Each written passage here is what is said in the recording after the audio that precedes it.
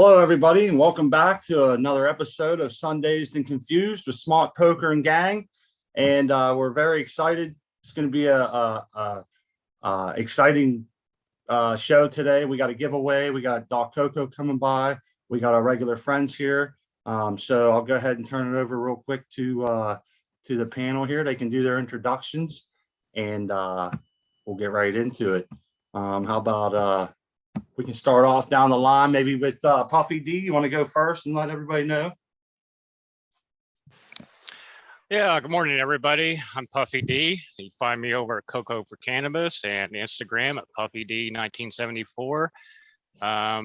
Yeah, we have an exciting show today. First time giving away a light or any kind of product at all. But yeah, this is pretty exciting. First time, I'm ready to do it. Thank you, Puffy. We appreciate you being here, man, and getting this all set up, making all this possible. Same as our next co-host, Crack Babies DWC. You want to tell the people hello, please? Cheers, gang. Yeah, man, I got my joint rolled and sparked, and I'm getting ready for the big giveaway there. So good luck to everybody in chat that shows up, and 1 o'clock's the big time there. Lots of fun to be had. So hopefully you guys maybe even come in there and show us your garden there. From here to noon, we'll take some people and potentially chat it up there, and then Doc showing up, that'll be really cool. So yeah, man, cheers chat, cheers you guys, and it's gonna be a great day. Oh yeah, we're looking forward to having some fun. Crispy, you want to tell everybody where they can find you? Hello everyone, I'm Crispy Wannabe. You can find me on Instagram. You can find me over at Coco for Cannabis. Yeah. And you can always find me here on Sundays, hanging out and learning here with my friends. Good luck to everybody with the late giveaway today. I'm rooting for all of you and all the friends that are showing up in chat. Grow love to everyone. Yes. And good luck. Couldn't do this without the fans. They make it all worth it. Yeah, I'm over here in the chat, and I see a couple of people trickling in already, so that's great. And as we mentioned, Dr. Coco be here. I believe he said he's going to try to come around noon and kind of stay throughout the rest of the show. I think he has to go maybe a little bit earlier than the end, but yeah, this is going to be fun. And I actually was a little nervous the last couple of days. I'm not gonna lie to everybody, sitting around wondering, like, is it going to go smooth? And I guess that's just jitters of the new us having this new show, and this is all new to us. So I wanted to make sure everything kind of went well. And I think I've maybe went over too much with Crack Babies and Puffy. They haven't beaten their ear up all week saying, hey guys, are we forgetting anything? Hey guys. So maybe I owe a little bit of an apology. I guess they're probably happy that this is winding down here today, and we'll be able to see some happy person with their light. And we also took some clones and stuff last week. So I think we promised everybody, Puffy, that we'd check in on some clones and see some root porn maybe this week. Yeah, hopefully. I haven't looked at it all over the week, so I will be taking a look at it for the first time along with everybody else. See if we have any roots showing today. Hopefully. I told everybody about 7 days I usually produce roots, so hopefully I'm not calling myself a liar. We was in there changing the water the other day. Was it yesterday? I haven't changed it yet today. I saw some little nubs sticking out, but it wasn't nothing major. And I was thinking it's probably going to be just like before. It seemed like once they started, they went pretty quick, but it took a while to really get those nubs to come out and pull away. And yeah, so I'm excited to go check ours out later. Maybe we'll have Crispy tune in on her phone, and she can take a walk over and check it out for me. Cool. Let's see, a lot of people showing up in chat. Yeah, hopefully we both get roots showing on all of our plants, and pretty much show that you can do this any way you want to and have success. Somebody was telling me the other day that one of their biggest things was one of the biggest, how do I want to say it, their biggest regrets maybe in growing was the fact that they have come across more than once, and I can't remember who this was because I'd like to give them the shout out and the credit for it, but they said they came across it more than once where they got some fire ass strain, maybe just a couple seeds or whatever, and never took a clone, and they always regretted it. And then like they were telling me in the chat, wherever this was, wasn't that long ago, they were saying that even like 5 years later, they were thinking like, damn, I wish I'd have took a cut way back when I was growing crack, green crack or whatever the case may be, you know, and it's like, damn. Yeah. So that's why I didn't want to be, I was thinking, you know what, I'm going to hedge my bets here, take a couple extra clones. If I don't use them, I don't use them.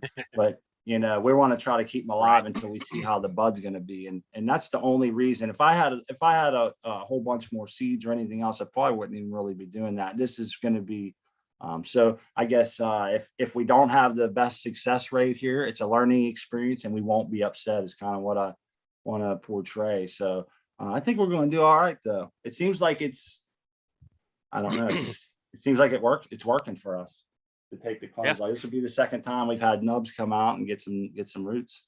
Nice. Well, I got some roots on my little pom-poms there. Well, one of them anyways. Oh, yeah? Yeah, finally there. I saw some root, like the Master Kush or the two little green ones there that are in the foreground. Those are rooted there fully. But the two little pom-poms there, the one on the left, it's got a couple little strands sticking out there. So it's slowly but surely. So no, just so everybody knows, you took those in flowers, right? And you're talking about pom-poms. So that's considered a monster crop, right? You took the clones in flower. And then I'm under the impression, I've never done it, but I'm under the impression that it takes longer to get roots that way. You guys have any input on that? Yeah, it took way longer. I took them a week before the Master Kush, and the Master Kush rooted before them. Yeah, I haven't had too much problem with pulling, pulling from plants that are in flower. Well, the two slurricanes that I have, they were pulled during flower, and they did take longer to root, and they did, you had to wait for them to re-veg before you can do anything with them anyway. So that's the kind of the big downfall of pulling clones while in flower. But yeah, they will root, they will grow, they will be ugly for a while, but you can do it pretty easily. Cool. Hey, got Crispy in the show. Yes, let me see. I think she's just gonna be here, and we're trying to. It's good for us to do this now because we want to make sure that her talking was coming through, like, you know what I mean? We're in the same room now with the same thing, so it was all weirded out. So this is the one way where we can keep the camera still on the light and hooked up to the computer and still have her be able to walk through the house and be able to check out some things. So we're trying that out for the first time today. We figured we'd do it before noon, and then she's going to jump off for the random number generator and shit. But we do want to check those clones live. I think her and I are going to go ahead and blaze down one of these blunts first that I pre-rolled, and maybe I figure we could see what the chat's smoking on, what you guys are smoking on.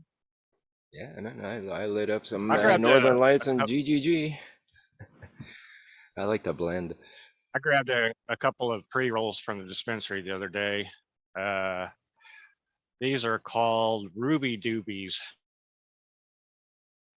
I've got one that's Purple Punch and one that's Gelato. They are Diamond Dust infused. So the THC has been kicked up quite a bit. One of them is at 39.87. The other one is at 47.29.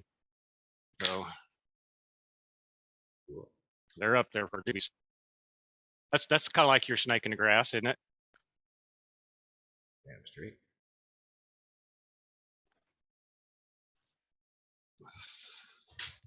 So is that what you're smoking right now? Blue cookies. No, right now I'm smoking my slurricane. I figured I saved the pre-roll for later in the show. I'm gonna try to get. Go ahead, Scott. No, I'm sorry. I thought you were done, buddy. I was going to say I was just trying to get the blunt we rolled into the picture here. There you go. One of my hand rolls is not so great. You can see there's a little hole there, but I enjoy smoking these. I know they're not as long lasting as those ones you make. Oh, unbelievable. Oh, gotta click those Canagars. Live chat. The Canagars, yeah. This is just a regular blunt. Yeah. I almost went ahead and packed one for the show today, but I thought you might. There's no way that I could get through it. You know, that first one that I ever did was 5 grams and it lasted 6 hours. And, you know, I kind of wanted a little bit of variety during the show. So I didn't want to stick to one strain. I guess I could have cascaded it. Yeah, yeah. Put multiple strains in the same joint. That'd be cool. Yeah. And you mark the paper, eh? Okay, at 1 inch, it's gonna turn to Gorilla Glue 4. Yeah, that'd be cool. Man.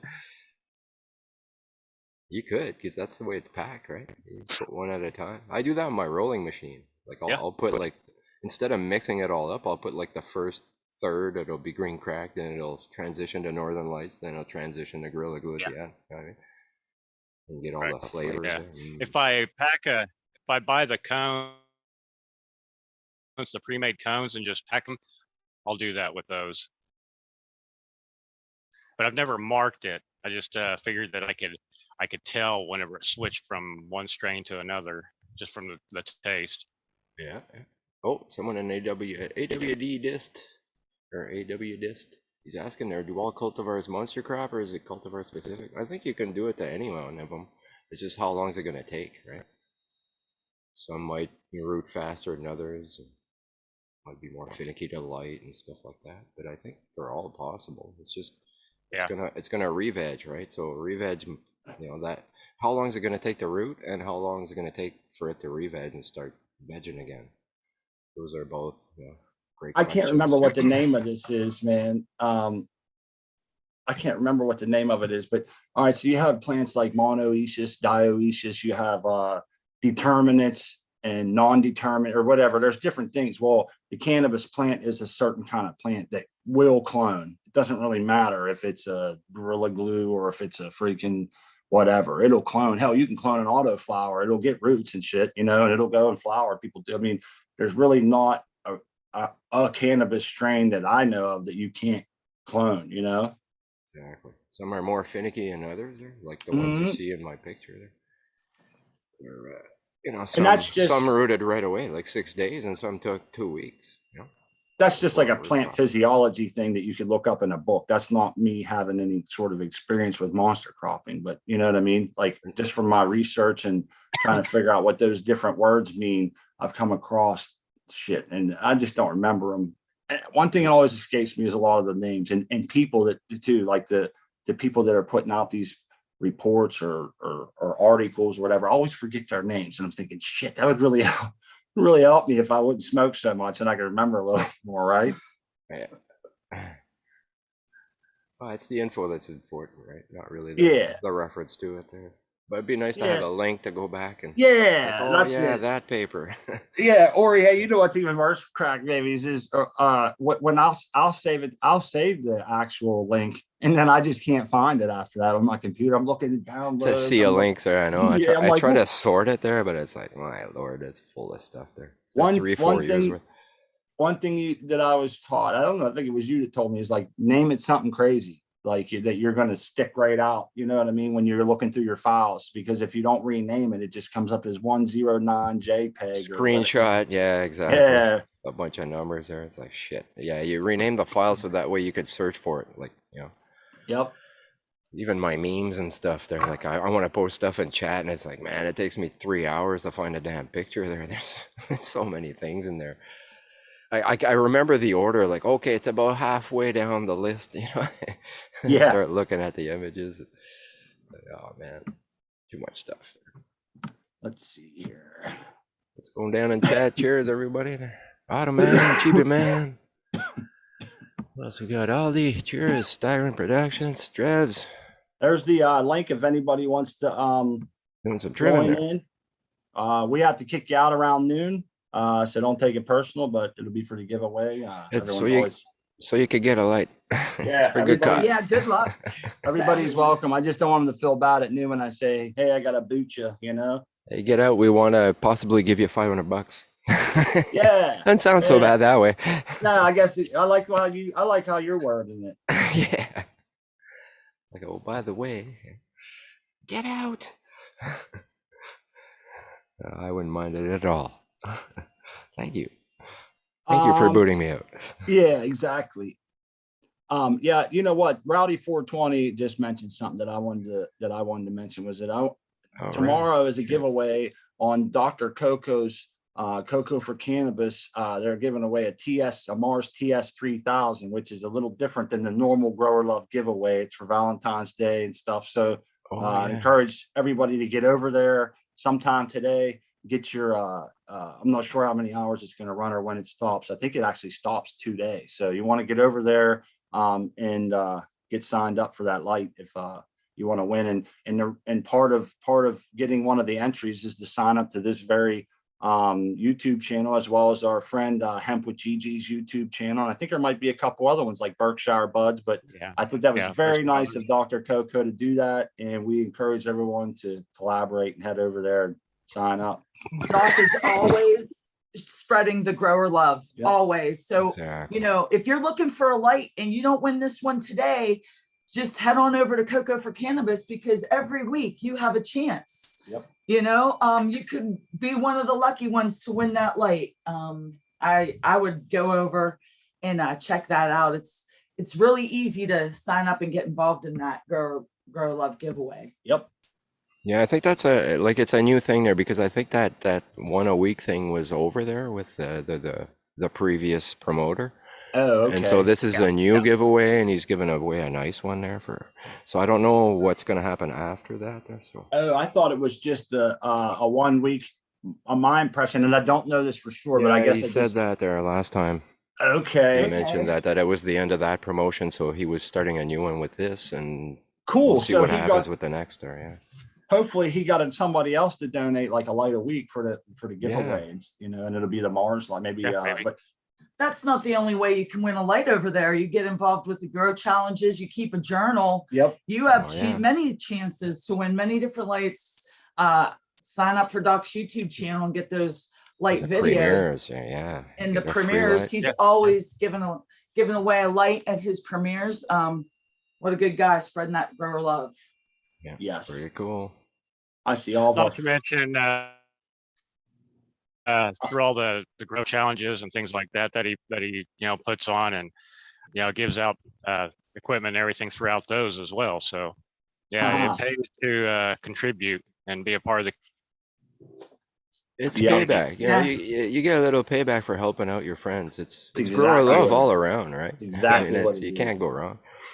That's what it's all about. Isn't that our motivation here? The four of us sitting here on the panel today, it kind of came up with all this and been working it through together. Is our motivation is to help give back, to have fun with our friends. You know what I mean? To be able to, even if it's not lights, man, just giving back the information and shit like that. But and learning. I'm a little selfish, because I'm here to learn too, right? So the hope is that we evolve the information, you know what I mean? We grow with it there, and it's always better to be able to chat it out, you know, like in live voice than typing. You know, we can share images and stuff, and can really get down the rabbit hole of that subject. Yeah.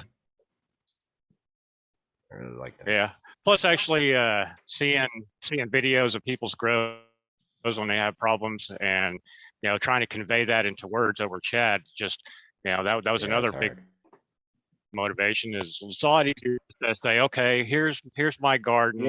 Here, let me get in close and show you what's going on or what I'm doing, and help me out here. And it's just a really good tool. So it just basically complements the site so well. So that's why I enjoyed this. Like better tech support, you can type it, or you can do it live video. It's like, live video is way better. You can get more done quicker, efficient. Kiba Man in chat says, build your light. It isn't that difficult. I don't trust myself to do any of that shit. You buy the strips, you match the voltages and all that. Right? I know they're easy, and I have no problems with someone building their own light. You're a technical guy. You can definitely do it.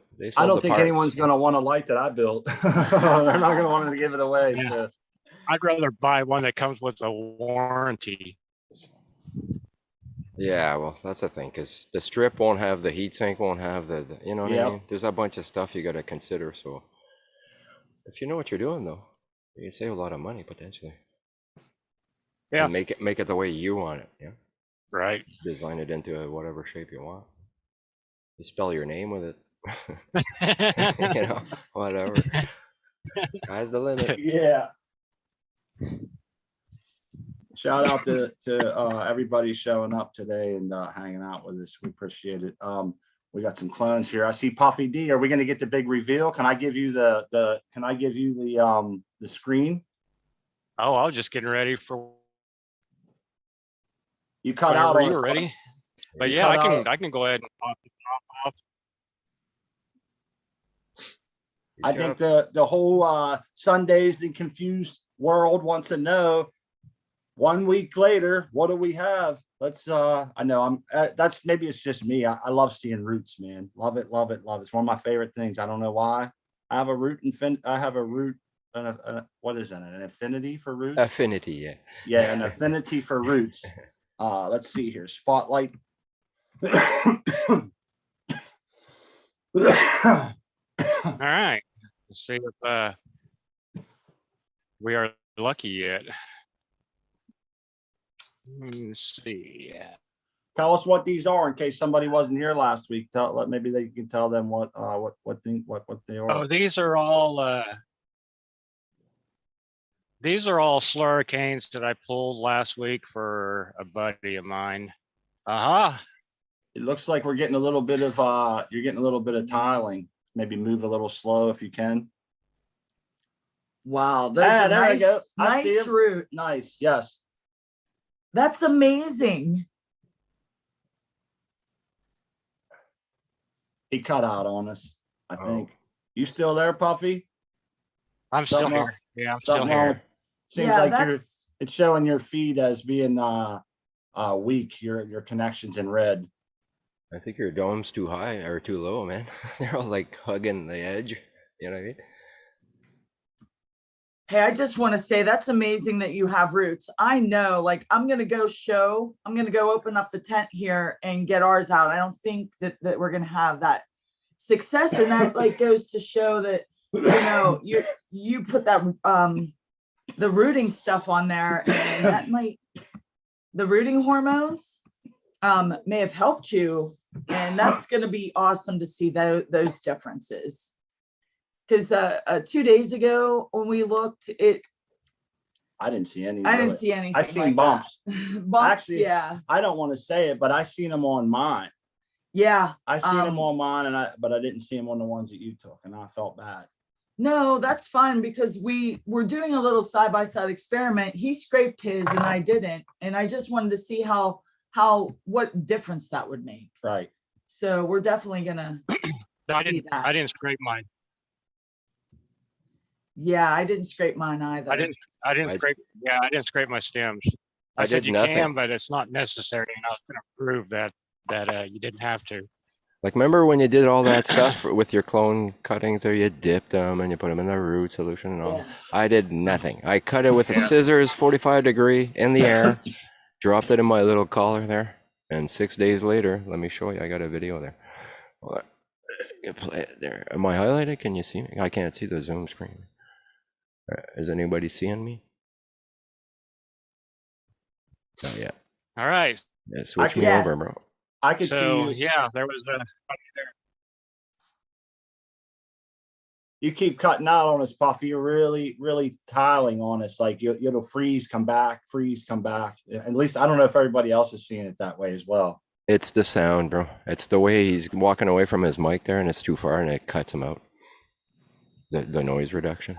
no, but actually on a headset. I think it's Oh, just it's I've been having internet connection problems for the past week, Yeah. so they probably haven't got it completely working yet. Yeah, it sounds- seems sounds like a it's cutting out cutoff on there. it. It seems a little worse today than it was the last couple of weeks. It's kind of Oh, am I not viewing? Yeah, I'm not viewing the screen. I don't know what I'm seeing. Mechanical sounding.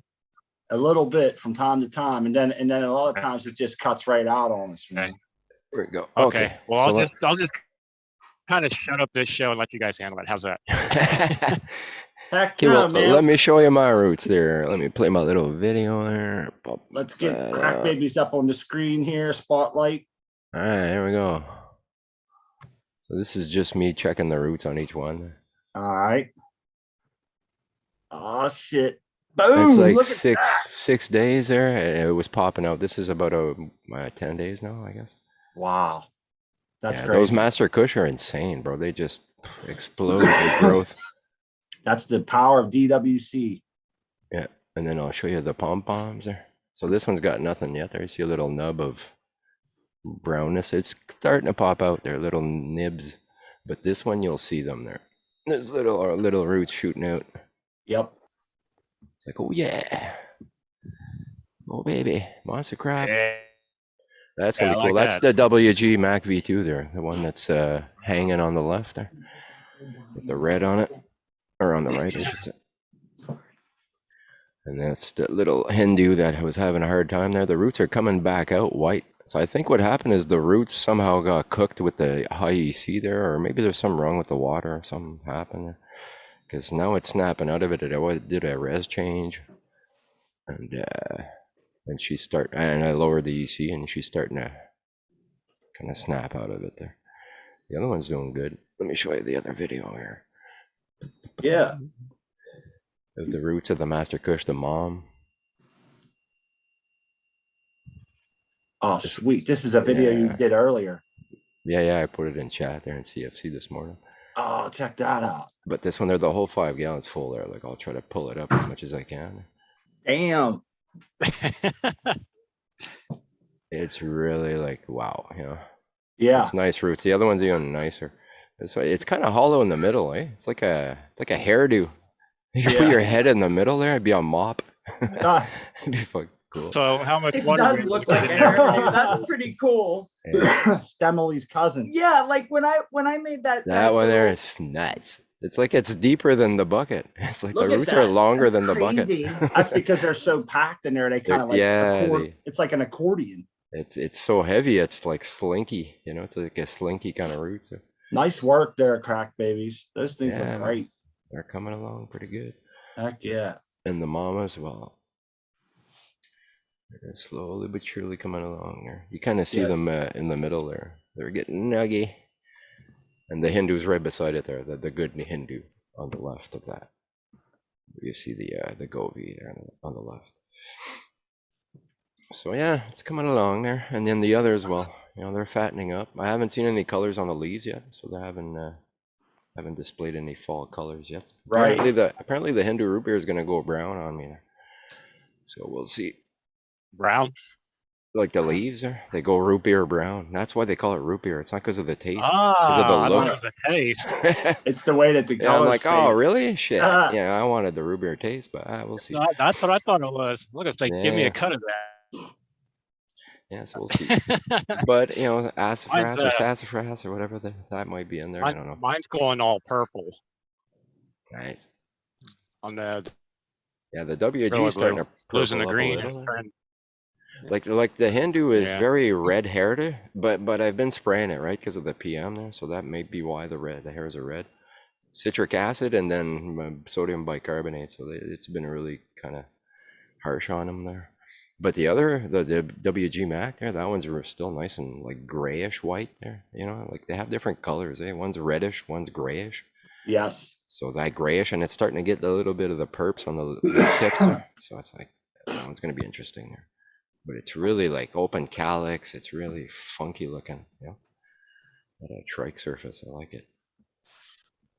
Should be good. Mac V2 So did you now. check your clones, Smart? We didn't. I think we might have in a little bit of, I'm going to have to run over and check them out. I'll grab them up and bring them over here maybe. I'm not sure. Oh if you no, can- I can do it. It's Okay. just they look pretty bad. We'll Oh, get them that's- on camera. I'm sure they're going to look bad. Shit. That's just, I'll do the Did best you I put can. something over the Best white there clones. for the roots? Yeah.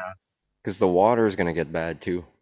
You know what I mean? Whatever's in the Oh, water is gonna we it's never- gonna grow with the light. we never did it. That's probably going to be one of our big faults. We never did it. I was telling Eagle about that too. And he's like, if you're lucky, you'll have them out of there before it really makes any too bad of a thing, especially changing water. But it makes the water get warm quicker and everything else. But yeah, they look pretty bad. But there might be roots in there. I don't think she can have her maybe she can turn her camera sideways and it might open it up a little bit more. But here we go. We're gonna see. Oh, let's go see. She can't have her sound on. It don't look like we have any in that one yet at all.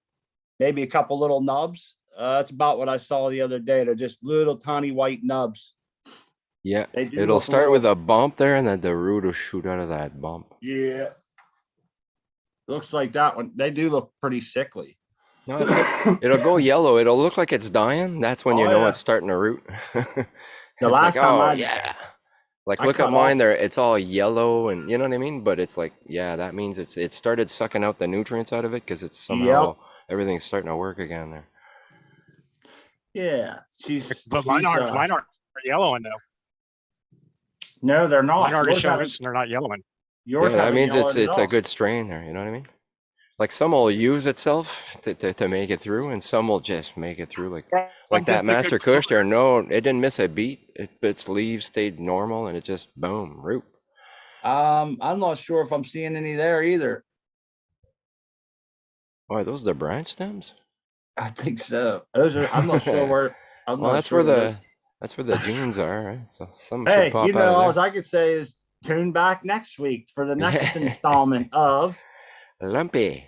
Roots. Lumpy And then came out. There's the two that we jammed right into the cocoa. We're gonna see if they just decide to. Oh, you did some cocoa. Oh, yeah, cool. We just stuffed them two right in cocoa. We did those after the show Few during a cleanup. Yeah, and then there's our Matanuska Thunders. They need potted up. Those Nice. there are those are coming up on like 2 weeks here. Those are about let's see. Yeah, I want to say they're about 2 weeks. You got these in 24? What's that? 20/4 lighting? Yep. Nice. I'd imagine those would be used to the high light days there, you know what I mean? Yep. From Alaska and shit. I figure get in line, man. This is the easiest way for me to do it. So they just have to kind of ride along until later on. Plus it's Awesome. better, right? For the I just flowering moved and it. stuff? We just moved the plant out of there. Well, that's what someone was saying, that it can make them trigger faster and everything. But we Yeah. moved the plant out of there and put it in its own tent, the Amy Aces. And so I still have yet to really configure this tent back to where I want it. I'm going to pot them ones there up, and they're ready for it. So I'm going to pot them ones up, me and Crispy, probably today, maybe, or tomorrow, and reset that tent and kind of move some stuff around. But yeah, that's a good experiment. We're going to keep it going, see what happens. Cool, man. I'm just gonna step out a bit there. Be right back. All right. I figured with the proper, like, I knew Crack Babies with them bubbles and shit that he would be ripping, you know? Right. Yeah, next time you clone, do it my way and see what happens. See if you have Yeah. better success. Yep. Yeah. I mean, I'm we're not saying gonna that you can't do it that way. I'm just saying, Oh, I yeah. get good results with the method that I use. Yeah. Right. so. And you know what happened, Puffy? Even though we talked To help about you it, out. we were still caught off guard, even though we had talked about getting this all done and shit. We ended up, we was like, oh man, we kind of need to do that really soon. And we haven't really ordered anything. We don't have any kind of plan in place. And I was like, you know what? We had success last time. Let's just try to do it the simple way. So I'm just hoping one of those make it that I can keep alive, you know? And that's all I need. So we have two. Well, you need to keep practicing and get better. That way, when that ATF gets big enough to cut Yes. babies off of it, then you can send me one. Yes. We'll have to get you a cutting of the Matanuska Thunder. Yeah. Thank Yeah, you, Christy, that's a for good- going in there and showing us. Oh, you're welcome. I wish they looked a Great. little better. We were just talking about, I told them to tune in next week for the next installment of Roots. Roots. Yes. Roots. Will they come? Will it happen or will it? Will they die off? They you know? look sickly, but we'll see. Yeah, that's a good question there, AWD. You know, yes, about it is. about I the was hoping- EC there for cloning versus seedlings. I try Mhm. to match it at first because I've cloned in 1200 EC and it had no problem at all. It was actually in a plant's tote. And I just kind of took cuttings and I just stuck them in there like a dummy, and it rooted. So it's like, oh, okay. So I was trying 400 EC, like the seedlings, and it rooted in that too. It's just that as soon as it does root, you'll see it'll go yellow because it's way too low. It needs like that 1200 EC right off the bat because it's already established, right? It's not a seedling. So yeah, so you start them in 400, but as soon as you see roots, or you might want to up it quicker, like 800 and go to 1,000. You know what I mean? Depending on your newts, or I go up to 15 in veg. So I bring it to 12 or something like that. They're a little lower to let it catch up. And if I see yellowing, I up it back up. Like that little Hindu there, I had it at, you know, like the others around 12, 13, and it was just toxing like crazy. It's like, what's going on? I lowered it to 1,000 and it just started going light green. It's like, oh, perfect. Roots started regrowing. So some are finicky, but you never know till you do it. I think that was a good question. Yeah, that was you got some nice roots there, and I knew you'd have them before us. You know, I figured like Crispy was saying, with our with the way we do ours, we don't even know if they are going to make it. So I think they will. I think we'll be all right making roots. I got to get some fresh water mixed up. I think next couple of days. Last time it took 11 days. So I think by next week we should have inch or two, maybe even longer roots. Let's see if I'm right. I have a feeling. You At do least a feeling? I have a feeling. Sweet. Got instinct. It's just a matter of how much help you give them, right? Like, Yeah. like I got air in there. It's like it's a full plant grown, but it's just, you know, I'm just doing cloning. So it's a DWC setup, and I'm using it as a cloner, but it's really already set up to go, and I could leave them in veg till it's fully grown in there if I wanted to. So it's just a matter of what you're giving it, and give it every chance it can have, right? Like covering the light, you know, putting air in the water, making sure the temperature. Yeah, all the shit that I'm not doing. Well, you know, Well, what I mean? yeah. It'll still happen. I mean, some people do it in a glass of water on the windowsill, so it's like Our it's buddy gotta- Rusty, he's the Yeah. one that told us about that. He's Yeah. the one that prompted us to even try it in the first place. I was thinking, I'm so curious now. If he's saying he cut one, just threw it in a glass of water and it rooted, I'm like, we and can that's do a that. clear glass there, you know? You It's know, in full sunlight. It's like it's still rooting. The roots are still coming out. The sun's hitting it directly. So I mean, that kind of puts a hole in my whole thing about covering it for light. But you know what I mean? After a I week or wanna two, cover it it for starts light, getting though. green, and you know, you get But floaties in there. I'm It's- with you. I'm with you on you- covering it because of the algae, I'm sure. Exactly. So Would now- you add any It's the peroxide to your shit water? you can't see, you know, it's growing there. It loves that energy. I It's do, gonna use Puffy. it. I add 2.5 Yeah, you're milliliters of 29% Oh, peroxide, hydrogen peroxide. It's the Nutrilite or Nutrilife, whatever. It's the food grade. Yeah, it's food grade. The good. Right, food grade. Yeah, and that seems to that just it seems seemed to harsh work. to me. You know what I mean? Peroxide on a plant there, especially a little baby. 2.5 milliliters isn't a lot into a whole gallon if you think about how much that is in the end of your Just enough to sterilize it. Yeah, just Yeah. your graduated beaker. That's how I'm picturing my graduated dropper. And it's literally like the 1 inch at the bottom of the thing going into a whole gallon. You shake that up, man. Yeah, pH it it's down. Right. Drop in the bucket there. Adds It's like a the little extra chlorine, right? oxygen. You can drink it. It's not going to kill you, Yeah. but it's enough concentration to kill whatever's in there and get it to you. Budweiser bug-free. Growery in the chat says the best seed starter ever used was an Aero Garden. Wonder if it would work for clones. I've seen those Yeah. Aero Gardens, and I had that same idea that I think that would be a nice little. I thought about buying one of those honestly and just setting it in that room. It has a little light. They're a little more expensive. Everybody will be like, "You can build one." I'm thinking, I don't care. I just kind of want to buy one and throw it in there and plug it in. You know what How I mean? does that work Yeah. though? Is it like just air and water, like the misters there? I'm Like not Prof sure. has, you know, like Prof has those little aero cloners. Because he's I'm talking not about sure. seed. You can't start a seed in there. You need a rapid rooter or rock wool or something to hold the seed, right? To put in the net pot. Unless it's got its own little seed net pots there. I don't know. Yeah. Because I must be with a rooter or something. Because that's how I do it with a seed. I'll start them just in the tray, like the tray that the rapid rooters came in.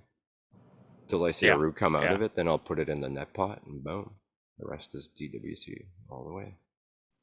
And that's where I got the 400 EC there. Yeah, that little tap. Can't take much. Shots of Clorox. Hell yeah. Put the Clorox in there, man. A couple drops of bleach. Throw a couple drops of Dawn in there. The for pool a treatment surfactant. pucks there. That's it, man. Bam. That'll kill it all. Yeah. Chiba man. He's like, Well, Yeah, that'd be funny. Checking your pH like a pool. There. in a pinch, you could, you know? Who was it? Brandon Rust was it Brandon Rust saying about using a pinch of Dawn or some shit for in the surfactant if you needed to? That's what I do. Yeah, and The there's blue a- Dawn. Yeah, Dawn's awesome yeah, shit. the blue man. Dawn. That's what The they green clean the Dawn, baby it's got ducks with. it's got apple smell, and that's a chemical of some sort. Yeah, you don't want that. I mean, they clean the baby ducks with that shit when the oil spills coming. You know, it's perfect. Yeah, it's real it's safe. animal you know, safe there. shit. Yeah, exactly. Hell yeah. Plant I- safe. Yeah, and you're not using very much anyway. Exactly. I'm Just to sitting here make it smoking spread.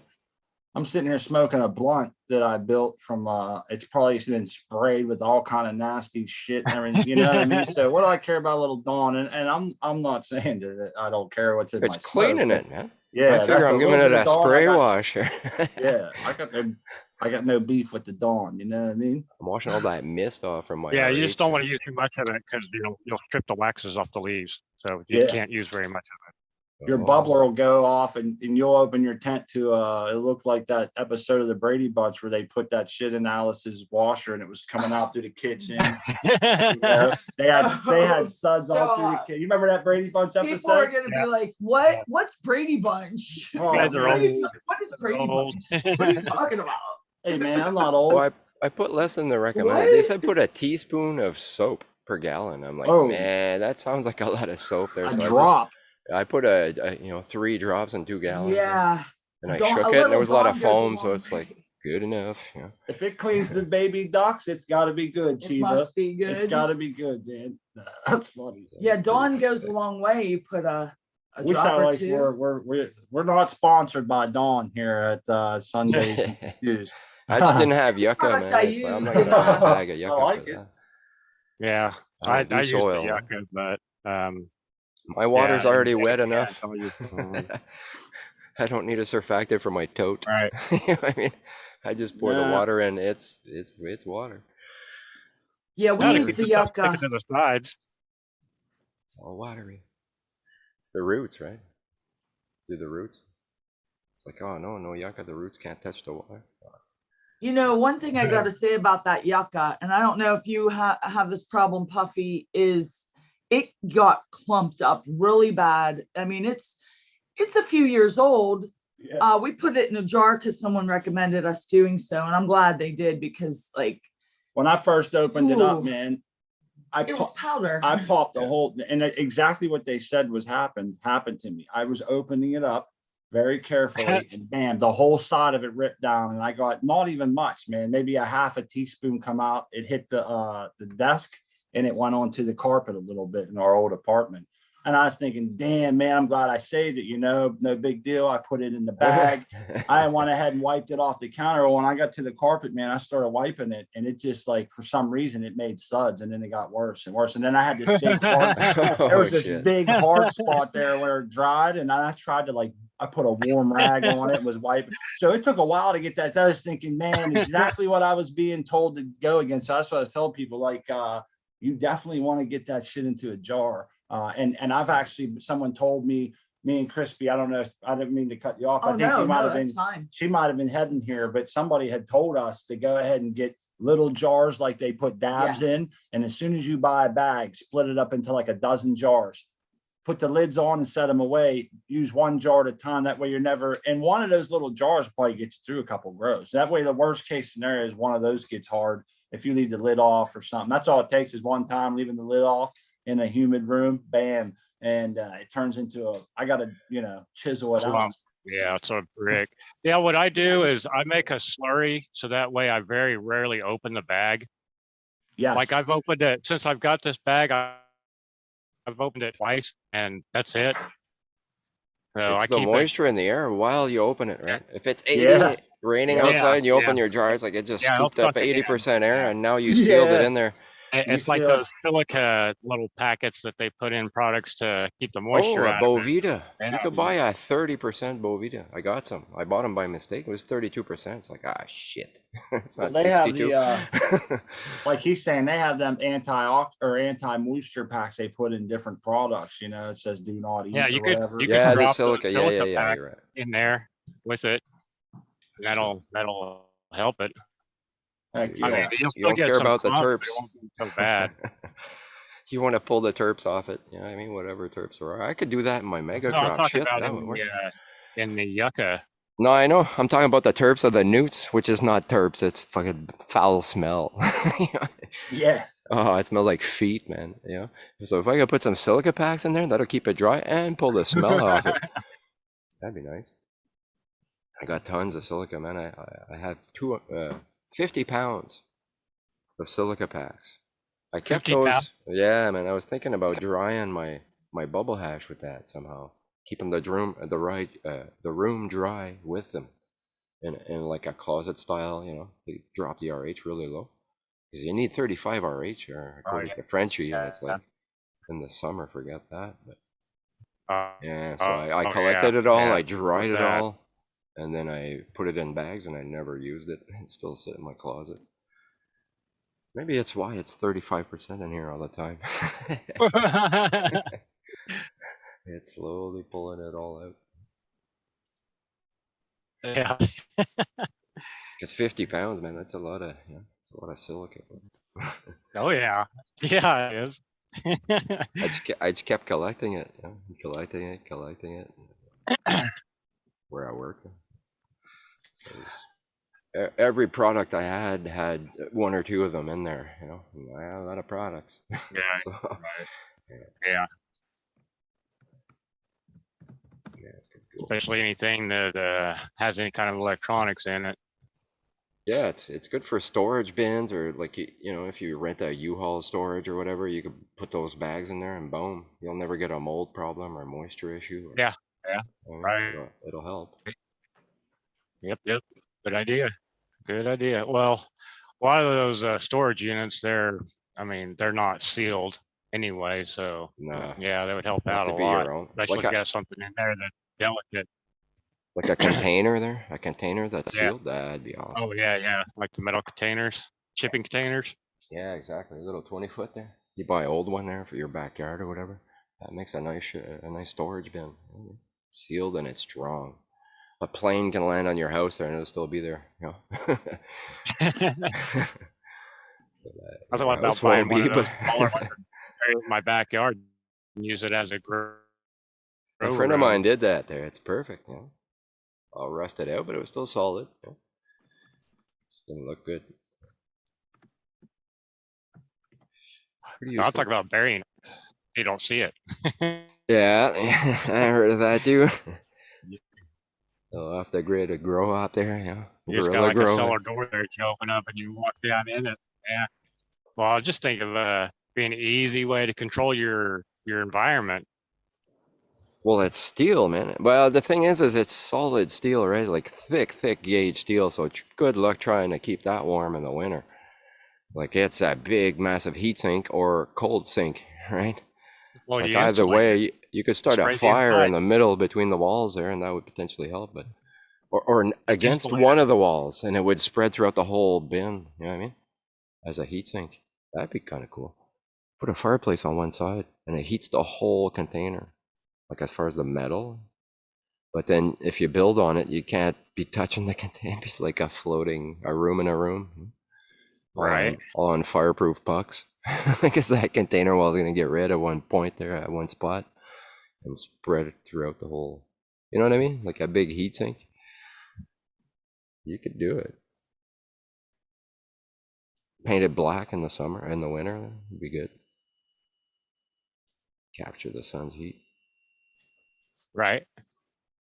Sorry, I'm high there. I'm going on that's all right, stoner trip. Stoner trip. You got some thoughts happening. Let them go. Shout out to the chat here. I'm doing a few things trying to update the description here. I wanted to maybe update everybody on the light. We're going to be giving it away. I wanted to let them know that it's going to start around 1 o'clock, and Dr. MJ Coco is supposed to join us. He said around noon, possibly he could be able to stop in here. And yeah, we're going to work our way into the 1 o'clock hour and give the light away to someone in chat. So make sure you're hanging out. Make sure you like the video. Make sure you subscribe. And if anybody wants to buy a Photontek light, we encourage you to use our code SmartPokerCFC to help fund all the stuff we're trying to do here.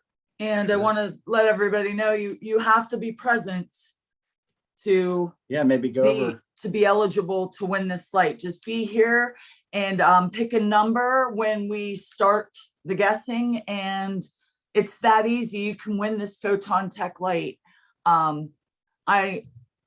That's why I wanted to get a shot of our Photontek. We're just so happy with it. It's grows some big fat buds under that. Yes. And it's a nice light. It's easy to use. Being a female, those bars are very easy to add and remove. Yes, thank you. And that's true. And it helps with us saving electricity and everything else. So we love the light. There's no doubt about it. It makes some And room again, too. I mean, you they can make walk a in great a little product, further, man. right? Yeah.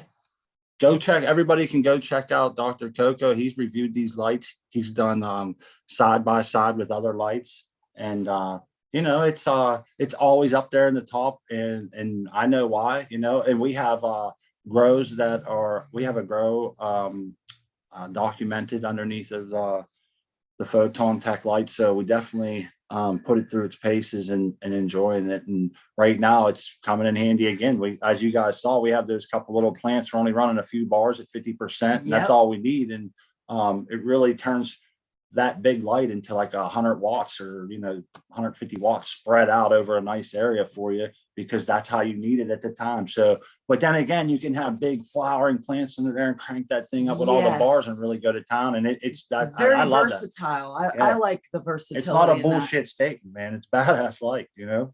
Yeah, you can check out some of our videos. We have them, you know, YouTube videos documenting that grow that you're speaking about. But you know, we're the type, we like to try all different lights, and we wouldn't even have this light if it wasn't for the one that we're giving away, or the one in our tent if it wasn't for Doc MJ helping us out, getting us involved into a couple programs. And I'm sure when he comes on later, he'll have a few things to say. But one thing I want to mention, even when he's not here, is that there's been some crazy scammers out there trying to hit his YouTube page and kind of like trick people into saying that you won, send us money and shit. And that's not how it works, man. You know, so make sure you don't fall for any of that shit, and that you're talking to Dr. Coco. Do your due diligence, because there are evil people out there. Yes, talk to him through there, and make sure that, you know, get a hold of me, and I'll double check with him, and you know, make sure that it's the right person or whatever you need to do to feel comfortable. And but I just wanted to mention that because I hate to see someone get scammed, man. Yes. That's exactly just horrible shit. So It would never happen like that with Doc, right? He's not going to contact you. It's always going to be during the live, and you're present. So you know, yeah, he's not going to ask for, you know what I mean? Cash App and all kind of secretive shit and spelling things wrong. And you know, make sure you look and see it's not, because they were one of the names was DJ MJ Coco instead of Doctor. So, and they stole his monogram and everything. And if you just glanced over it, you wouldn't even notice that it said DJ instead of Doctor. And it's like, yeah, that's unfortunate that someone has to be that good, low down and dirty, you know? Yeah, you got to be careful of those spam bots, right? Yes. But just to, you know, hate to touch on the negative, but I don't want to see any of our friends getting jammed up. On a positive note, if you wanted to check out Berkshire Bud on YouTube, he has videos on this very light that we're giving away today. Yes, he does. So I encourage people to check that out. Yeah, Burke's a good friend of ours. And from action. he's loving his light. He's loving that light. Yeah. It's doing great. And, it's doing great things for him. And he's in a 3x3 tent, and he's been putting up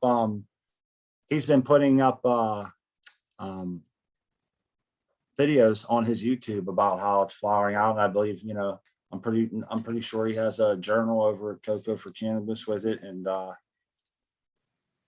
good stuff. Check it out. All right, we're back here. I wanted to give everybody an update on the Gorilla Glue that's right there on camera. After last week, you know, coming to the grips that my plants had harmed, I just planned on just growing them out, maybe getting some seeds from them, trying again. You know, maybe I can do better next time. But all the nanners that have shown have not grown, and they aren't. You know, there's no new ones appearing. So I think that maybe this harvest will be saved and I won't have any seeds in my bud. Maybe one or two, but we'll see. I really hope so, man. It'd be cool. 'Cause I've Yeah, had 'cause those nanners were too, some and get nothing. You know what I mean? I got lucky. I picked them out and prayed, and I guess they were answered because I didn't get no seeds. It can happen. Yeah, I keep pulling them off, and I've got a little water bottle. I'll just kind of squirt it, squirt the bud right there after I pull it off to make sure that if there is any in there, then it's been deactivated. So hopefully I get lucky, no seeds. Like I said, maybe one or two. I wouldn't care if I got that, but yeah, maybe I'll get lucky. Yeah, you'll see it.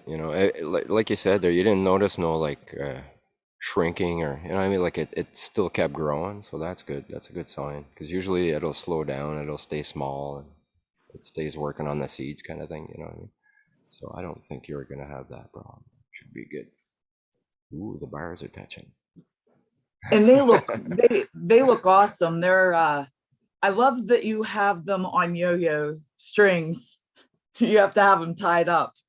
It looks pretty Yeah, cool. there's not high. enough there at all either. I have quite a few branches that are leaning over, but this late in the stage, I mean, they're not going to do anything much more, but just ripen up a little bit more. So I'll let them hang because getting in That's what I'm there and doing. trying to tie them up, you're rubbing up against all those other buds and everything around it. So I'd rather just leave them alone and not not mess with them. I don't like to molest my buds. So yeah, if I don't have to touch them, I won't. Nice. Right. But when they're so big, they're falling over. Right. Well, that's Some the thing. people You say don't want that's a it. good problem to have. Yeah, you don't want it to see it snapped off the next morning. Then it's like, shit. Well, I didn't expect these plants to do as well as they have. I mean, they're from clone, but I only vegged them for 2 weeks and realized that they were outgrowing my slurricanes 2-to-1. And so I decided, screw it. And I just had that crop that I'd lost to spider mites. So, had the tent open. So I'd go ahead and just throw them in and flower them out. And they have they've gone beyond expectations. That's awesome. Oh, they're definitely purple in there. I can see some purple. Yeah, leaves they're there. showing the purple. Last couple of days it just started. Nice. So I expect them to throw off some pretty colors before the end. Yeah.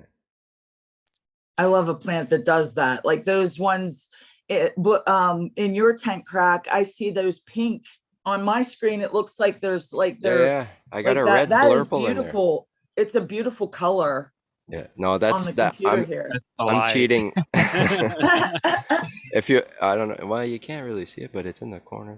But it's between the SP and the micro. I got a blurple just on the red bloom, hanging on an angle. Actually, yeah. Let me bring it down. You'll see it. I think you will.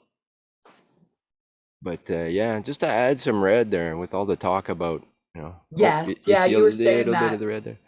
So yeah, so I just figured, So add a bit of red, see what happens. She'll bloom because I'm pumping her hard there. Like it's 1,000 U-mols, or even a little more, 1,050 there at the tips of the tall ones there. Yep. And 700 at least everywhere else. You know what I mean? So it's 8, 9. But the lowest nugs are getting at least 700. Is the goal, you know what I mean? So they're getting blasted with that red light there. It's kind of reaching the ones that don't really get it. well, it makes your bud look pretty cool though. Yeah. I gotta say that. Well, and it's hitting the ones in the middle more, right? So potentially those will show an effect compared to the others, if there is one. So That's we'll pretty see. cool to document that to see how that turns out for you. Got That'll a couple be weeks cool. to go there, and plus I'm gonna do Jack's thing there about the drought stress there. Yes, that's coming there, like the end of this week there. This is week 7, so or it's coming on week 7. So, those will be cool to see those results too. Yeah, and I'm just we'll not be able gonna to fill watch it. you here. I'm not gonna fill it. I'm just gonna come in the morning, check the pH, adjust it, but whatever's left, we'll let it keep drinking it. Actually, I might add a bit of water if the EC is like too high. But if it's too low, I'm gonna let it go. And it's gonna drink all the water till it's basically gone, and then I'll wait for that fade. Not many leaves left there, but I'll see that fade there. And if it droops, boom, I'll fill it back up and she'll be good to go. We'll see what happens. See if that triggers something. I'll scare the shit out of it. Grow! Hey, Try it. Jason in the chat says, will less buds appear if you don't supply support? Meaning, is a plant smart enough to know if it can't support weight, it won't supply the weight or the thick buds? I think he's saying, No. will a plant? No, it'll grow It'll itself go right up way, yeah, it'll go way beyond its capacity. Yeah. Yeah. I heard Green Especially- Crack. That was one of the names, because I heard the Snoop story there where he renamed it because he liked it so much. But I Right. heard the other story was that that the branches are so thin and the bugs are so big that you always crack the branches, and they called it Green Crack because of that. Yeah. And it's like, oh yeah, okay, Oh, that kind of makes cool. sense. Cool. But that goes against that theory. The plant wouldn't grow them so big if they would always snap off, because that's counterproductive, right? Right. But it doesn't know it's going to snap off. I guess it just doesn't care. It's like, just Well, I get want it to done. say there's two things that help snap them, and one is the wind flow that we supply to the plant. You add in that wind flow, it starts shaking them, and then one day you'll just come Right. into your tent and they're folded up like a cheap suit laying on the ground, man. But if you had it going from the start, I Right, think then right. it'll take it because Build it's that. reinforced, right? I give them a Yeah, good shove there, daily, and so. Yeah, it's just They're a strong. response mechanism, if it's blowing around. But I And- tie the middles, right? Like where you top there. I always tie those like end to end opposite nodes together so that they hold each other Oh together. yeah, If counterbalance. you pull on one each other. side, it's pulling on the other to keep it up. You know what I mean? Yeah. And so you'll never snap those middles if you tie them up, and that way you can really give it a good wind blaster and it won't snap it, because it's weak there. When you top it there, Right. it's weak at that spot. You have to reinforce it. This might be grow specific to us or to maybe only a certain amount of growers. I'm not sure, I guess, but we go into a ripen phase at the end if I'm able to time everything right with the trichome production. I go into ripen phase at the end, and that also requires a lower EC, which in turn will take a bud that could hold itself up just a week ago and turn it into a pair of deuces. Yes. It folds up. Yeah. So there's other reasons why your plant can have fat buds and just start falling around. And if you look on my Instagram, this is our second grow using a net. So Yes. 3 grows ago, I made a meme, and it was my plant after I pulled it out. It was in there with 3 other plants, and when we pulled it out, it just boom, it fell everywhere, all the way to the floor. And I was thinking, well, it was fine in space until it got its pulled out, and then it folded in. And the meme says, it says me, I don't need no net. And then it said my plants, and then it shows my plant just folded to the ground. So I went ahead and got a net. And so, yeah. Well, Or when we support, use- Yeah. if he's doing that. Yeah. Yeah, I should have netted these, but whenever I put them in the tent, I grabbed my net, and it was just so wore out that I was like, yeah, I'm not going to put this on there. It won't hold anything. Yeah. So, and I never did get around to building a frame to, string my own net across there. So I was like, yeah, they'll be all right. For me, that kind of I hang know is I better, do too. because I'm always moving the plants a bit. You know what I mean? I'm scooting the lid and stuff, and so they're swinging around a little. I prop them up a little higher. You know what I mean? So Yeah. so when they're tied high like that, it gives me a lot of swing and potential reach. Right? I can kind of move them, and it'll be all right. Whereas a screen, it's right in the middle. It's kind of restricting everything, and it's harder on the plant. You could snap a nug off, or you know what I mean? I can't pull it Yeah. up or down. Well, so, I'm using, so it would work better for me. I'm using hydro halos in my pots, so I can't really move my pots around anyway. So Yeah, you don't need to. They're pretty much stationary there. Right? mhm.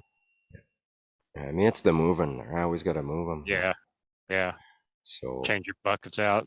yeah, but that's good. I can see the roots. It's a daily inspection, and so Telling you, man, you need to build a crane system in there that's you just hook to your pots, and you got a trust me, man. pulley. I brainstorm that shit, you know, forward and backward. Or, oh man, you know, I never, you know, it's just a matter of money and is it worth doing? Like, you know, I want to do it. I want to Well, do it'd the be work. cool. You know? So that makes it worth doing. Then I'm just sitting there looking at it all happen. And it's like, oh shit, you know, what did I do? I just automated myself out of the process there. It's like I want to grow. You know, I don't want to set up a grow. I want to grow it myself. You know? So yeah, there's that aspect. I don't want to. You know what I mean? Like, you're basically you're advancing the tech to the point where you phase yourself out. We don't need you no more. buy the seeds and put them in the, yeah, and that's it. Right. Walk away. Start the automation. You're just paying for it. Yeah. And so, well, you're reaping the rewards. Yeah, you get the harvest. That'd be nice though, you know. Just put the seed in the machine and then come back in a few months and collect Well, you the still cured have buds. You still have to Thank you. cut it, trim it, Do put it in the nothing. can of No, troll. that's what I mean. Everything is done. Like you get to the cannon troll and it's already filled, and it's cured and it's ready to smoke. It's like, yeah, I like this. No, that's But going a bit too far. You're not a grower no more. You're just a, you know. There's a couple questions in chat here, Crack, if you're interested in. One of them is, I think you went over this last week, but I think we can, if you want to give a quick one. It says, how often do you clean a DWC system, or is it more about treating the water in the system? Sorry for the question, just find it interesting. You don't have to be sorry at all for the question, man. That's a pretty common question, actually, isn't it? That's a good question. No, exactly. Like, you know, in between grows, obviously, you know, like sterilize everything. I use ISO there and I just clean everything. The stones, I dunk them in CLR if they're really bad there with the newt stains. It's when they dry, you'll see it there. It'll turn colors and it'll get white and red and whatever. But aside from that, yeah, the bennies take care of the cleaning of the totes. So it's just a matter of changing the water sometimes because of the NER, you know, whatever's going on there. But I don't clean nothing until it's time to clean, unless I can, you know, like when I'm swapping out my little veg 2 gallons to 5 gallons. Well, obviously there's a cleaning there, and the stones too. So, well, to a point there, I don't brush them with the CLR and everything, but I try to clean them off a bit. Because the lines always get gunky, you know, the air lines they get full of from the newts and shit. And the bennies, I guess. There's like a biofilm, right? And that biofilm's not bad. It's just, it's messy. It's dirty. You know, I wanted to mention something, Crack, that I found this crazy interesting that nobody so far. I'm using clear lines on my automatic drip system, and nobody yet on any shows or anything has mentioned, or even on any of the pictures I've taken. Yeah, no one's come through and said, "Hey, man, you should trade that out for something that's not." Even the little peak tube, for the DWC bucket that you always see that they sell in the Amazon there, it's got a little tube on the side so you can see the water level. That's so stupid. I mean, now the air's got access, or the light's got access to your water. That goes up and down as it moves. You know what I mean? It's not isolated. Yeah, once you get started, it's like a bacteria farm for your bucket there. Way to go. Yeah. You know? Just I'm gonna switch open the lid and look. I'm gonna switch it. That was a new company at the time, and that's what he had. And so he sent it out. Because I questioned it. I was like, "It's clear tubing." He's like, "Yeah, we made the change now, but you got one of the first kits we made." So blah blah blah. But I was just curious, and I thought it was cool that you said that you was mentioning about the gunk and shit. If the water sits in the line and there's air, there's light, then yeah, it's bad. It's not good. Especially if it's warm room temp there. Rossonate brought up a good point in the chat. He said armor silica, armor or silica. I guess even monosilicic acid or any silica in any form is helpful in making strong stems, and it has other benefits too, like disease resistance and uptake in newts and different things, I believe. But I've been really interested in the silica lately and how it works and things like that. And we've gotten into that a few different times in chat at the other CSC.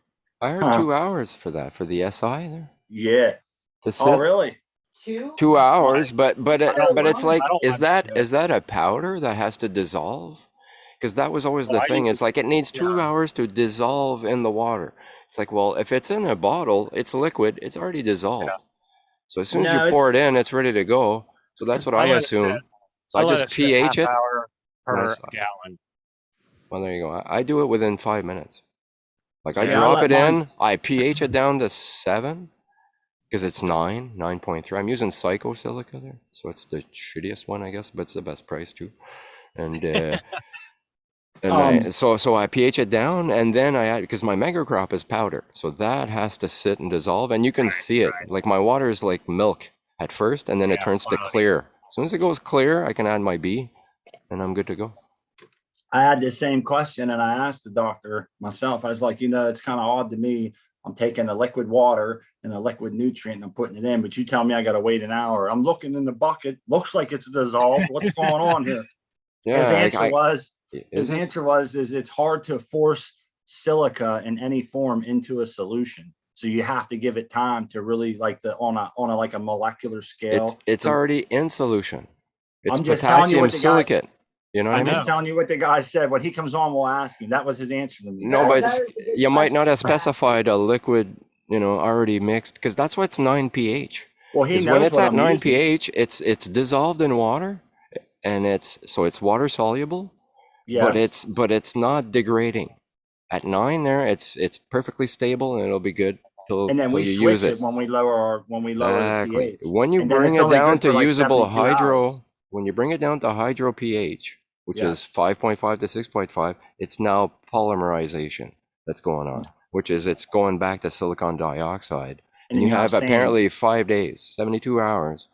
If you leave it in your bucket there, 72 hours, it'll turn to sand. You'll see a little yellow, gunk at the bottom there. That's it, basically, turning back to silicon dioxide. 3 Which days. is the non-soluble, right? So, yeah, that's why the big expensive power size, $180 a liter there in Canada, because that it's stuff is expensive. already at pH. It does not Yeah, dude. polymerize. It won't turn to sand. I can but never that takes high-end justify- chemistry there. Yeah. Yeah. I can never justify that price in my grow. Not based on the based No. on the results that I get with I'm paying potassium silica. $23 a liter, bro. Dude, Compared it's- to 180, it's like hello, Yeah, it's a lot, dude. It's $200. It's or like is it per $160 a quart or something like that. Yeah. No, for it's $1,000 for a 5-gallon jug. That's what I got. I got 5 liters for 100 or $90 or something. I don't know. Hey, It's but 20, if that- $20 a liter, $22. If that's what you're into to buy it, Hell who yeah. am I to judge? No. Or you do your grow and I'll do mine. Shit, yeah. I would never shame someone for doing something like that No. they want to do. It drinks so much. Like it depends on your setup, right? If you got a super big res and you're not going to be using the water within 5 days, then yeah, you want the high end stuff because it's going to be useless. But if you're like me and it's going through water like a madman, then I don't have enough solution mixed up to last 3 days. So it's like it's all going to be gone and through the plant and everything before it's even. My wife has a great point, man. If you're built like that and your pockets are deep and you can afford silica, I would definitely buy it if I had money like that, I guess. But I You just might not can't have a afford choice. that. Yeah, I Right. can't afford it, man. It's too much. And so, I mean, we get great results with our silica. And I might have to put a net on them, but Right. I enjoy the way we have it down and everything. And for me to incur that cost, I don't see the benefit. What do they call that? Cost benefit analysis for us personally. Plus, right now we like running that general hydroponics, and we do exactly as we wait that hour after adding Armor Side, just because we're following Doc's chart. Now, Puffy, you said something. What, you're waiting a half hour? Did I hear you say that right? Or Yeah, I only wait. Well, the reasoning. I only wait a half hour before I mix anything else in with it. The reasoning is precipitates, right? So if you Yes. do it and you see something floaties and stuff and your water turns weird, well, then I did it and there's nothing. It's perfect. So Hey, here's the funny part. Like you're saying, Same crack here. babies. I proved it to myself, right?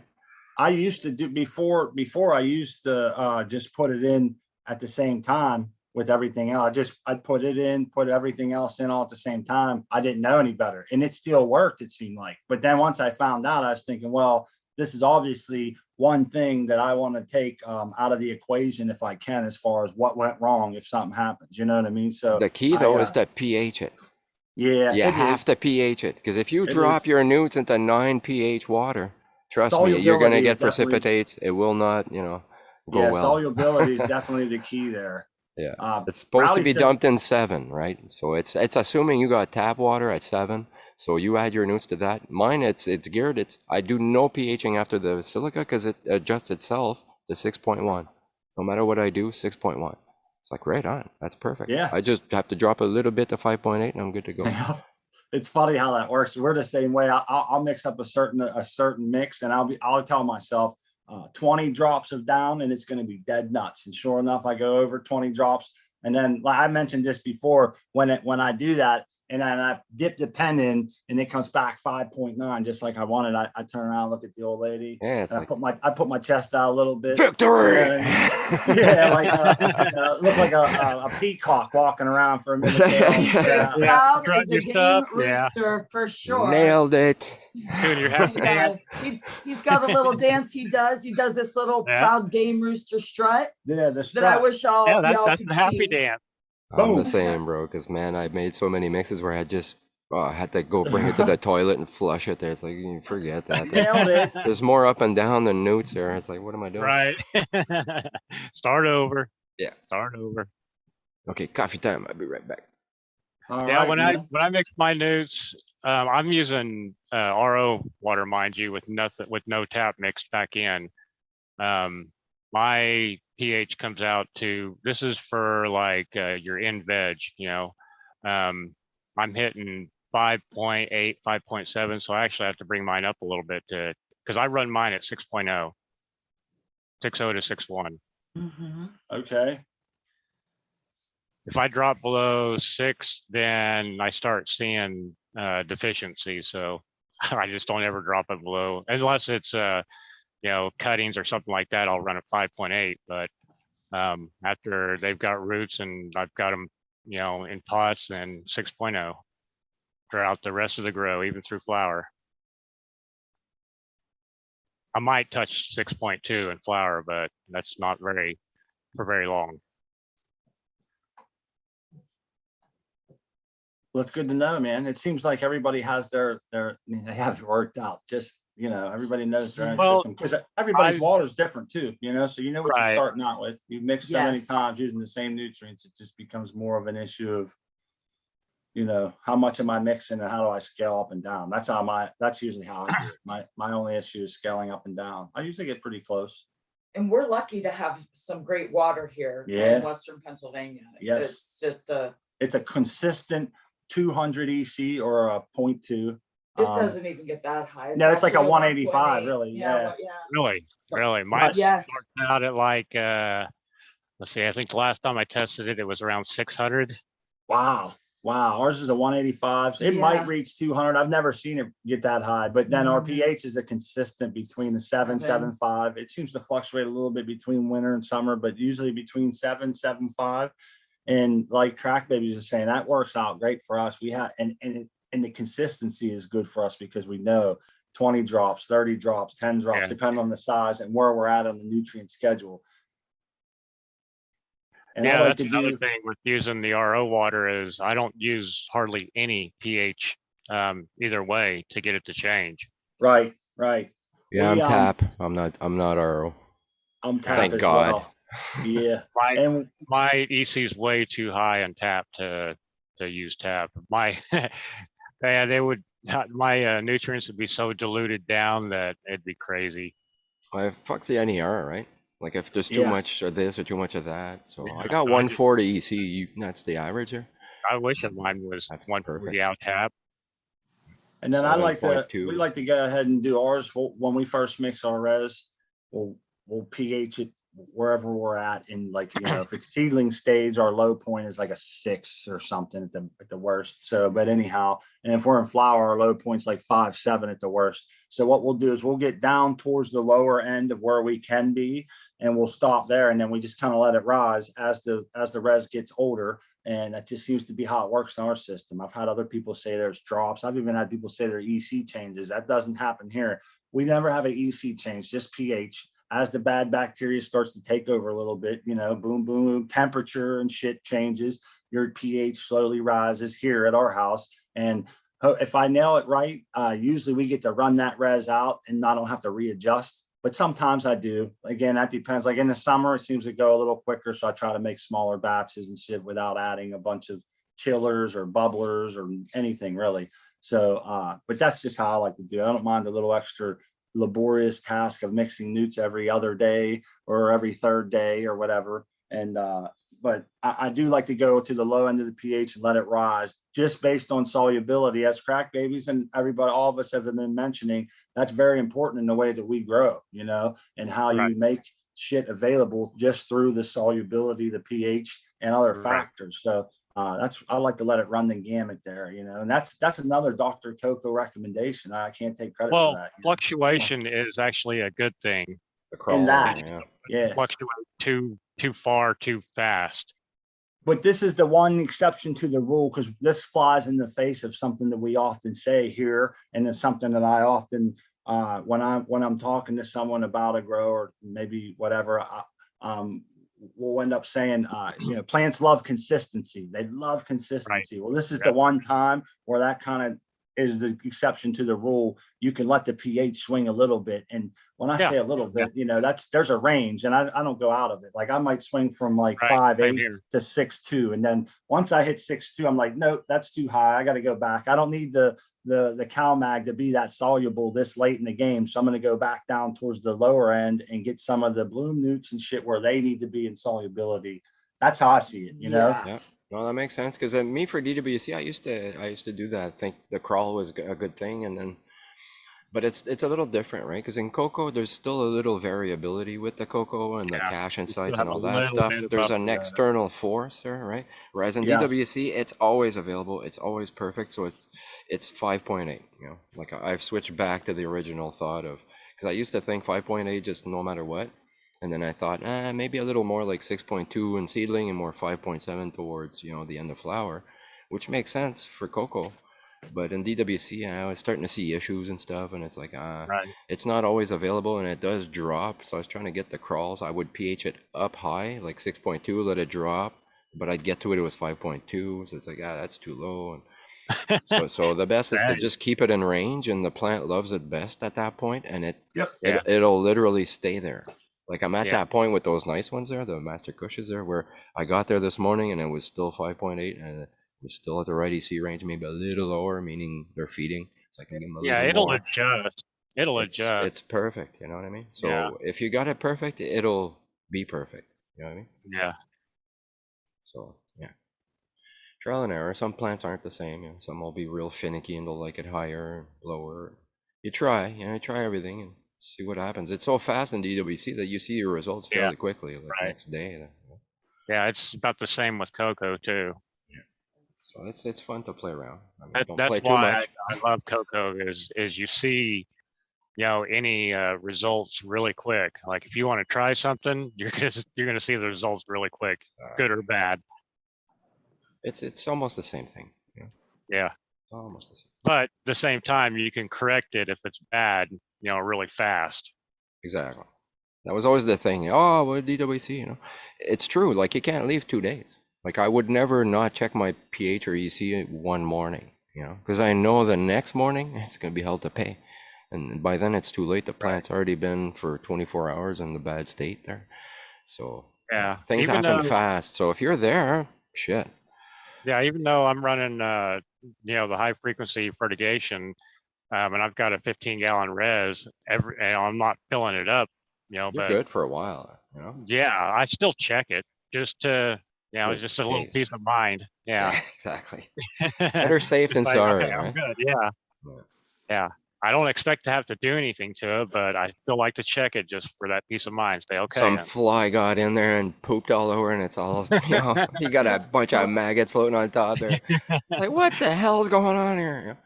I saw that maggot video on the roots there with the black, you know, they look like, I don't know, bloodsuckers or whatever there, but man, that, you know, ever since I saw that there, I'm like, yeah, I'm checking my res every day. Nothing's gonna be, you know, I'll give it a H2O2 wash there, watch it sizzle to death. I know the plant could take it. I've done it. That was before my bennies there. Yeah. We're gonna go ahead and blaze up another joint here, man. That I just lit one up. my beautiful wife rolled this joint and it looks so perfect. I proud of her. So who's the better roller, you or her? Oh, Smart by far. I mean, I just started rolling really when Smart hurt his arm a while back. I got good at it because I had to. Yeah. He was a great teacher. No, I couldn't really roll a joint. Buy a pipe. I always carried a pipe or, We you have a know, couple glass pieces. That's not the same at all. It's not the same. I can't hold a pipe and light a lighter Right. if I Oh, can't that's roll a right. joint. That's true. but yeah, Smart's a better roller. I'm gonna get him to teach me how to roll a blunt because I got a little video of him doing one so I can watch it. Here's one for And- later after the giveaway. Nice. It's not a big one, but we have fun with that shit. Plus, our friend from Coco for Cannabis, NG Grows, Oh, yeah. he hooked me up with a video, gentleman on YouTube that made Oh, it yeah, yeah. to roll a joint, you know. The boat there, the little boat yes, style. yes. Yeah, nice. Yeah. It's a good way, man. It makes sense for Yeah. outside, you know, when it's real windy and stuff there, you can get her done, you know. Yeah. 'Cause the way I So, roll outside, forget it, man. One blast of wind, it's gone, you know. But you know, I noticed that I can't get too rusty if I got to keep rolling every now and again because, you know, I get rusty. So I try to roll occasionally. Smart is awesome. He's always putting in the work, We grinding it up or cutting it up and rolling it for me. Oh, So I roll joints only because I want to keep that, you know, it's a good skill to have when you're going out and you find yourself wanting to have a joint, but your husband isn't around to roll it for you. You gotta be able to take care of yourself. So I appreciate him. You're rewarded every time. Yes. You get to spark it, man. That's the Bible rule number 1 there. It's like Right. the roller sparks the joint, Right. man. That's like it's encoded. It's got engraved in those. stone. Roller lights the grass on fire. Oh, yeah. So The rule. you can see they burn pretty good. I mean, I'm proud of my skills. and I got this pack too from earlier. All right. Oh, the leaves Yeah, the game leaves. or the papers. You just have to cut them open, take the tobacco out, re-roll. You know. Oh, So why don't you- yeah, okay. Yeah. When I was a lowercase G, man, we used to smoke those all the time. Cutting blunts. We used to use Philly blunts back in the day. Cut them open, empty them out, lick them down, and roll them up. Man, you could sit there, four I did- dudes, and watch a football game the whole first quarter, just smoking a big fat blunt. You know. I don't like to mix my weed with tobacco though. Yeah, a lot of people say that. I don't smoke cigarettes and shit anymore, so that's actually something that I don't mind is getting that little bit of maybe a buzz or a head rush. Maybe. Yeah. Yeah, I done it with like- cigarettes, man. Like I had no Uh-huh. papers, you know, rolling a hash joint. You got no papers, man. Empty Yeah. out the cigarette, piece by piece, you know, a couple chips, couple grains of tobacco, couple chips, couple grains of tobacco. Yeah, it takes Yeah. forever, man. You know what I mean? And you pack it, and you know, but at the end, Packing it 'cause that paper's so don't rip the flimsy. paper, man. It's like you're. You know. Oh, I yeah. just want to say I'm with you, Puffy and Rowdy. Oh, I don't like spliffs. I think the tobacco ruins the flavor of my good No, bud. that's a hash. It just thing. ruins right. it. You have to it- put it in the hash, or else I won't smoke. Like black Afghani hash there. There's no other way to smoke it, but in tobacco and weed, you don't need it at all. Like I think it's an old yeah. hash habit, to be honest. It's not needed at all. To me, it's ruining the taste of your bud. Yep. I wanted to update everybody real quick. I noticed there was about 25 people here, almost 30 earlier, so that's pretty cool. I wanted to update them real quick that the light's we're gonna give it away at 1 o'clock or shortly after 1 o'clock, I should say. We're gonna start it up about 1. Doc will be checking in here at noon, so I'm probably gonna take down the invite here shortly, unless somebody wants to jump on for a couple minutes and show us anything. Show us Yeah, I'm the surprised garden. nobody's That'd be wanted to Yeah. jump on. I don't want them to feel like they You won't be you won't be excluded from the giveaway. We're just going to kick you off before we do the giveaway, Right. so nobody has any kind of advantage or anything like that. Right. Yeah, Drev's, I talked to Drev this morning there and he was trimming, so, you know, it's kind of hard to join. Oh Yeah. yeah, no He doubt. said that he I was just figured- trimming. Trim He's jail. listening though. He's listening. That's Cheers, cool. Drev. I'm glad. Happy trimming. Shout out to Drev. Trim gel. I'm feeling for you. Trim gel isn't always fun, but you're not doing Coming it up for alone. We're me. here in spirit. It's bittersweet, right? Like it Yeah. sucks, but it's great. When you're done, it's like, oh yeah. Well, you know, I'm actually excited about the next harvest, and the trim, as daunting as the last one was. We did a lot of that online live. Yeah. I'm excited for this next trim coming up because we have the Magobi trim tray Yes. to try out, and I'm just super stoked about that. That's Got a the hundred. is that the stainless one? Yes. Yeah, it's Mhm. also a Yeah. pollen catcher, and it's pretty Yeah. cool. It's, No it's static, got- man. It's That's got what the I like straight about it. side. It Oh, doesn't it's have pretty- the arm dips in it. It's straight sided.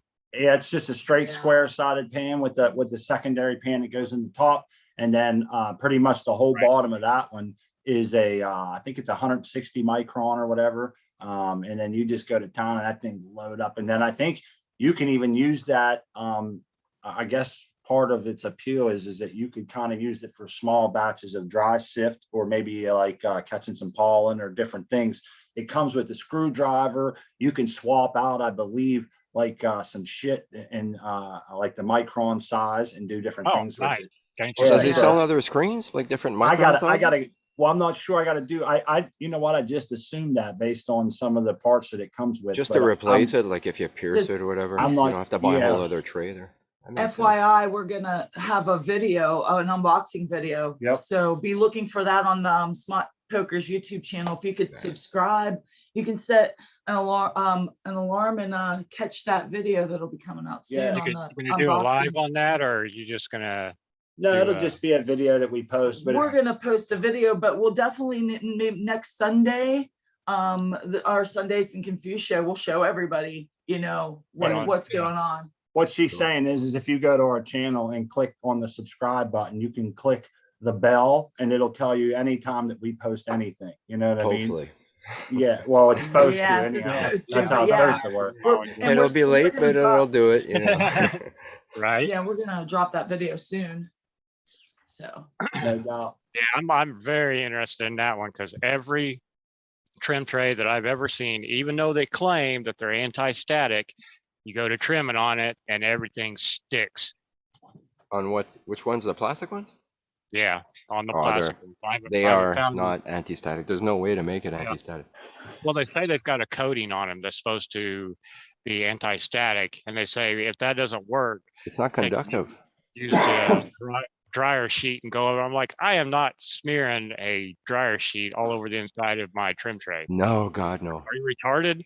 No, No, that's- I'm very interested in that trim They'd tray. have to maybe gold on- plate it, or maybe on the steel plate it, or outside. something metal, something that's conductive, because that's what's the key. Hey, And if what's you- lovely is it's cold. It holds the cool, so it'll slide around a lot better than if it was warm, right? Hey, if Right. you was to rub that dryer sheet on the bottom of it, would that still extract the charge out of the metal without being on the inside of the No, tray? you're gonna lay a whole bunch of chemicals on the surface, and then you're gonna be smoking chemicals. That's No, the, no, the no, worst I'm idea I've saying- ever heard. Underneath, he's talking about underneath with the part that sits on your lap. If you rubbed it Yeah. underneath where it sits on your lap, would that still take the charge out from inside? I where don't the think it stuff is? would. I don't know. I don't know how electricity works, but I was just thinking like, No, it's the surface, man. Like when you brush it there, like when you're done, you do the collection there and you're brushing. I try to never brush the same place twice, because you'll notice it'll hop right Yeah. back on it there. It's like, what the hell's going on? yep. So the trick is to really start from the top and slowly kind of push it all towards one corner, so that you never sweep the same place twice. And that Yep. way, because wherever you did sweep, there's now a charge from Right. from the scrub. It's the friction that creates the charge. We So- need to find out how we. The can more you hook up rub, the more it'll jump, man. Like it's like a chunk will go right back to where it was. Like, what the hell's Yeah. going on? Hey, we need to get a hold of Stoney Rockefeller or one of these electricians and ask him. We need a low voltage battery clips so we can. You ground it. Like Yeah, like we a, can an change electronic But how do you ground plastic though? electrostatic strap. Well, that's the thing. Non-conductive. Plastic is it's anti. It's an insulator, not a conductor. Right. So all insulators So will that become charge, static, so that and charge goes potentially the around it. plastic itself has already got properties that make it really staticky. Oh, yeah, that's why I hate those stupid plastic trays. It builds up on the surface. It's crazy. I don't know if That's why it's- I don't keep any of my trim, because I don't have a tray, that I like to be able to catch that stuff. So it all goes in the trash for me. yeah, And I'm it's sure cool. that Like, people I in like chat the are probably the screaming at me plastic right one. now. No, don't throw it away. It's still good. It still works. If it's just a bit more of a pain if you're not careful with the Yeah. static. And like Yeah. in the And winter, it's like, oh my I'm already god, 'cause it's- trimming, why make it, more of a pain than it is already? in the summer it's probably not bad, but in the winter when it's really dry there and crispy, then it's like extra staticky there. It's like everything's super dry. Yeah, it's like I know her. 18, 17% Almost got a here mist it during the winter. mist the whole area there. Okay, let's start. Extra Raise it. crispy. Yeah. Spitting dust there. It's dry. If my lung room gets too, the moisture in the room gets too high, all I have to do is open the room for like 3 seconds and it'll drop straight down to like 30%. Oh, that's crazy. Man. Like, I'm in a basement. It should be damp down here, but it's like 30s. Low 30s there. It's Even all when that silica, man. when it's damp outside, like it was all damp there. It It's was the like above silica. 0. Seal up that silica and see what happens. Yeah, well, it's in a bag sealed. I didn't want it to re-humidify, right? But it's not super airtight. Like there's still Right. a gap at the top there, so potentially it's been sucking moisture. It needs to all be dried Top again. layer. Yeah, the top layer is probably all saturated. It's not that one that changes color there. There's some it'll go green to orange or something like that. So at least it's all orange. You gotta re-dry it. You're right. Mine's just clear there. Well, you can't really see it because it's in a opaque bag. Right. Yeah, I just dried it anyway, just in case. Sit in that room. Yeah, it's probably already. Oh, send it down to me, and within a day it'll all be dried back out. Then I'll seal it up and send it back to you. Yeah, you could almost just sit it outside. When it's minus 20, it's like 0 RH. It'll crisp the moisture out of it pretty quick. They're in here Freeze saying dry. on there, get a static ground plug or a grounding strap. Healy Doc said, and then Bree guy said, get a static ground plug. That's pretty wild. Yeah, but plastic's not conductive. That's the thing. It's useless. Your body's Yeah. conductive. So when you Yeah. you know what I mean? When you ground yourself with that electro strap, it's perfect. But the tray itself, if it was made of steel, then yeah, that makes sense. Because you could potentially build up a charge just you and the tray, right? Compared to everything else. Yeah, But I use a grounding strap whenever I'm working on computers, especially laptops. But that tray though, like you'll clip to it, it's gonna do nothing because there's no contact between the clip and the tray. One's a conductor and one isn't. So the charge isn't gonna flow into it somehow. You know what I mean? You'd have to rub the clip all over the surface to remove the charge. Yep. It's almost like your cat there. If you brush it with a steel pin brush, it won't collect static in their fur. But if you brush them with a plastic brush, holy shit! You want to see them freak out. The hair is gonna get all stuck to them there, and it's like they're gonna hate you, man. They're like, "What did you do?" Yeah, it's so dry right now that I can't hardly pet my cats because it zaps both them and me at the same time. Steel brush, man, they'll love you. You can brush them, and it relieves all that static from their fur. That's good. Oh, they don't like the brushes. I have to use this this mitt with this silicone nubbies on it. Oh, I got that too. That's staticky. See, that's a dielectric there, so it's like, man, you build up a lot of static on them, and it clings too, man. They tolerate that over the brushes, so I've got to use that. Cool. Mine hates that thing. It's too clingy, right? It's just so sticky there that all the fur sticks to it there, and it's like, whoa, Yeah. I'll pull so hard there. Yeah, I Plus just do it's it like quietly firm over. grip, right? My hands, my fingers, everything. I'm really form fitting the cat there and scrubbing them good. You know? They work good. they prefer a wet washcloth over Yeah. a brush or even the mitt. A lot of moisture there. They get dandruff too, man. Yeah. If you take that washcloth and put a little bit of coconut oil in it and wipe them down with that, it'll coat their skin and it'll keep it from drying out. They won't get that dander. Yeah, MCT Oh, oil, they cool. love that shit. And They use it's it on her it's belly safe there. for She's them always to- licking her belly, and yeah, it's got no it's fur safe there. for them to lick it too, so it won't mess up their. It's actually a little bit beneficial for their digestive system too. Kitties are just. I just wanted to Little say laugh hello like to that. everyone in Coconut. chat. Thanks for being here, everybody. Sure. Everybody Oh, in hell chat, yeah. you guys are awesome. Yes. We got Dan Stoney. We got Rowdy still there right on. Helly We got Doc. Yeah, there's Crispy Wannabe. 25 people watching. So that's cool, man. Yeah, man. Right It's on. so much fun to hang out with you guys. I Yeah, look that means forward to everybody's this. odds are pretty Yeah. good. I look forward to this Yeah, every really. week, man. Spending time here with you guys, just like I look forward to tonight's show with growing with my fellow growers, the Cheap Home Grower. I look forward to that Yeah. time spending it with my friends and people that are like us, that like to grow and learn and share and collaborate. And then now this show's been going 10 weeks now or so, and it's plus we've had a couple other offshoot shows, there for Christmas and shit. And I look forward to my time here with my friends in the chat, and I love seeing the chat kind of every week. It gets a little bit bigger, and it's like, damn, man, I can't believe some of the people that are willing to come and hang out with us. I feel like I'm in great company, yeah. It's wonderful recognizing all the names too. So Yeah. I know that whoever wins this slate today, I'm going to be super stoked Yes. and so excited for them. Yeah. Because they're getting a hell of a nice slate. And we'll go over the rules and stuff very carefully beforehand, and hopefully everybody can get involved and do it the right way. It's going to be one guest per person and all that stuff, just like on the other guesses over, or just like on the other giveaways we had and the ones over at Docs. And we'll make sure that nobody's spamming the chat and shit, and everyone's being cool. So we love the community. And like she said, I can see all these names and I see all these people at the Weed Nerd World. Shout out to Eagle Gardens. I know Crack Babies, Puffy D are both fans of Eagle as well, and try to stop by when they can to check out his shows. And yeah, it's pretty cool. Definitely going to be part of the shout outs, man. Oh, Weed yeah. Nerd World all the way, man. I'm a weed nerd. Plus, let's not forget the show tonight. Yes. And then, the Cheap Home Grow show. Yeah. You can find us there every Sunday night. yes, and we love that show. I just mentioned that, Okay. but I think you were in the chat. Okay. She's trying to type on her phone and do it, but yes, for sure. Yeah, there's Dr. MJ in the chat. Grower love to him. I'm sure after cheers, he Doc. gets, it's a lot earlier for him than it is for us. I'm sure after he gets up and gets around, he'll end up joining us, and we can definitely. I see Puffy's going into the garden.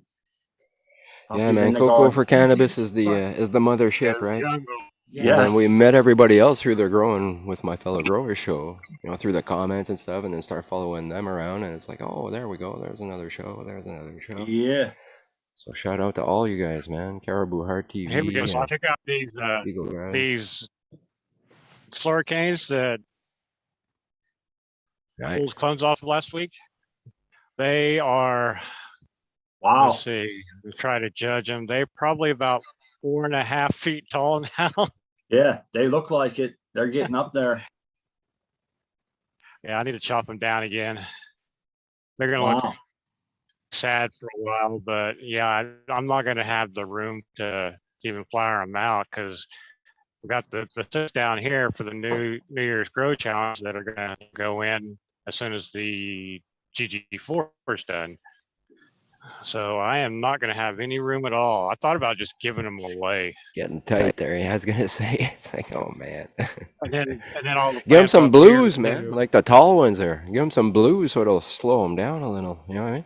Because the reds are just promoting it. They get bigger and bigger and bigger. Well, there's some blues in there, but this light, Yeah, it's a red, man. I mean, it's just It's like a 80% lot red. red in there. So, but Oh, well, that's yeah. what I got, man. That's what I got. Trying to win a light, man. Trying to win a light. Doing my Is best. that the kind? What But was yeah, that? the kind. Yeah, this is the That's the kind. kind, yeah. This is what I've got over the. Yeah, that's what I got Ah. over the. So what was the other one with the red? I love that. I Because love that they 10, man. I know. That 10 is so rad. that's the platinum LED P600. Oh yeah, okay. So it's not quite as good as that kind, or Oh, it's not even anywhere close to. yeah, being it's a blur kind. pole. Yeah. Yeah, I mean it's got 2 switches, one for veg, one for bloom. So Veg it's bloom, yeah, one of yeah. the cheaper. Yeah, doesn't have. Yeah, a and whole if you lot switch the bloom off, then you got half the watts. It's like you don't win, right, you know? that's why half the LEDs are out, because the other half are the bloom, and Yeah. those are all reds. Yeah. Oh, you just have the veg on? Right Yeah, now? no, that's just the veg. Shit. Yeah. That's what I was gonna say. Just use the veg, not the That's what I bloom, but got. I gotta damn, use what I got, man. it's That's still it. red. That's Like, it, what the man. hell, eh?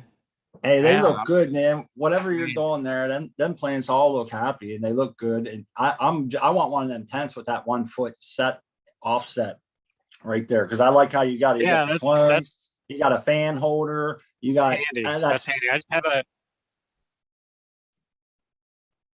Yeah, it's the beauty of multiple lights there. You know? and you have the access from the outside. You don't have to move anything there to get to your clone dome. You can go around the outside of the tent, unzip Yeah, over there. it's got a zipper over here right now. The way I have my tent situated, it's not ideal for that, and I do plan on moving my tent around so I can use that a bit more.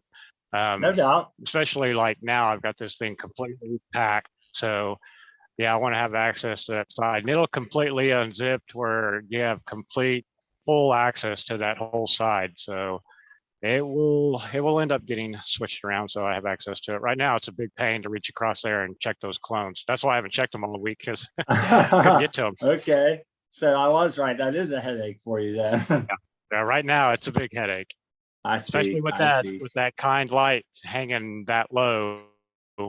You know, I've got to duck down and try to step in between the pots down below, and grab that Welcome tray. to my world, So man. that's why I checked it all week. I used Well, to do that every day. The New Year's Grow Challenge is what threw my whole timing off. Normally, I wouldn't have the tent ever this full, but joining in on the New Year's Grow Challenge threw my perpetual growing schedule off, and I'm trying to adjust to that. And Biting yeah, off more than by you can this chew there. hurricane, it's been a struggle. Yeah, I do it though. I kept don't doing that mind it. too there. It's like, shit. I'm getting there It's a again headache, there. but seeing all these healthy plants and everything growing at all these different stages is so so rewarding to look at. I can't kill them and I can't give them away, so it's like, So shit. I don't mind them one bit. Well, I give them away. I have no problem giving them away. I have plenty of people who are just happy whenever I tell them, "Hey, I've got too many plants." They're like, "Right on, I got room." I got nobody. So, yep. I got no takers. Second hand. So I gotta be careful because I'm pretty against taking perfectly good life. Yeah. If there's nothing wrong with it, there's no way I'm taking it out. But if it's a female and it's growing well, it's gonna make it. Here. Well, even the 3 plants that I cut out of the New Year's Grow Challenge seeds that I popped, I've still got them. I didn't get rid of them. They're still in the solo cut, and they look good. Well, you can grow them real low light there, and they'll just stall. It'll stay alive, but it won't really grow either. Like I've done that. Like, it was literally growing under. I actually topped it with too. I thought it would die. Popped it, and I just kept it in the solo cup, and it's like cryogenics, right? Everything's slow. Really healthy, doing well. I can't believe it. Yeah, it's slow growing for sure, but it's fighting on. Alive. But this is the one of the golden slurricanes that I cut. Yeah.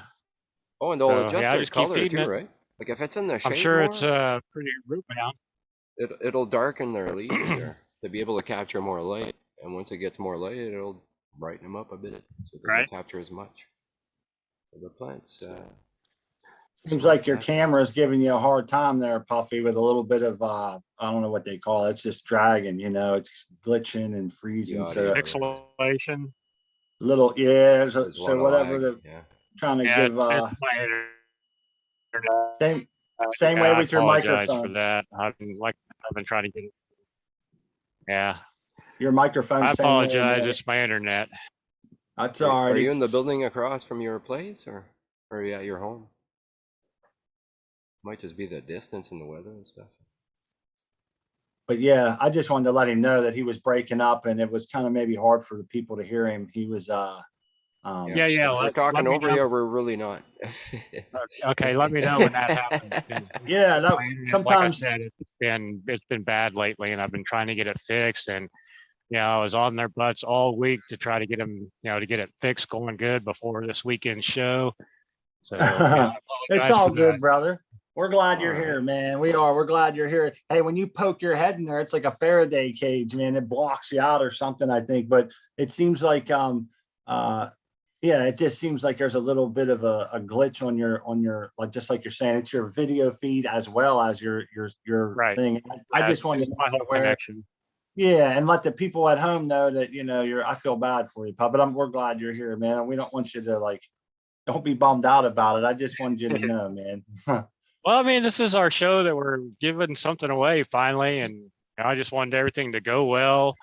Not necessarily the show, Sometimes but too. So something to maybe keep in mind. I think when that starts to happen is I call it tiling or some shit. I think that's what they call it when I call the cable company. But anyhow, I think when it does that, if you move a little bit slower, it seems to help out. I don't know if that helps out at all. Packet loss is what it is. What's the frames, right? When it's not moving, there's not much to encode. There's not much data flowing through. But when you're moving and there's a bunch of stuff on the screen moving, then there's a lot of data going through, and potentially your audio is going to be like, it cuts out to try and make the video go. Yep. Well, my connection hasn't been stable. That's the problem. So when it starts getting pixelated and my voice starts getting kind of like a robot sounding voice, that's what that is. It's loss. Yeah. It's choppy. You got yourself, you're in the Faraday cage. But anyhow, like I said, I didn't mean to derail you there, man. I just wanted you to know that some of that was coming off. But I think your plants look great in there. They look very happy, man. And like you said, I'm pleased with them. Taking those couple little clones didn't hurt them other ones at all. They look like they're going to get up and go. I actually trimmed a whole bunch of branches and stuff on them after the show too. I mean, I cut them up, trimmed them up, and like I said, that strain, it does not care what you do to it. It just keeps growing. I mean, there is no downtime for it at all. Nice. I love that. Yeah, that means you're doing something right, man. And that's a perfect example of if you're a attentive grower and you show the love to your plants and take care of them in the fashion that you do, you can grow with the blurple light. The only problem with that is the efficiency and shit, but it can be done. It was done for a long time, and it'll be nice to upgrade. But I sometimes, and I don't know, take this for what it's worth, but I sometimes feel that people that are growing with purples feel ashamed or something, and it shouldn't be like that, man. You know what I mean? Don't. Okay. Till I found out what they were. Yeah, I mean, look at my 1,000-watt. You work with what you have, and if you maximize what you have, you're going to have good results. You may not have, the top shelf quality buds, but you're going to have a good harvest that you're going to be pleased with for what you have. And you may, if I had something better, I know that I could turn out better product. You may find yourself in a one-room shack. How's that song go? Hey, you know what they say? The saying goes, "Happy wife, happy life." That's it. I don't agree. I say, "Happy plant, happy life," because when your plants are doing good, you feel good, and that's feel good. It don't matter how you get there. If your plant is healthy and you can just relax, things are going good. Yeah. Right. You're not sit stressed. back and enjoy the grow. Yeah, putting off good vibes. You're happy, not stressed at all. Everything's going the way it should. You're doing everything right. Yeah. And let's be honest, if you go in and open your tent up you could feel something's wrong. Like if you forgot to do something or if Right, there's just something right. crazy, I can almost feel like something's wrong. And then you might not Shame. even realize it at first until you pick up on it. Later on, you're going to be like, damn, man, I knew it. I knew I felt something was off, man. The walk of shame, eh? I forgot to turn them fans back on. Yeah. I hand water everything in my veg tent, and there has been days that I've forgotten to water a set of plants, just completely spaced it out. I thought that I'd gotten everything, and I come in the next day and I see the top of that coco light. I'm like, oh my gosh, oh. Oops. Uh-huh. Oh, I think I cut you off by talking there. Eeps. I think he totally cut out on us. I think man. it's his microphone, the way the sound's working with it. Weird. Sorry, Puffy. Yeah, that's You- a bummer, man. You just went out there, bro. Totally But went Yeah, out. I just that's want- what- As soon as I it spoke there, happened to you me. vanished. Yeah, it happened to me. So Oh, okay. that's why I want to eventually get my veg tent, fully automated too. Yeah, man, mistakes happen.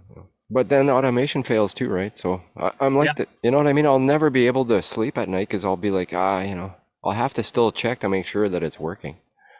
Yeah. So the Yeah. cameras will be everywhere still. I'll still be looking at everything. And it's like, yeah, you And better. I'll still come in around feeding time and just watch it feed just to make sure everything's coming out okay, and then I'm getting equal flow between my pods and equal runoff. So yeah, I mean, make small adjustments on it if I need to, but yeah, I still, even though it's automated, I still pay attention to it. It's the power outage, man. It's like, you better, because if I add automation, then all that's got to be powered too. Yeah. Right. And so that turns into a big thing. yeah, And I- everything, and those little Well, if that UPSs there, happens- they don't power much. That happens. I just come out and if it's during time where it should be fed, then I'll just mix up a batch of newts and just hand feed it. Yeah, exactly. You can still do it manually. Yeah. But Yeah, the you gotta air, have like I a can't plan pull out a to straw and power blow goes into out. my tank there. Right. I'll be out of breath or no time. Get you one of those bicycle air pumps and just sit there Every and 10 pump. minutes, gotta go blow. It's like, oh man, no. I just want to express the importance of having a generator for things like that. Always have a backup plan. Of course, we don't have a generator. gotta think about that. Our backup plan is butt kiss, but it's on the list of future What things happens? to buy along. They brought that up on the show. They're growing my fellow growers. Like, what would you do if you had a 2-3 day power outage? I'm like, oh shit, pack it up and quit, man. You're like, I got 4 hours, maybe 5 hours. Do the best I could, man. I'd be taking That would them to never the happen though. window. It's never happened. Like I've had 4.5, maybe 6 hours. Flashlight. That's it. Cross your I'd be in fingers there. and say your prayers. I'd be in there with a Crisco grease torch, holding it up over top of my plants, man. I'd look like Start burning the fence, the backyard fence. It's some caveman warrior. I look like Rambo First Blood when he's inside the cave and he wraps his shit up, man. He lights it on fire. He's going through, and that'd be me, man. Yeah. Doing everything you can. Hey, I man, thought about that shoot. generator and everything. It's like the Yeah, lights going and all that. And it's like you're gonna run out of gas too there. Like yeah. so it's I like could easily shit. buy. I know my buddy has at least 2 of them, and his house is already set up for one, so I could easily borrow one. But it's not a close drive, and that's not a great plan. You know what I mean? Because he might have someone he loves more and want to let them borrow it. So during a big storm. But anyhow, that's been my plan thus far. But she's right. I'd like to get one of those. And another thing I want to mention is something that I always forget to mention. Is make sure that you have a fire alarm, a smoke alarm, and a fire extinguisher by your grows. We run a lot of heavy lights. Sometimes we have to break shit down with extension cords. And I think everybody here has something set up or has had something set up that they're thinking, I ain't crazy about it, but I'm going to run with it, So Yeah. always have that shit ready to spray and have some kind of safety place, safety, especially mostly important if you have like kids or old people in your house that can't move quick or whatever, that might be disabled. make sure that you're prepared to handle a small fire or to get the smoke alarm to go off. I think it's important. I've seen somebody else was posting about that recently, and I was thinking that is true. That's something we've mentioned a few times, and I'd like to mention it every show if I can remember. You know, Safety first. for sure, man. That We and the all wanna have- cabling, you know, your wiring and all that. Don't chimp out on the amp No. ratings and all that. Don't get a 10 amp instead of a 15, you know, Yep. get a 20, you know, and don't snap the ground pins off, you know what I mean? Use the proper, you know, polarities and all that there, and you won't have no problems, you know? Yes. And don't overload your outlets either. Exactly. If it snaps a breaker, take it off and put it on a different breaker. Make sure that there's, you know, a little leeway there. Like if it's 1650, well, you don't want to put more than 14 or something, you know what I mean? So it don't Right. get hot. I think it's important that people, you know, because all this stuff's replaceable, man. The lights, everything's replaceable, and you know, the Someone's plants, all home. that. You got to be They're prepared to. not. Yeah. That's right, man. Be prepared to spray it all down and go for it. But anyhow, Dr. Coco at the top of the hour, noon, joining us. I believe it's pretty early out where you're at, so we appreciate you stopping by, and good morning to you. Yes, thank you for stopping by. Good morning, Grower Love, guys. Been listening to you guys for a little while. It's Cool. Right on. trying to wake up and have my morning coffee and everything, but yeah, I'm happy to be on. Cheers, Doc. Thanks Nice for to see coming you. on. Yeah, I seen you was already getting questions in the chat there. I figured I didn't want to bombard you as soon as you walk through the door here, but Oh, thank you. there was one, somebody was mentioning about the spectrum control, and you had given a quick answer, but I didn't know if that's something we could jump on. And, Yeah, I mean, that's an interesting question. It's actually something I'm thinking about now. The light that I'm testing right now, the Metacro Smart 8, has 2 different spectrum options. And I'm trying to wonder sort of if I ever would use one of them. Something I'll get into in the video when I do that. You know, there's some reasons. I think Crack Baby's mentioned, you know, changing the spectra a little bit to control growth characteristics. If you want a plant to be less stretchy or more stretchy, there's, you know, more or less red light that you can add.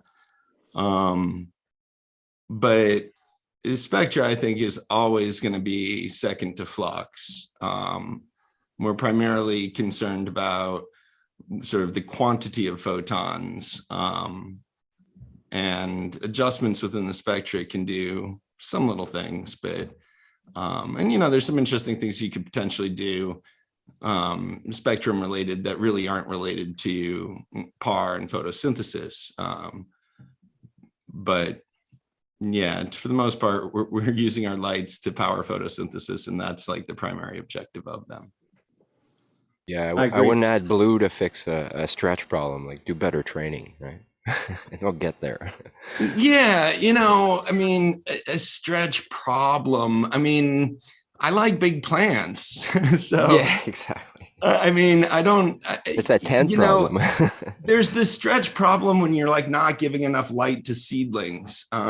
There's like a stretch problem in that regard, I suppose, and that's again about quantity, not about quality per se. Yeah, true, yeah. Yeah, bulk You know, I versus- don't know. I've thought a lot about sort of the node spacing arguments that people make and sort of all of that. I'm not entirely sure that that's always sort of more beneficial. I like the plants to grow. I like the plants to sort of stretch out the way they would.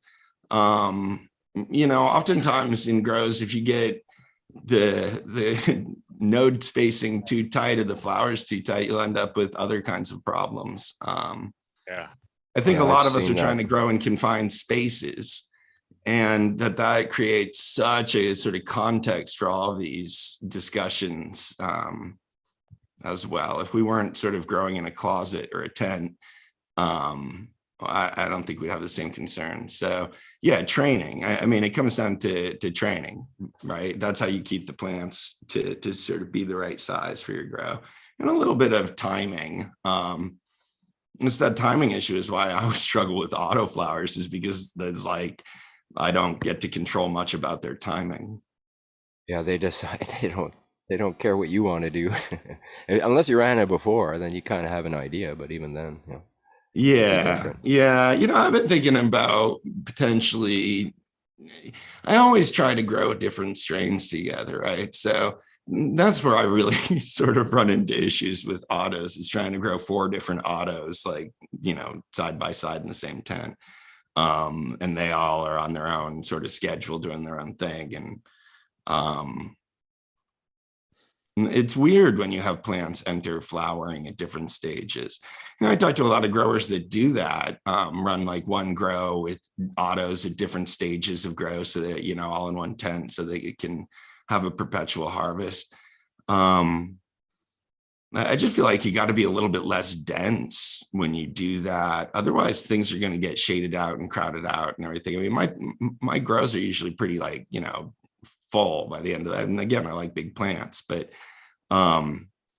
it would be hard for me to imagine sort of, I just find that harder. You need to sort of create more space for them, if you guys know what I mean.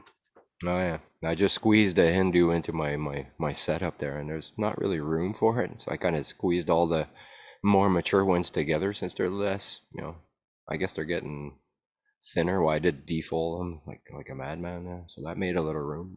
So I, you know, squeezed them together a little more and was able to squeeze her in there. Okay. I noticed. Getting all right light there. I got a TS 1000 over it, so I can kind of make it lower and adjust it for just that one plant, you know, potentially. If I recall correctly, Doc, I'm not sure if we brought this up last time you was around or not, but your grow journal shows you having all red lights on your seedlings. Is that correct? Well, no, that was a supplemental board. They had, at that point, they were also under a couple CFL bulbs. Okay. That is, it's like a little sample board that I got with a bunch of different types of diodes on it. And you plug the whole board in, and then each set of diodes has their own little individual switch. It's basically for like showing off different diodes and sort of letting you see what different diodes look like and how they compare to each other, whatever. But that board has a ton of 660 and 730 nanometer diodes. So I turned them all on and put it over the top, sort of at an angle down on the seedlings, so the top of my humidity dome. And they grew a lot, sort of stretched a lot. They were getting plenty of light to not sort of just be looking for light, but man, the stem elongation was impressive. I still have to run more numbers and sort of test out how much red light is coming off of that little board. I haven't done that yet. I'm like all caught up with different projects and different deadlines and stuff right now. There's a couple of fixtures that I'm reviewing that haven't come out yet. And I'm like, I've had them now for a few weeks, and I'm sort of coordinating with the timing of the release, because the products keep getting, the product launch dates keep getting changed. So yeah, that can make it tough for you to try and schedule where you got to put your work at that week, you know? Yeah. And then I flipped up to work on the Smart 8. Now I'm just trying to get this done before these other deadlines start crashing down on me, because I thought I was going to have sort of more time. You know, this is a perfect opportunity, Doc, for you to be able to, if you don't mind, to go ahead and tell everybody about those people on your channel causing havoc, so they don't, you know, you want to give everybody a heads up. Yeah. If you guys are like, if you've ever made a comment on one of my videos, then you've been alerted that like you're on a short list to win a prize or something like this. There's all different varieties of this message that these spammers are putting out on my channel. They grab the icon, my sort of avatar, and they spoof that. And then they create these screen names like that are WhatsApp numbers or whatever, and they're asking people to call that. So that, just to be totally aware that that's a scam. That's not how we operate. We'll always run our giveaways.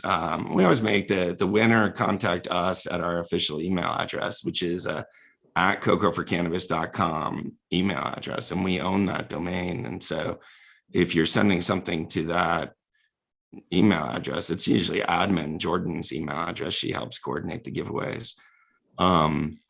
But yeah, be sure that you're dealing with us. We're not going to contact you through WhatsApp, and we're not going to ask you to send money through some sketchy way to like pay for shipping. So I think they keep targeting my channel, at least to some extent, because they're being successful, and it kind of freaks me out. So I'm trying to make an effort that nobody gets scammed by these guys. Yeah, that's we were talking about it earlier, and I wanted to give you a chance to make people aware, because it's unfortunate that happens, but I guess that's just how it goes. And at least you're monitoring it, and we're able to, make a few posts. We'll get something on Instagram too, but that's such a bummer thing. I wanted to get it out of the way here. So yeah, it's tough, and to a certain extent, I think it's gonna turn people off of the channel. It just sort of associates sort of my channel with scams and stuff, and that sucks. So I wish there was a better way to control it from YouTube. I wish YouTube didn't let those bots crawl through there and do that. I wish it was an easier way to police it on our end. I mean, I've literally spent hours just going through and blocking accounts and deleting posts and replying to people that are asking, like, is this legit? And I got notified. And am I supposed to send money and stuff like that? So, man, that's horrible. Yeah, we recommend everybody does, you, due diligence in, yes, with any information out there. Doc's putting out some great information and would never do such that's foul the same way with this things. channel or any other channel. They might do that for you. It's unfortunate, but do your due diligence, and we don't want to see anyone get scammed. And I think it is bad that people could be turned away, and I think that's why it was worth giving, to mention it and kind of get the word out there so people don't get turned off of that, and they can still come by, learn, have fun, possibly win a light, and continue doing this kind of shit. And don't let people like that ruin it for us. Yeah, and just make sure that you're dealing with the people that are actually running the challenge. So make sure that you're dealing with whoever's doing a giveaway, that you're contacting somebody on one of their official channels. If it's like an Instagram giveaway, make sure the account that you trust is the one that you're DMing with, and it's not some other thing. And do it there. Do it through that official channel that's the sort of contact you trust. Yep. We like to think best to double check. We like to think most of us are aware, but I think it's worth mentioning. And I think most of us are smart enough to immediately see that and say that. And I shouldn't say smart enough, but aware enough of the people that are out there and what, and whatever. But the thing that burns me is we do a lot of giveaways. So I think that's why they target us. And I think that seems like, people may be more likely to believe that just because they're not able to keep track of sort of all the different ways that we're giving stuff away. So right. Well, that brings us to the next good point. That we're giving the light away today, obviously, which is we appreciate you being here to answer questions on all. We have quite a few questions going off in chat here, but I wanted to give you a chance to bring up if and you can do this whenever, but you have the Growers Love giveaway that's going to be the Mars TS300 this week. And that's tomorrow. Yeah, Valentine's. Happy Valentine's Day, everybody. Happy Valentine's Day. So I didn't know if you wanted to maybe plug that real quick, because everybody here, if you don't win today, you can hurry up and make a move and get in on that. Even if you do win today, you can make them now. Well, exactly. Get another 10, get down that rabbit hole. I'm going to throw the joint to that. So cheers to that. Go ahead, Doc. Tell them about it if you don't mind. Absolutely. I appreciate the opportunity to tell them about that. So the Grow Love giveaway is a giveaway we do all the time. We've been doing it every week for like 8 months or something, with Maxison as a sponsor. But this week we have for Valentine's Day sort of a special Grower Love giveaway. We have the Mars Hydro TS 3000. That's their 4x4 light. The 4x4 TS series, the largest in the TS series. And for the Grower Love giveaway is hosted on the Coco for Cannabis deals and discounts page. You can get to the deals and discounts page from the main navigation menu. It's under the products and equipment tab in the main navigation menu. And every week it's there. It's really easy to sign up. You just have to enter an email address. And the email address, we don't keep that. It's just to notify the winner. So that's not even sort of something that we're harvesting from you for this giveaway. We don't harvest anything. Like, it's totally no commitment. You enter your email address so we can contact you to win. And then you get like bonus entries if you follow accounts, or if you do join the newsletter, if you do other stuff like that. And we always put up different kinds of accounts, people in the community or other people we're working with, or the prize sponsor and stuff like that. But for the Grower Love giveaway, we just put up a bunch of people in the community, a bunch of, Smart Poker's got, I think, both his YouTube channel and his Instagram up there as sort of bonus actions. And just trying to spread the love. So you can get a lot of entries this week. And yeah, the drawing will be tomorrow. And I'm excited about it. I always like giving stuff away. Yeah. I'm excited too. It's fun just to hang out and be there for those drawings. And I want to say thank you so much for helping Smart and I get those YouTube subscribers. I've noticed an and influx. spread that grower love. Excellent. I'm happy you guys noticed an influx. Yeah, your channel deserves to be popular. I was listening to this show for a while. I'm like, this is a good show. These guys are covering interesting topics. People should watch this. Or listen to this, when they're drinking their coffee on an early Sunday morning. It is a little bit early for me, but You probably is drinking your coffee out of a steering committee mug with a big Dr. MJ coco. Oh man, it's in my rotation. It's not my cup today, but I should have. Damn, I should have timed that better. Hey, what else? I think there was, there's a lot of questions here in the chat. Anything? I didn't know if Crack Babies or Puffy D had anything they wanted to jump in here and ask you or get. Someone a while ago about lights. Let me scroll back up. Oh, staggering production asks, I have a 4x4. Should I get 2 300-watt lights or 1 600-watt light?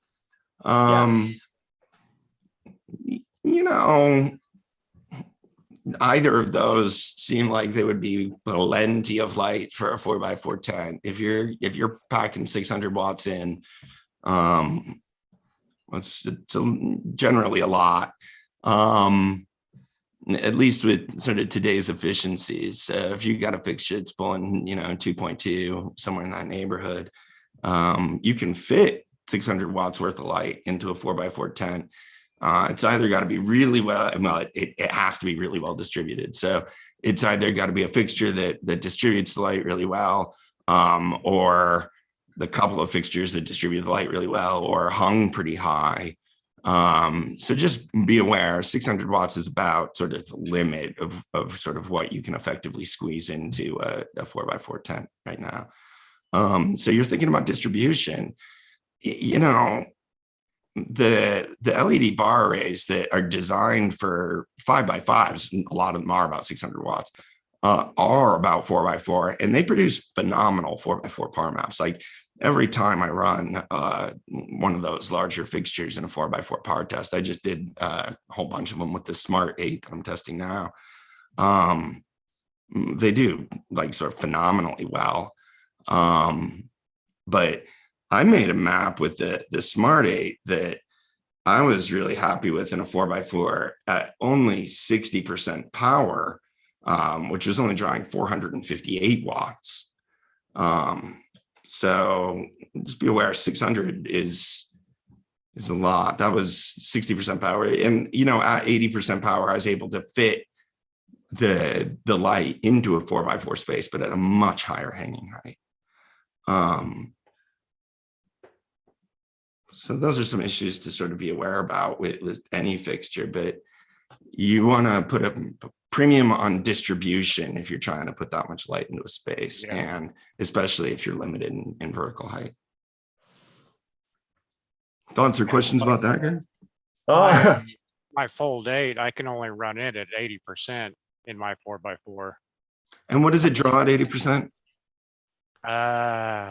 No, I mean, I know that. I could look it up, but I can't remember right off the top of my head. It's 600 or something, I believe.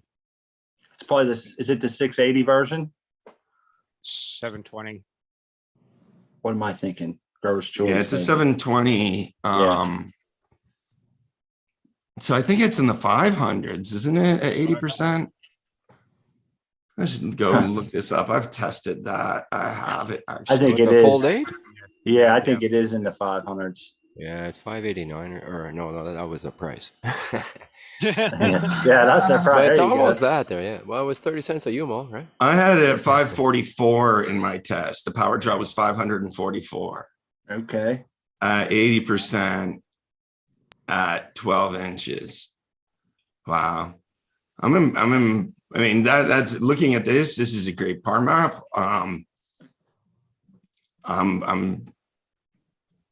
The Smart 8 had to be hung at 80%, had to be hung over twice as high. Yeah. Oh, really? Yeah. Yeah, That's and 1,000. better par map How in many the watts is end, it? but twice as high is kind of in a tent. There's not often that much vertical distance. The thing that I was impressed with though is that you can dim it down to 60%, still get over 500s in the corners, and run it at only 12 inches. So, if you ran out of space, that's sort of what I was thinking. But yeah, the Smart 8 at 80% was 635 watts. So it's more power, and that's sort of what I'm basing, like, at least it conforms to what I was saying earlier. 600 watts is a lot to fit. Yeah. 635 watts, I was able to fit it, but really high hanging height in order to sort of get that in, which is basically just letting the light spread out really well, but also burning off some of the light, in reflection. Did they change the layout at all of the bars on the Smart versus the Fold? It is, yeah, it's slightly different form factor, but it's more power. It's a 780 watt light or 760 watt light instead of a 720 watt light. Oh, yeah, a bit like what they did with the Fold 8 at first there. They had a version that was 760 watts for a while. Yeah. It was the same That's what I was- drivers, just probably turned down a bit. Yeah. Yeah, I don't think there's a lot of those 760 watters, but there were for a while. So that's Well, sort they're of both going the to be a same. collectible, the 760 watt version of the Fold 8. I think it was the drivers. They turned them down, right? The drivers were capable of doing 760, but they dropped it to 720, I guess, for more efficiency. I'm not sure if they were if they were just turned down or if they were different drivers, but I know Rowdy, we opened it. We actually have pictures of it. did you try GG to turn up the drivers? No. We were just waiting on GG to open their driver because they had the 760 watt and Rowdy had the 720, or maybe it's the opposite there. But one had one and one had the other. And we wanted to compare. In my the drivers. mind, I don't remember the details, but in my mind they were different drivers. But I don't remember. I don't think Yeah, we and those drivers GG are buried. ever mentioned yeah. it. I wonder if GG ever opened the fixture. Because I I don't know know. I was Rowdy just gonna did. say, I videoed it. wouldn't want to know, and I wouldn't open my fixture up. I'd leave it closed. Yeah. Oh, why not? Just to see what's going on. Yeah. It's interesting to see what's going on. I agree with that. I always think that the person who wins the fixture won't appreciate it if I sort of have taken it all. No. Yeah. Not the components, right? But no, if there was, The long and the short is that's a good light, man. If you got the first row or the second one, I don't think anybody's been unhappy that I've talked to. No, I haven't about that either. light. With the cost that they're asking for the flux that you get, and obviously longevity is going to be there. So far, it seems like I haven't heard of a bunch of problems. So that's a good light, and the medic grow seem to be coming through. Yeah. No, I'm trying to get this video done. I was pretty impressed with the performance on this one, certainly the price. Hopefully, I'm kind of thinking now it's going to be next Saturday for my next premiere. I don't know. And this week's going to be kind of an interesting week. I got some things coming up that I got to deal with this week, so I don't think I'll be able to get it done. And I don't like doing premieres on Thursday and Friday, because they're sort of my low traffic days on my YouTube channel. Yeah, everybody's free on the weekends. They can hang out and they have time to step to the side. And when they get the notification, Yeah. It's always been weird to me. My best day on my YouTube channel is Monday. Exactly. It's the crappiest day. Yeah. It's always been, well, it hasn't always been Monday. A long time ago, it was Sunday, but it's been Monday for like a consistent while. And I'm like, are just people showing up to work and just watching grow light videos is like that? Exactly. Is that what happens on a Monday morning? You don't want to do anything else. It's just let me just flick on YouTube there and watch Yeah. some stuff. I'm not doing nothing today. It's Monday. It's Monday. Monday stays strong all day too. Sort of Monday evenings are good. I haven't really been able to figure that out entirely in terms of like, the dynamics of human behavior. But it is definitely something that I'm interested in.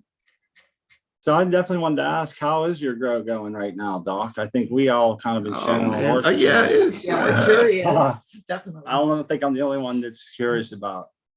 My grow is going. I still have the 4 plants being hand watered in the stupid 4x2 tent.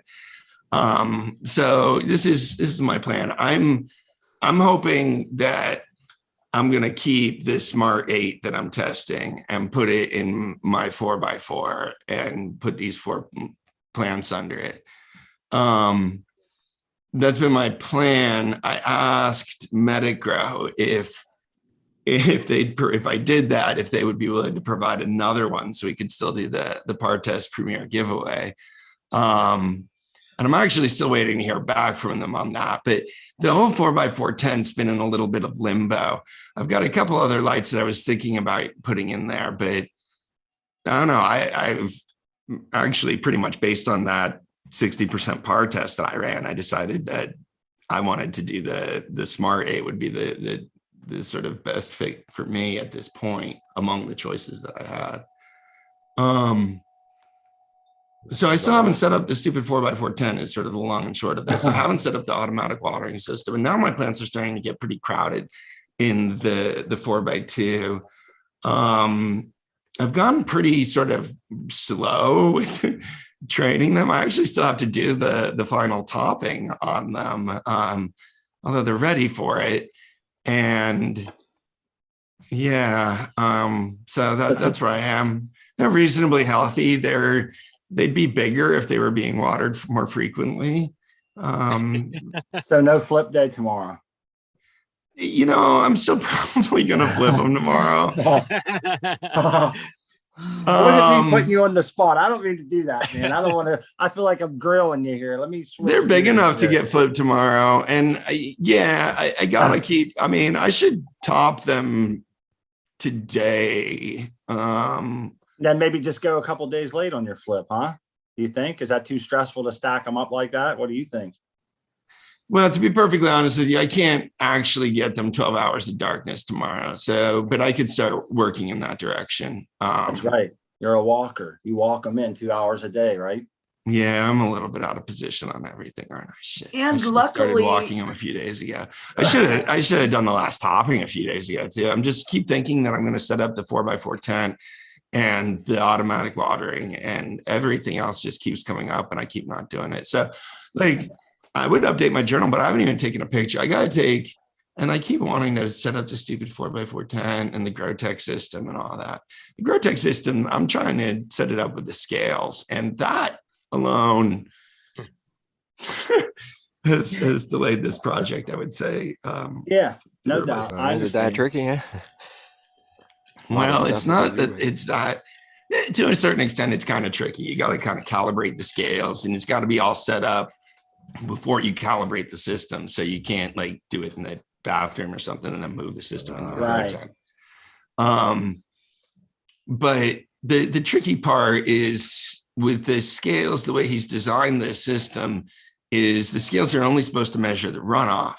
So a saucer has to sit on the scale and collect the runoff, but it can't be supporting the weight of the plant. It'd have to be under a grill like Smart does there. Yeah, exactly. So it's not sort of, I wasn't built up for that. You guys know about my self-draining saucers that I use. Oh, yeah, that's right. So I didn't have like a shelf thing or a grate or whatever. So I built a little shelf. At least I framed out a little 2x4 thing But yeah, that's the other thing that's sort of holding up the project is I still have to get the grate or whatever I'm going to do for a grate to put over the top of that. Good idea. And since I know I didn't know what I was doing with the light yet, there's going to be a moment here and it's going to happen soon. I'm still actually technically taking footage of the Smart 8 for the video I got to put together too. You know, the fun little trolley shots that I do of like the LED rolling underneath it and stuff like that. I got to do all those shots. Nice. Which is kind of a pain in the butt, to be honest with you, but I've gotten better at it. And then I can put it in. I might do a few shots of it like in the tent too, if I do all of this. So we'll see. Nice. I might be rowdy. I might be feeling guilty for not updating my channel. I wanted to maybe run through and let everybody know real quick how we're going to do this giveaway today, if that's all right. Anybody got anything else they want to go over first? I'll take a minute and so what we're going to do is the same way we did the fans. If anybody was tuned in last week, we wanted to we're going to have a random number generator on Crispy's phone, and what we'll do is there will be no it'll start sometime after 1 here. We'll get ready, and then we're going to go into the screen there. You see a little bench there with a piece of paper and an envelope. We're going to go ahead and what she'll end up doing now, this is later, not now, so I don't want a bunch of people to start guessing, but she'll go in just like that and she'll write the number down and put it in the envelope, and then she'll come back. I'll share it with everybody here on the panel so we can watch the chat, and we'll get everybody to guess for a while, and then we'll shut down the chat. We'll go ahead and figure out who the winner is, and the official winner will be announced by me in the chat. So as we're going through trying to figure out who won, try not to get too excited. I'll post the official winner, and then they can get a hold of us through the email that you'll see down in the description, Sundazed and Confused email at gmail.com. And yeah, some lucky person will win this this Photontek SQ300 watt that was so graciously donated by Photontek. And shout out to Doc for facilitating that for us and for us to be able to give back. We love the feeling of that. I've been apprehensive about this all week. I wanted it to run real smooth, and I want everything to go cool. We kind of got it to where we updated our Zoom, so it's a little easier for us to work, and we're able to spotlight. So we think we got everything worked out. It should go well, be fun, and hopefully we'll be able to do this again in the future. But this one kind of fell on our lap here. And again, we're very, very grateful. And I know I speak for Crack Babies and Puffy too when I say that, you know, they enjoy giving back as well. This is from all of us, and from everyone at Coco for Cannabis. That's like Crack Baby said, that's the home base, man. And we try to do everything off of that. So yeah. Cheers to that, man. So little details, like I'm gonna have the chat on the screen. Yeah. So Smod's gonna actually type start voting or whatever in the chat. So don't vote till then. Don't vote more than once. Unless you've already seen your number, then you get to vote again. But don't start posting 5-6 numbers, because we'll disqualify you. So you do one try, you make sure that you didn't take somebody else's number, and then that's it. We'll stop the thing, and it'll all be on the video there, so we'll be able to go back and see if there's disputes. Yeah. But basically, yeah, we iron out who won, and the winner. Yeah, is we're the going to winner. take our time. Now, and one do other it thing slow. we didn't mention is that if, let's say there's a tie, and you're equally 5 from the number, the one that's the higher one is the one that gets it. Yes, we're doing it just as they do over at CFC. I think that comes from the opposite of what they do on, which show is it, Doc?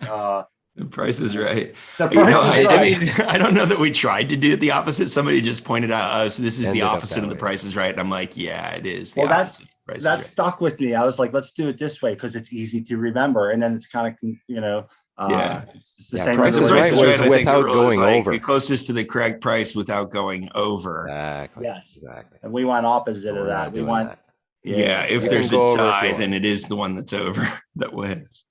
Yeah, so that's good stuff. Thanks for helping me out here, everybody. And I am going to lean on you guys to make sure this goes smooth. We're going to take our time and do it right. We'll make sure that we don't want to accidentally announce the wrong winner. So I do have one question for you, Doctor. We'll just come out. What's that? How long? How do I gauge how long to leave the guessing open for? Should I just count it as like a certain 5 minutes, or I think should it's like flow rate.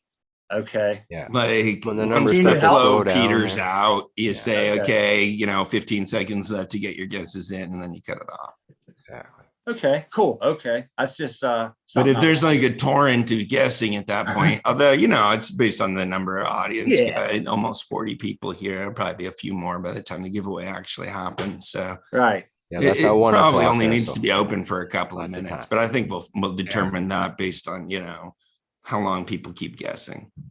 Cool. Yeah. That's I just trying to many- air out. how I think we should talk about the SQ300 a little bit. There you go. And the 200. I believe they're slightly different, if I remember. So for sure, tell people a little bit about it if you don't mind. Yeah, I tested this light that we're giving away back, geez, was that November or December? I can't remember, but back at the end of last year. It's a really nice light.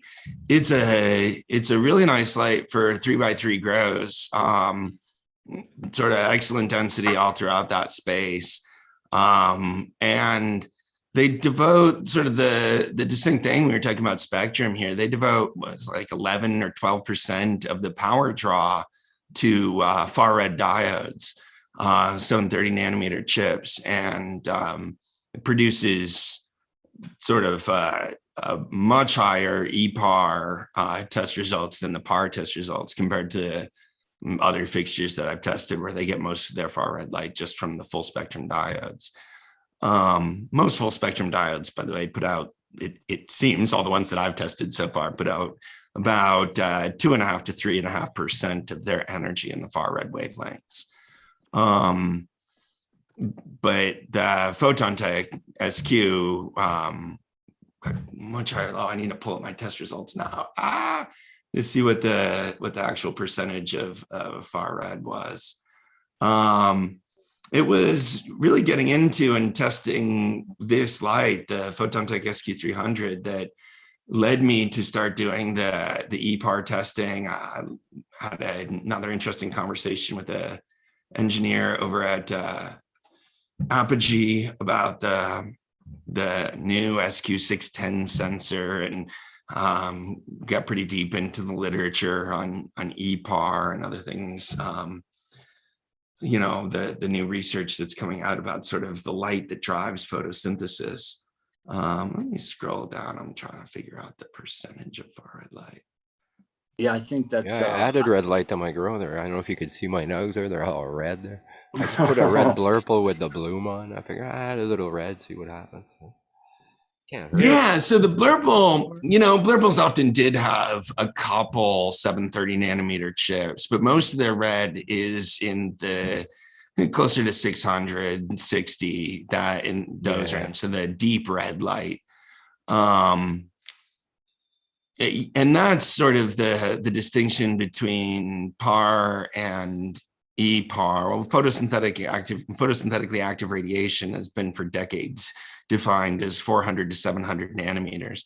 And above 700 nanometers, they didn't think those photons really contributed to photosynthesis. We've known that light above 700 was plant biologically active. Plants responded to it in different ways. We've known, for example, that it does things like promote stem elongation and promotes germination, early growth and seedlings, stuff like that. But it wasn't for photosynthetic reasons per se. It wasn't contributing to photosynthesis. So a lot of grow lights have not devoted a lot of energy to far red light above 700 nanometers. I think I have you often two little see baby it. You chips often on see it. IR advertised, and they'll talk about 730 nanometer chips. There's usually like one or two. Exactly. The SQ 300 actually devotes like a considerable chunk of its power to specifically driving 730 nanometer diodes. Wow. Yeah, 12% of its power. So 37.5 watts goes to far red light. Wow, that's a lot more. Yeah, I guess you could measure it with the E-power versus the power to see how much that blurple has. Yeah, no, I did. difference. And the far red density, the far red average density was 75.8 micromoles per square meter. No, I don't know if I ran the numbers. I'm running different, sort of learning how to analyze these numbers, and I'm not seeing it. Maybe I should update this test report, but I want to see what the percentage of the total flux that is. So that 70, the usable photon flux would be 61.4 micromoles out of 681 micromoles. So that seems like a little less than 10% of the total flux is far red light. That compares to, your average fixture, which is just getting far red light from the full spectrum diodes, is going to get about 3% of the total flux. So the SQ goes, basically triples the amount of far red light as a ratio of EPAR. Oh, that's right. There's always a little bit of the far red in the regular chips that's bleeding over, and then they'll add those few chips that are dedicated far red. Yeah, and unless you add a lot, you're getting most of your far red light from the full spectrum diodes. Yeah, exactly. Like most of your far red light from the full spectrum diodes. So other than this, I've tested now all the rest of the fixtures that I've been doing. That Vipar Spectra, was that the XS4000 had a few far red diodes, but the bulk of the far red flux was just coming from the full spectrum diodes. Adding that, a couple far red diodes doesn't even sort of make a splash in the pot. You have to add a lot, and you have to really devote power to that. So it's interesting because I think adding a couple far red diodes is basically for marketing. It doesn't really change the amount of far red light, but you can say, like, we have IR diodes. Exactly. Just to say that it's there. Technically it is, but it's useless. Like yeah. But if you're really adding them, and I've talked to Martin Faro, I talked to him actually several times. He's the lead engineer at Photontek, and talked to him about the design of the SQ lights. He intentionally put a lot of far red into these lights. He sees them being used either primarily, drop something off my desk, either primarily for germination, where far red light is extremely beneficial, or for flowering, for full cycle runs with flowering. And he sees benefits for really supplementing far red light there. He started doing that primarily for the P-bar benefits of far red. And based on sort of experience, having, experimented with different spectrums and different outputs, sort of before a lot of the research on EPAR came around, showing that those photons are also actually photosynthetically active and are aiding overall growth. They're not just doing sort of the P-bar elements, the plant signaling and stuff like that. Interesting. That's pretty cool. That, I wonder if he saw results that were like, hey, man, there's something going on here. Yeah. Well, I definitely, like we were talking about earlier, when I added that far red chip board just to, my 4 little sprouts in their Jiffy pellets, like they grew an inch overnight. And, you can get like full-size plants growing an inch per day is one thing, but getting like little seedlings to pop like that, I was like, damn. And they all had multiple roots coming out of the bottom of the Jiffy pellets. So it actually, like, I thought it was doing too much of it potentially. So I eased back, but no, I definitely think I noticed a difference there. Interestingly, Smot mentioned the difference between the SQ300 and the SQ200. The SQ200 has even more far red. The thought behind that again is It's this is a light that's often going to be used for germination, and that far red, that investment in far red light is really going to pay off there. It's nice to see the science go right into the technology that quick. You know, a lot of this science isn't that old, you know, that the reds and like you just mentioned. So for them to be putting it in. Yeah, and you mentioned some things about Photontek. This is one of the things I really like about Photontek. They're not just adding the far red diodes because, you know, they want to advertise that we have IR diodes. Like, our team's really getting in there and thinking about how are these lights going to be used? What do we want to invest our energy for? And adding more far red diodes hurts your efficiency statistics by almost every lab that tests it. So he is getting lower PPE numbers back because all of the efficiency testing right now, other than like ours at Coco for cannabis, basically, is only measuring PAR. And it's counting your entire power draw against you. And it's only measuring the PAR light output to determine your efficiency. So he's still choosing to invest, you know, 11, 12% of the power into far red light. He gained no credit for it in the efficiency statistics. But because he thinks that's going to be sort of the, you know, the right light, the right spectrum for the specific application that they're designing it for. Like a pioneer, he took a step forward before the science showed it. Basically, that we're, you know, yeah. Well, we knew. I mean, again, he wasn't the only one that knew that there was sort of those P-bar benefits, those responses the plants would get from far red light. But you're right, there weren't a lot of companies that were really dedicating energy to it in their fixtures to that extent. And if you were testing, and they still don't. You know, when you get these grow lights that are advertising UV and IR. They're not, just be aware, they're not dedicating a lot of power to it. And if they are, they'll advertise how much of the power is going to those UV and IR diodes. If they're not advertising the power ratios, it's because it's not much, and it's because it's primarily there for marketing purposes. It's not really going to change the significant result. You know, it's so low, it's not worth mentioning. Yeah. But I get that a lot from people, and they're like, "Oh, they took out the IR diodes or they added UV diodes." I'm like, guys, you're not paying attention to the right thing in these lights. That's not, and that's like the pretty glitter to sort of distract your attention away from the rest. It's like giving a car a paint job or something, right? You want to pay attention to the powertrain more than the paint job. Yeah, what it looks like is irrelevant, really. I mean, unless it's all rusted. Yeah, it's cosmetic.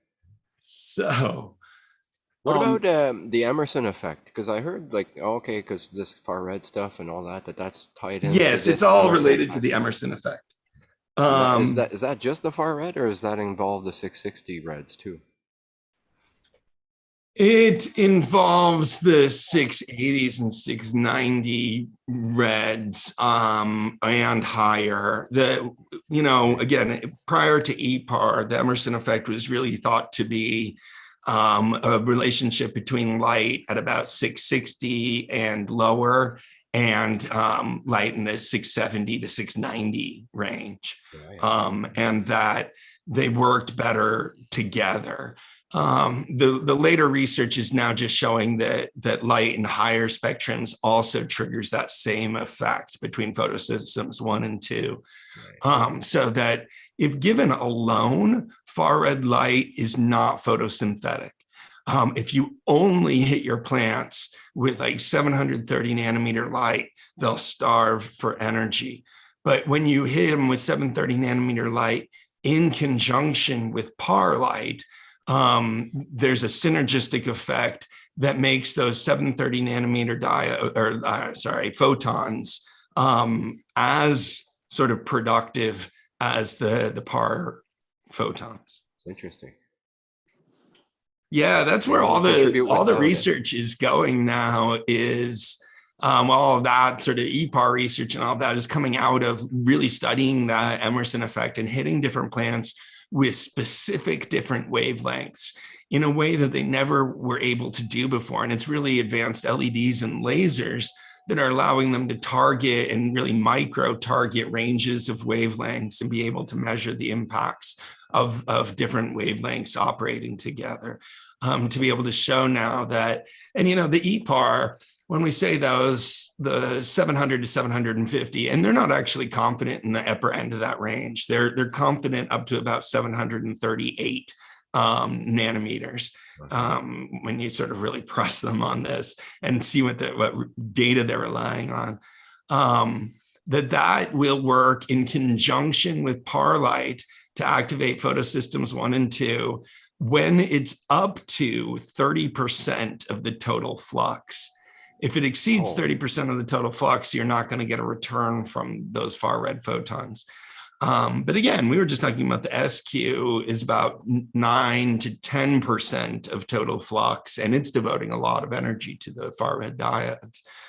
Most fixtures only have about 3% of the total flux in the far red range. So what I'm adding is more in the 660 range, so it's probably not adding that much. There are a couple little R chips, but 660 light is beautiful for plants, though. Almost every fixture on the market tries to spike the 660 range. It's very active for photosynthesis. It's very efficient light for photosynthesis, I should say that. So, and it works in conjunctions with other lights, with other wavelengths. So yeah, adding the deep red light is there's no problems with that. Nice. I was worried about how much, but shit, you just said 30% they're up to. So that's really specifically above PAR, within the PAR range. And I always feel funny saying this now because we don't honestly know what the limits for EPAR are. In terms of sort of overall density, we are pretty comfortable with what the limits for PAR are, and we could extrapolate what the EPAR probably was in those tests, right? A lot of the tests were using HPS bulbs, high pressure sodium bulbs. They were only measuring the PAR range, but we can approximate based on their PAR readings what the EPAR would have been from those light sources. But that's not really the right way to try to figure out what the EPAR limits are specifically. As of yet, we don't have research that targets that directly. So it almost feels like a loophole in saying that your limit is 1,000 micromoles in the PAR range. But then, if you have a lot of far red light, you can go right past that 1,000 micromole limit. Well, to what point? Yeah. I mean, if your PAR, and because to be honest with you, it's really the EPAR number that's the real limit. It's sort of an artifact of the way that we learned about light, that we think of that 1,000 micromole PAR limit. If EPAR is contributing to photosynthesis, it also counts. So what's the EPAR limit? Is it like 1,100? Is it 1,200? Is it only 1050? And that'll depend on the percentage of far red too, right? If you got 30% far red, it might be different than if you had 10% far red. You know what I mean? As far as how much UMOLs overall. Yeah, sort of the way they're describing the data, it shouldn't be. I say that far red photons contribute equivalent energy to photosynthesis up to about 30% of total flux. So there should be. If you went over, then potentially. You could potentially start to see, drop off there. But can you just say, okay, I'm going to get 1,000 micromoles of PAR and then add 30% far red and get the EPAR up to 1,300? I don't think so. I think that would be too much overall light. Getting back to like the Chandra studies, we could estimate what the actual EPAR was in those studies based on the light sources used and the PAR readings that they measured. That would probably be a better way to sort of stopgap and develop that. That's true. The data is there. Yeah, and you can measure those. It's an interesting, and I would say as of yet, open question. It's something that I think a lot about in studying these lights, because otherwise it seems like a loophole in order to get more light. That's good stuff, man. I think a lot of people get they wonder those same questions, you know, and then they start to see this new studies out and everything, and how does it apply? So I think it's pretty good. It was Pretty like the good. dark matter of light, right? We didn't, you know, maybe some saw the effects, but they couldn't explain it. It's like, you know, it's above what we're measuring. Yeah, that's actually pretty interesting. Going back and reinterpreting some of the sort of older data by McCree and Emerson and others with sort of the EPAR perspective. Exactly. EPAR actually explains a lot of the data better than the PAR data that they were sort of relying on. It better resolves the sort of inconsistencies between the observed and predicted results of different experiments. These guys should release an updated, okay, this is after hearing about EPAR, and here are my conclusions, you know, because I mean, they would definitely, you know, the light would turn on in their head right away about, you know, whatever it is they missed there. Who, Apogee? Well, whoever wrote those papers, like McCree and, you know. Yeah, McCree. I mean, this is sort of the scientific, I mean, a lot, the McCree paper that I'm thinking of and the data that they went and reanalyzed was from like 1974. Is he even still alive? You know? That's an interesting question. I'm not sure off the top of my head. But But yeah, this is the advancement of science. It works sort of at the top level. I mean, there's people out there with these high-powered lasers and these advanced LEDs and these advanced quantum sensors that are measuring and trying to understand, you know, the photosynthetic potential of different combinations of different wavelengths of light. They're refining that knowledge into sort of peer-reviewed studies. Those studies are getting disseminated. There's some popular figures in this space, like Bruce Bugbee, who does videos and other things like that to help bring this knowledge actually out to the public forum a lot faster than it does in a lot of other sciences. But that's happening. I mean, That's EPAR is in the process right now, I would say, of replacing PAR as the dominant metric for understanding light, especially in artificial horticulture, indoor horticulture, and artificial light. Science, man.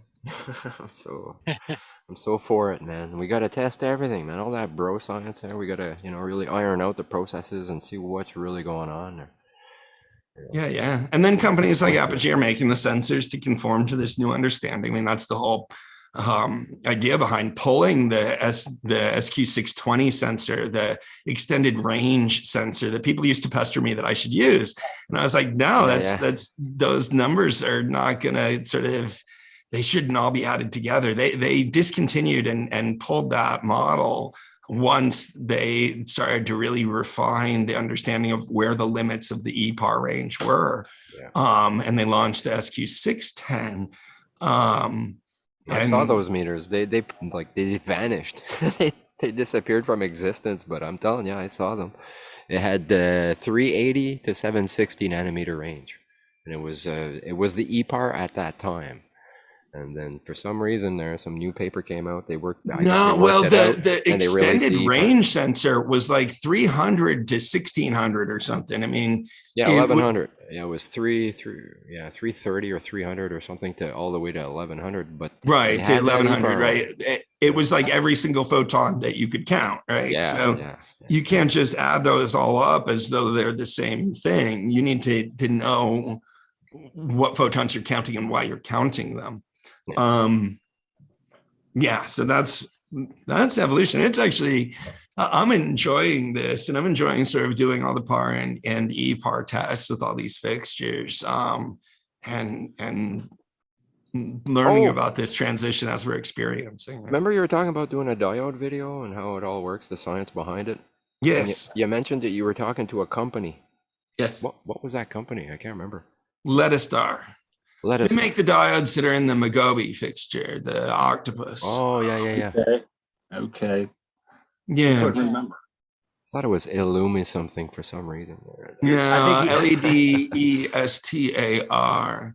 They make some pretty interesting diodes and good quality diodes with ceramic base. They also make 2 double chip diodes, which are interesting. yeah, I haven't seen a fixture with them. And then they told me that if I wanted to for my video, that they could make a fixture with those diodes and ship it to me. I'm like, oh, these might be cool people to make a video with. So For sure. Yeah, I kind of pitched that idea back to them. I was like, well, I don't know if I want to make a video with like some random fixture that you make, but I think it would be interesting to make a video of like going inside the diodes and talking about the component parts, you know, how they're made, what they're made from, what you would look for in a quality diode, how to differentiate between, you know, cheap diodes and more expensive diodes. You know, why different diodes would have different, you know, power ratings and what would contribute to different efficiencies, and like what's the difference between a single chip and a double chip diode. What are some of the issues that go into the single spectrum diodes, like the 660 nanometer diodes, the 730 nanometer diodes, et cetera. Yeah, I would like to do that video because it would get me into some things that I would learn more about as well. So I was like sort of diving into these projects, learning a lot, and then communicating that out to the audience. So I think I'm going to, I'm at least going to continue to sort of talk to them about that. I'd just be interested to see if they could send me, you know, components of diodes and things like that I'd be able to show off and play around with in the video. They are the one that sent me that sample diode board that I was playing with that has the red diodes that I was blasting on my. Oh, cool. Nice. Oh, that's great, man. To have a company participate like that. And I mean, you know, you can throw out their name, make it worth their while. Yeah, I mean, so I kind of do. I evaluate things like that, right? And yeah, it's not going to be sort of paid promotional content for their brand. They appreciate sort of the exposure that I'll provide, but the videos are always my own agenda and sort of what I want to be able to communicate to the audience. It's just free advertising. They're participating, so they're, you know. Yeah, they get the giving name stuff out, and to look to at. the extent that the equipment holds up and does well, then that acts as advertising for their brand, I'm sure. Exactly. It's an endorsement from you. Well, I'd say that's a pretty good one. Yeah. You know, their angle on it, I think, is to market their stuff to the grow light companies, right? Because they're not selling diodes to us growers directly. They're trying to market their brand to grow light companies. So they want grow light companies to sort of. It'll trickle down, you know. Yeah. If we demand a certain product and it's like it gets popular enough, they'll change.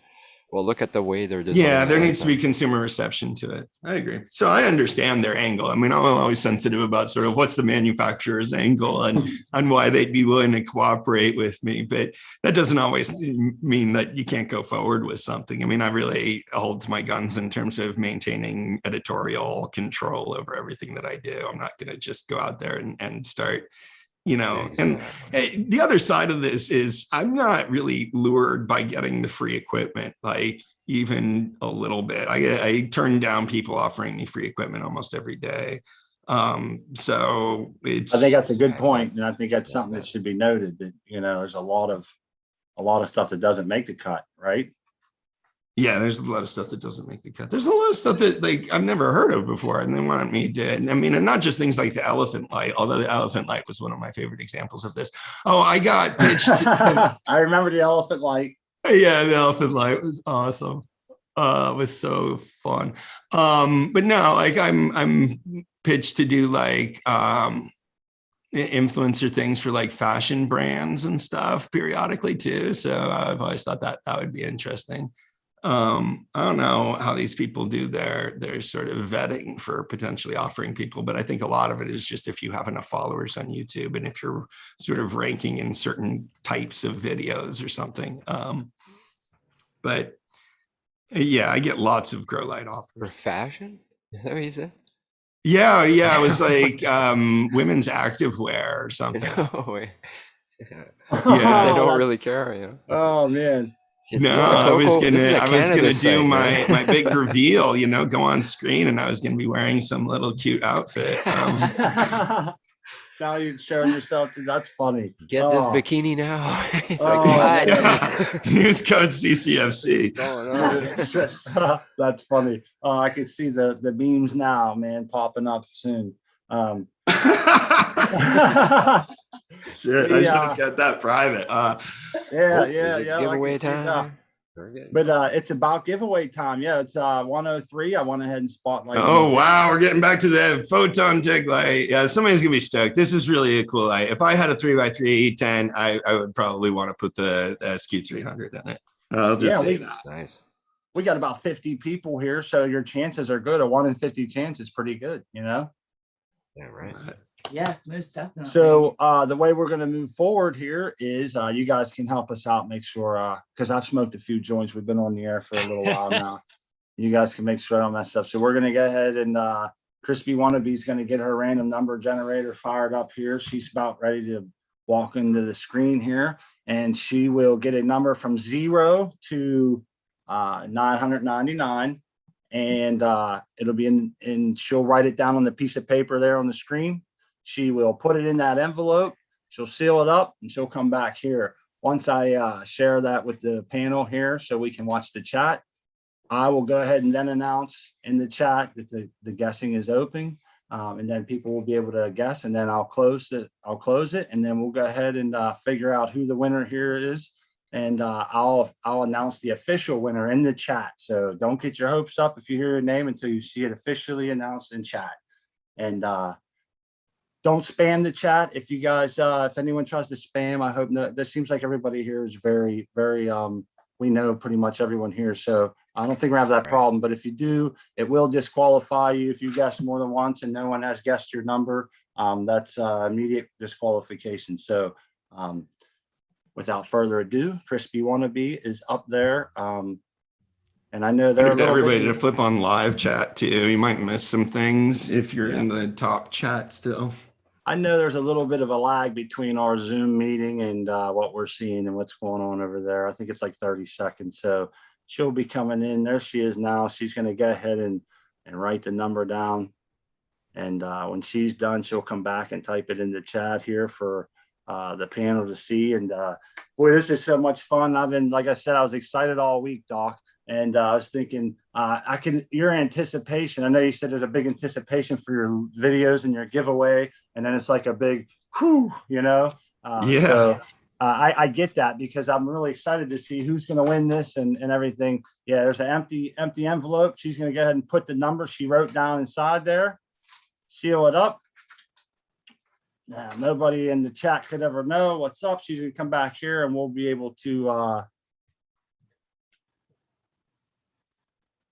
she'll write it down in there.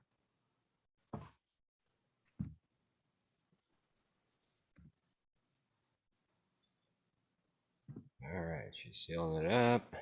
All right, we're waiting for you to say go, Smart Poker. Hold up. On, No, YouTube we have YouTube. to. YouTube is still showing the envelope. She's just sealing it up now. And there we go. Okay, envelope sealed on YouTube. All right, so we're getting there.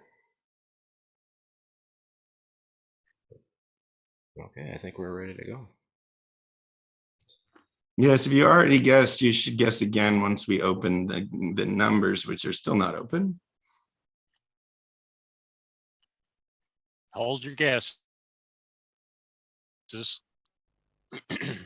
Wait till he types it in chat.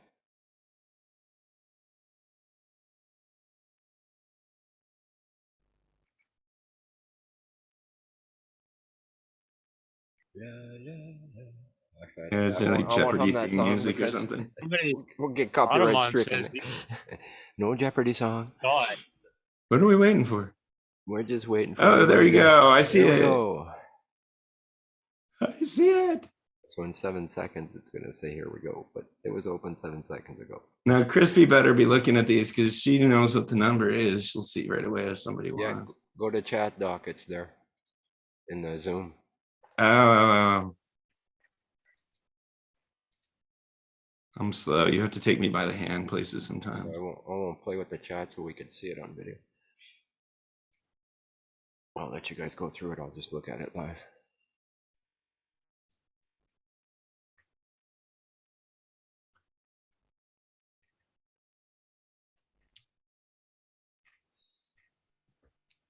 Get your guesses in, everyone.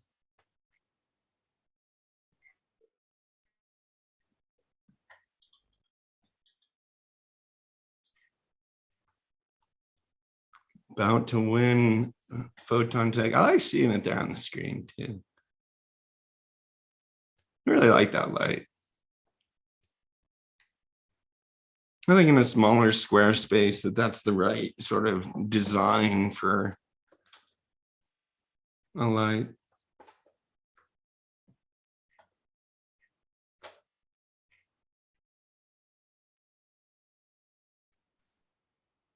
I think the guessing's petering out too. We could probably get close to cutting this off, Smart, if you want to announce sort of how much time is left for them to guess. And then wait 7 seconds before you actually do it. For it to appear on screen for them. It's not there. He's muted. I think better water chat. He's going through it there, trying to figure it out. Hey, he's probably Oops, talking it over. I'm sorry, I was muted. I was talking the whole time and I'm muted there. Yeah, I figured you must be muted. I'm like, he wouldn't just Yeah, walk away from his own show. No, I'm totally sorry. I was sitting here saying like, yeah, we use the other light, the Photontek SQ300, blah, blah, blah. And then, yeah, but I'm going to go ahead and close the contest now here. And cool. And she's going to go ahead and go up to the screen here and she I can. think open I up. see the winner. I thought Yeah, I I saw did the too. winner too. Yeah, Okay, it And just appeared on. I do too.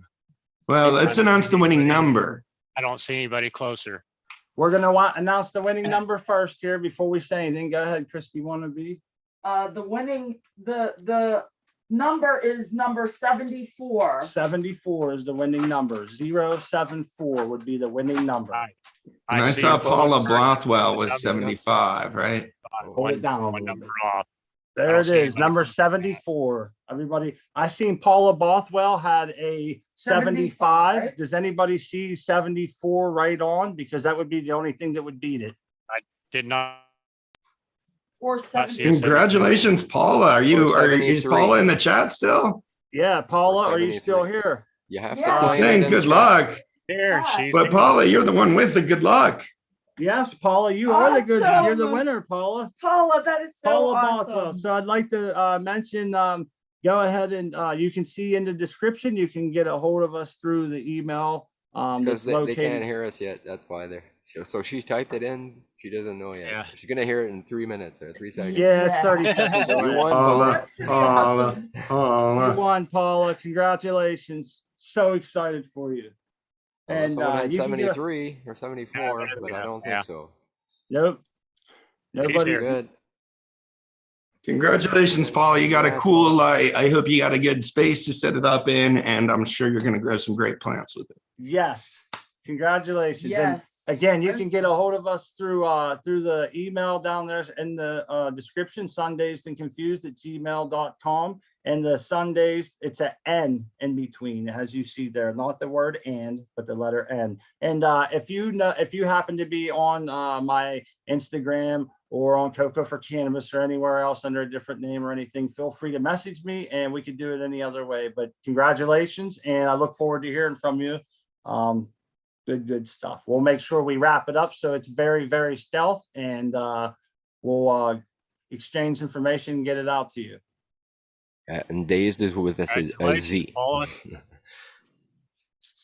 Yes. And So thanks there you go. thanks to Yeah, the panel here. She just got an awesome light, Good Yes. for her. And thank you, Doc. This is so much fun. Yeah, and To do we this. couldn't have did this without Photontek and without Dr. Coco. And we definitely want to shout out them. And Photontek sponsored today's show. So if you go over there to buy a light, please use the code SmartPokerCFC. Save yourself some money, and that's what it's all about, spreading love around. It's nice to be able to do. I hope we do it again someday, but this was Yeah, fun, our very absolutely. first one. Giveaways are fun, and doing them Yeah. live like this is fun too. I mean, that's my sort of my biggest joy about doing the Partest premieres now is the giveaways associated with them. So it's something that I always look forward to. And yeah, this was fun. This is a nice light, nice prize for Paula. I hope Paula's just stoked and doing her little happy dance right now. Yes, You got a really nice light, Paula. You're gonna love it. Beautiful. We're doing a happy dance here for you, Paula. Yes. We're super stoked for you. I actually have a celebratory blunt here. I figured, I believe Dr. Coco said that he had to leave before 2, so I don't know how much longer he's going to be with us. So I wanted to see if. Oh, just before 2. I can keep hanging out for Yeah. a little while longer. No problem. Another 20, 30 minutes. No issues at all there. I know that they come by here to see us anytime, Doc, but we have someone on that can answer specific questions. We like to get a few out there. So if you don't mind us kind of like slamming you up here with a few. Oh boy. There we go. Still early in the morning. I don't. Yeah, he's still sipping his coffee. But Yeah. Cheers to Paul. Cheers to all the chat. You know, it really is about giving back, man, and that's what we've been that's been cultivated in us through Coco for Cannabis, through the chat room and the forum over there, and the panel here. We all share the same ideals and the same as far as like spreading the grower love. That's what we're all about, and trying to get the knowledge out there. And we appreciate everybody helping us give back and showing up here. And we hope you subscribe, continue to watch, and be involved, and go check out CFC. And go check out the show tonight that Doc's a part of, and a bunch of other great panel members at the Cheap Home Grow, Growing with My Fellow Growers. And we'll see you over at Coco for Cannabis tomorrow, where you can have another chance to win a light. Yes. Yeah, go register for the Grower Love giveaway on the deals and discounts page, guys. That's going to be a fun little drawing to do tomorrow. Yeah, no, this was fun. This was fun. I'm happy. Yeah. It's fun when somebody that's here live wins it, right? And Paul is like actually in the chat, and it's a really good prize. So you guys, good job. Yeah, good job pulling off your first giveaway. Yes, and you know what, it just occurred to me that this is our very first giveaway as a group show here and everything, and we're so happy to be a part of it. But it's going to be cool that now every time that Paula sees her Photontek 300, she'll in the back of her mind think of Sundazed Confused and all the panel members here in this day. And I think that's pretty cool that we're able to, you know, be involved in the community like that and have a good positive impact. It makes me feel good. And I don't know, I feel like a big relief now that it's over. Absolutely. And we're able to, you know. That's great. Yeah, you know, it's a gift to give back to the community, and giving gifts really, you know, anthropologists have talked about this for years, but giving gifts helps the giver more than the receiver oftentimes. And it feels good. It builds connections, it builds relationships, it builds that solidarity that we all share as growers in the community. It strengthens on the values that we always talk about in terms of, you know, growing together and grower love and all of that. So I love that you guys sort of pick up on that. I love the spirit of collaboration and paying it back and spreading the love. That's what it's all about. It's better to grow together. Yes. Well, this is a little bit off subject, but I hope nobody minds. But it is the Super Bowl day. It is Cincinnati versus the Rams. We got to do our picks, right? Does anybody even care to do a pick or what? I'm definitely going. I'm definitely going Cincinnati. They're the rivals of my Steelers, and they never make it. I feel bad for them, and this is my olive branch to all those Cincinnati fans. Yeah, I'm in Southern California, so I'm going to go with Cincinnati too. Okay. Crispy, you haven't seen the costumes yet. Yeah. She always picks based on the colors of the costumes, and I'm saying this in quotation. Nice. That's a tough call. Or the underdog, the complete underdog. Yeah. Everybody likes the underdog. Way, so I can't see. Yeah, I don't have a dog in the fight. I kind of gave up on the NFL, you know, a few years back. So yeah, I kind of did too. That's why I didn't even occur to me that this was on the Super Bowl Sunday until somebody else brought it up. I was like, oh, exactly. Yeah. Same here. I was thinking, it was like after we had already announced it was a week later. Someone's like, you decided to pick the same day as the Super Bowl. And I was thinking, I really don't watch it. I will go through it, the Super Bowl, just to see maybe some commercials or something. And I do flip through and check on my Steelers every now and again, but I don't really follow it like I once had Exactly. time to, or Yeah. Often it really wasn't considered. It's like, oh no, it's Super Bowl Sunday, we can't. It's no, like, I didn't even think that. no, We So were we're thinking doing our more show. about, Valentine's than Super getting the Bowl. light out there. Yes. Yes, and I just wanted to say to Paula, being a girl, this light is easy for me to pick up. Yeah. And Yes, and that's for anybody that might be having. It's a good size. Yeah. Yes, there she goes. I think it's 11.4 pounds, and it's a not very heavy for as much light as it kicks out, and Yep. it's going to be a good light for your space if you have something that'll fit it. I personally, Aesthetically beautiful. Like it's a I was really nice personally looking at it piece. thinking, man, I could throw a 3x3 tent in there, no problem. Looking at it a while back when we first got it, and I was admiring it, thinking, how it is. You see it, and you're like, no, I want to try that light. I want to try that light. I want to try every light I see. So yeah, it's not. I think it's going to be great. And I told everybody, check out Berkshire Buds. He's in flower with one of these right now that he's been running in. Wow, it's doing great. Yeah. Yeah, Burke's done great with his. Yep.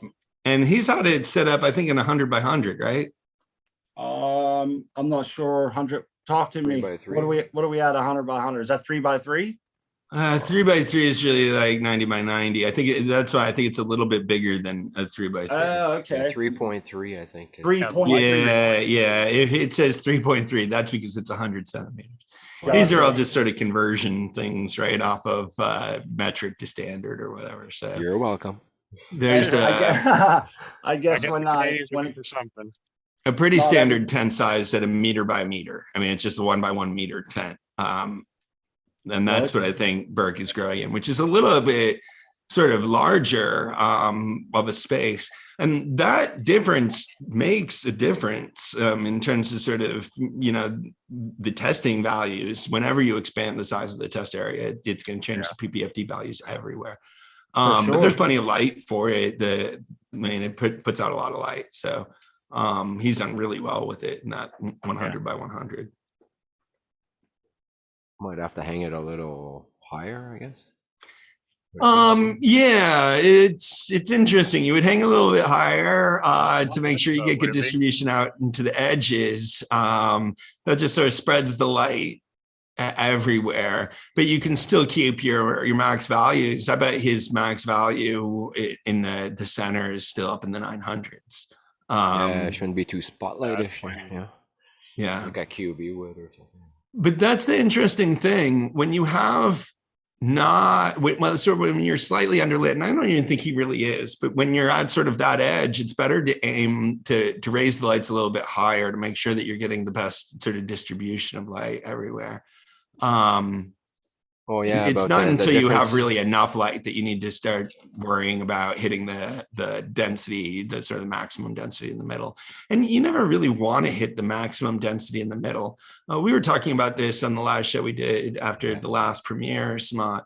Like the thing that you really want would be the highest average with the lowest maximum. That's what you really want. The You don't 400-500 want to just rays. get up to 1,000 micromoles just for the sake of getting up to 1,000 micromoles, but you want the best average. So if You it wanna hear- raises your 400 to 500, then it's worth that 1,000 lumens in the middle potentially to get the edges at least. Right. I would drop 1,000 in the middle down to 700 to bring a 400 up to 500. Oh I'd yeah, drop it down to raising it. 600. Yeah. I mean, getting from 400 to 500 is so much more important than sort of getting past 500. Exactly. There's I Because have you're not my, reaching the better saturation gain point. lower in the spectrum. Right? What's that? There's a better gain lower, or not in the spectrum, but in the intensity. So if you're going from 5 to 6, that's better than going from 8 to 9. Yeah. Well, at about 500 micromoles, carbon dioxide starts to limit photosynthesis. Before that, like up until about 500 micromoles, you're not limited at all. It's like the low hanging fruit, right? Once you get to 500, it becomes harder and harder to continue to get gains because carbon dioxide starts to limit at the margins. So the yield curve starts to like drop off at that point, right? And that's at Um, 400 ppms, CO2, like the standard 400. Yeah, at about 400, right? About sort of atmospheric, which is changing, but It'd be yeah. nice to have a like a chart that tells you, like, if let's say if you have 500 or you have 600, like how much higher can you go?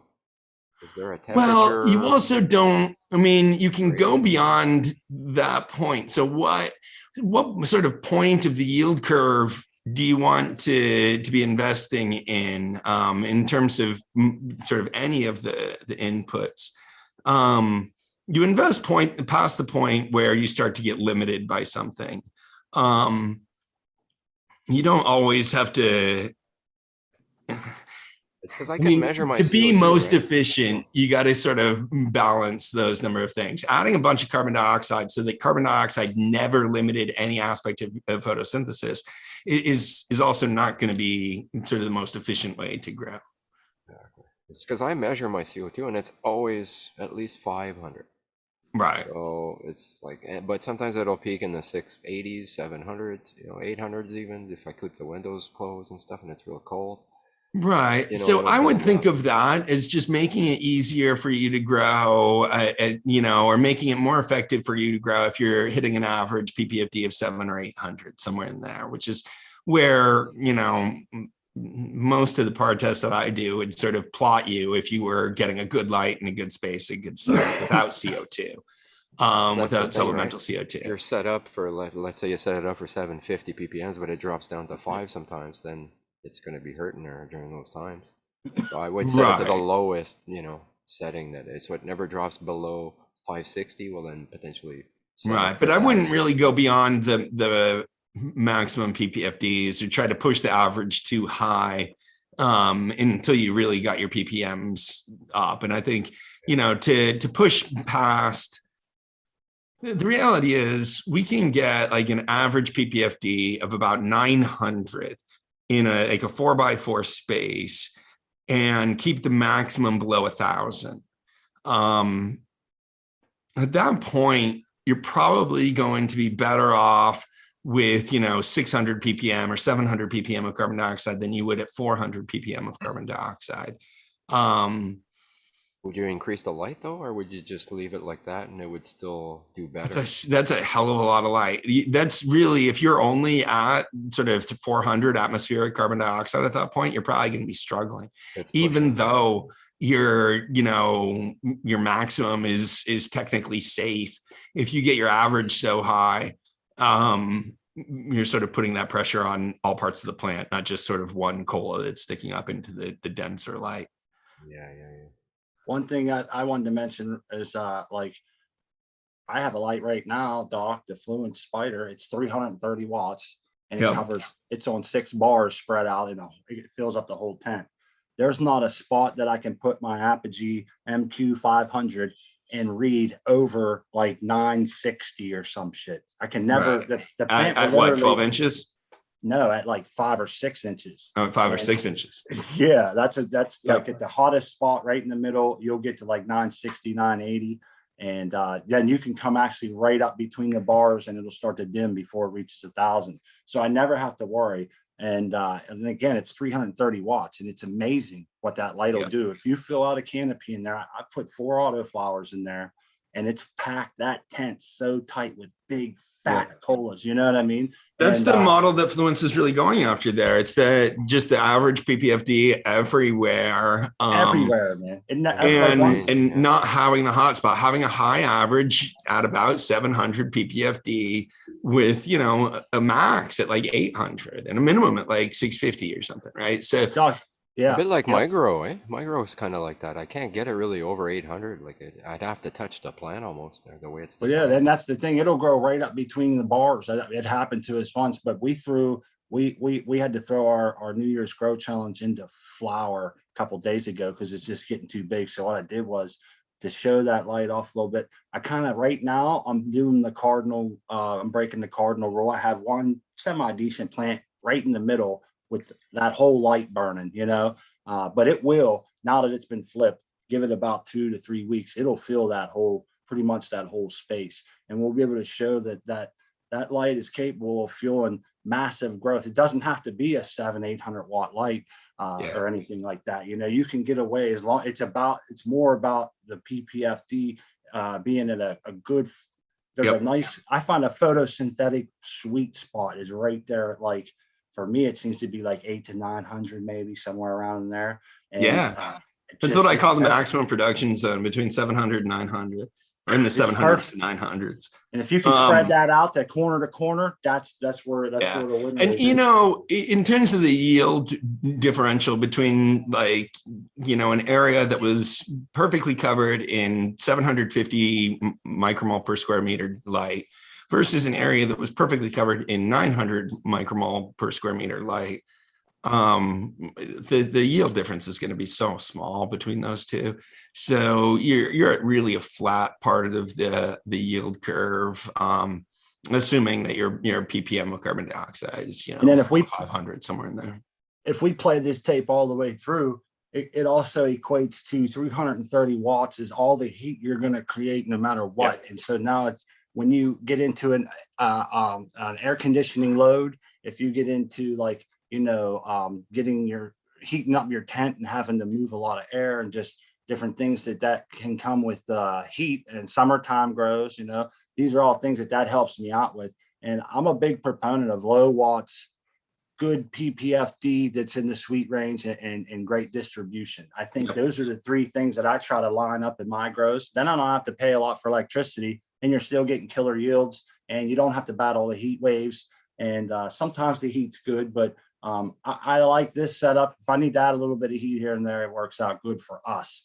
And so I think it's important that a lot of these lights are 800 watts, 720 watts. It doesn't have to, and that's why they dim them down. Then they get the good distribution. But when someone mentions the wattage, I think the point here is that it doesn't really equate to what you're going to draw. You'll see a lot of people 1 gram per watt, and I'm thinking, if I told you what I'd get with this Fluence, you would call me a liar just based on those parameters being in such good check. Does that make sense? Yeah, absolutely. Because you're being really efficient with a fixture like that in distributing light. You know what the downside is, I think, Smart, is the target to canopy is so close. I find those lights, they max out efficiency in that way. And if they physically distribute the light, if there's a large enough fixture, then you can really get good distribution, because, you know, you're distributing the light by physically moving the diodes to the part of the canopy where you want there to be light. The issue is, I think they're harder to grow with while the plants are growing if you want to hit those good densities, because you can get plants growing 2, 3, 4 inches a day. It's hard to keep a light that has a target distance of only 6 inches adjusted. You need to sort of constantly adjust that light. So Fluence was going after the vertical farming market, really, there, where you're trying to minimize the clearance, the vertical clearance. And a lot of growers in tents have similar concerns. So I'm always sort of torn about what is the ideal kind of hanging height. If it's lower, the light will be more efficient, but harder to use, sort of, because it's going to require more frequent adjustments. If you have a higher target or average target, you also have a bigger range. So a light that, you know, the target is 6 inches, like the Fluence, you're really good from like 6 to 9 inches. You got like a 3-inch play. If your light is really 18 inches or something like that, then you probably have 6 or 8 inches to play with before you have to actually adjust your lights. Those are sort of the other side of that. But if you want to go for maximum efficiency, you follow the way that Fluence did it. You get diodes really spread out, a ton of diodes at a pretty low power draw to make them all very efficient too. You physically distribute the light by sort of spreading out the diodes themselves.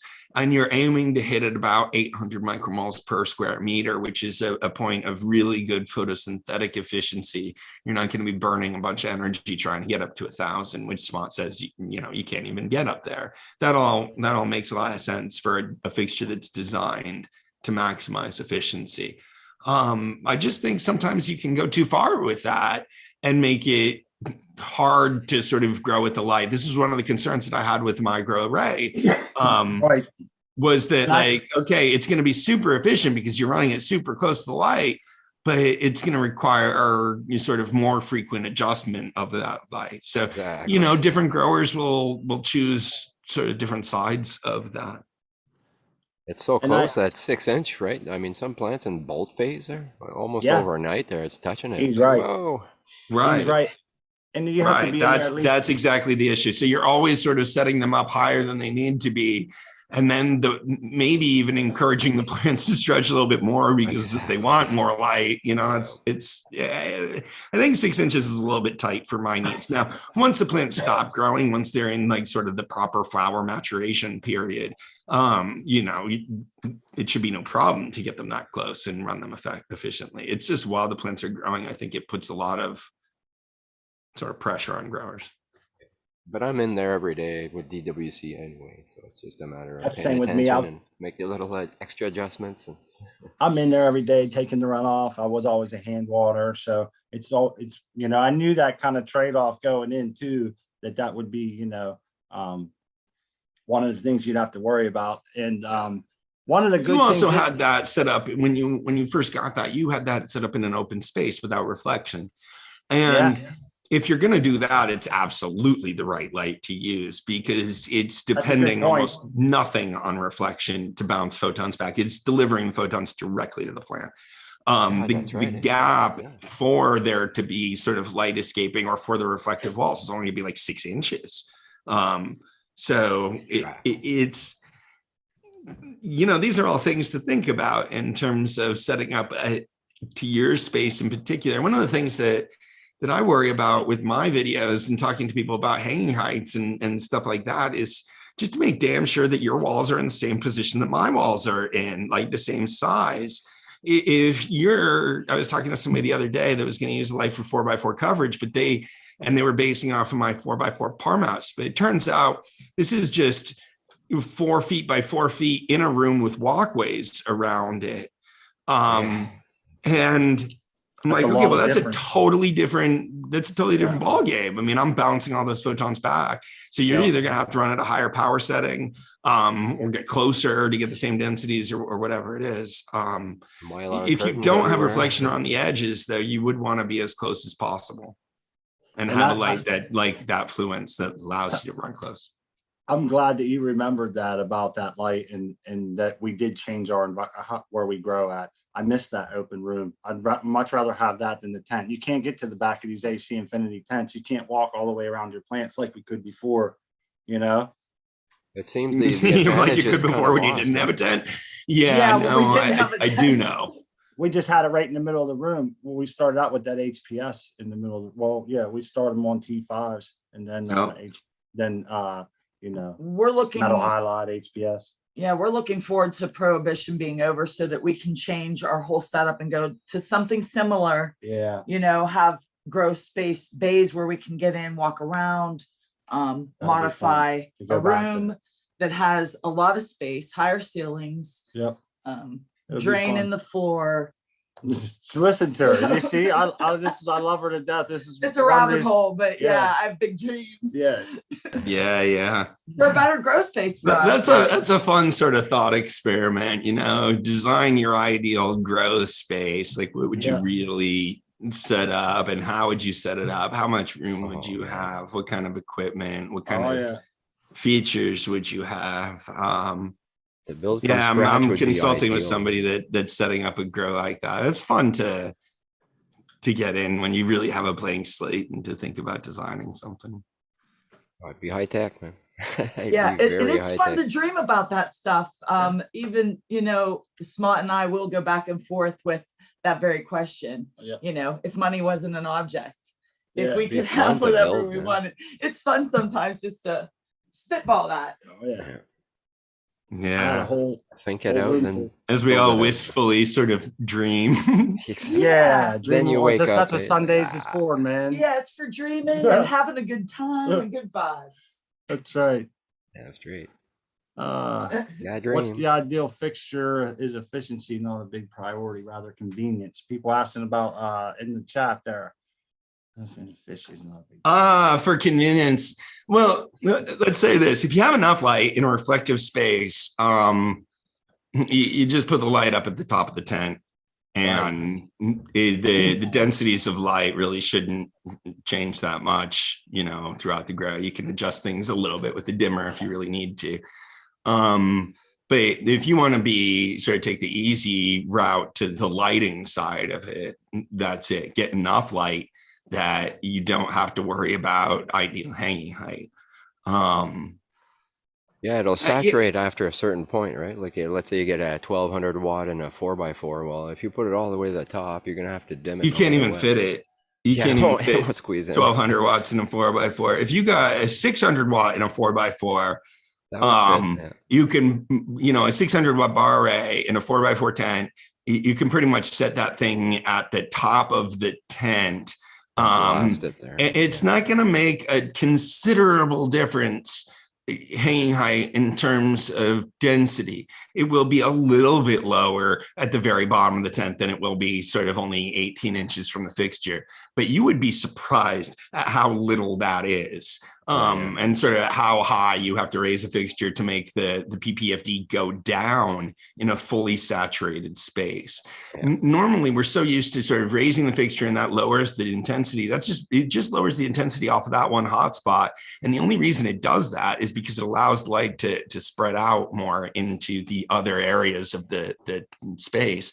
But if there's already good density light everywhere, moving the light up just allows that light to spread back into the place that the other light was spreading away from. I mean, so it saturates, exactly. It's just doesn't saturated change everywhere. much. They're just exchanging photons. They're bouncing off the walls a little bit more, and you lose a little bit to reflection when they bounce off the walls. But by and large, once the space is full of light, hanging height basically doesn't matter.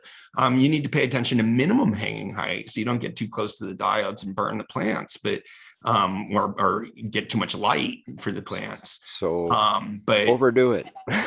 Yeah. If you can, you know, why not? So that's sort of the around. strategy, I think. And that's what we were talking about earlier, like with the 600 watts. If you're going to try to run 600 watts in a 4x4 tent, unless you're running really old, inefficient technology, like HPS, for example. Yeah, you got to be able to dim, right? Like, well, you want to like at the very least, you don't want to be able to dim for early growth. You wouldn't have to dim it once they were properly vegetating, but you would want to have, it wouldn't matter sort of the hanging height. At that point, the only thing that matters is the minimum hanging height. Like the optimal hanging height is almost always higher than the minimum hanging height. With the fold 8 and the 4x4 to see like if you maxed it out, how high you had to put it before it just kind of evened out? I couldn't. Oh, you couldn't?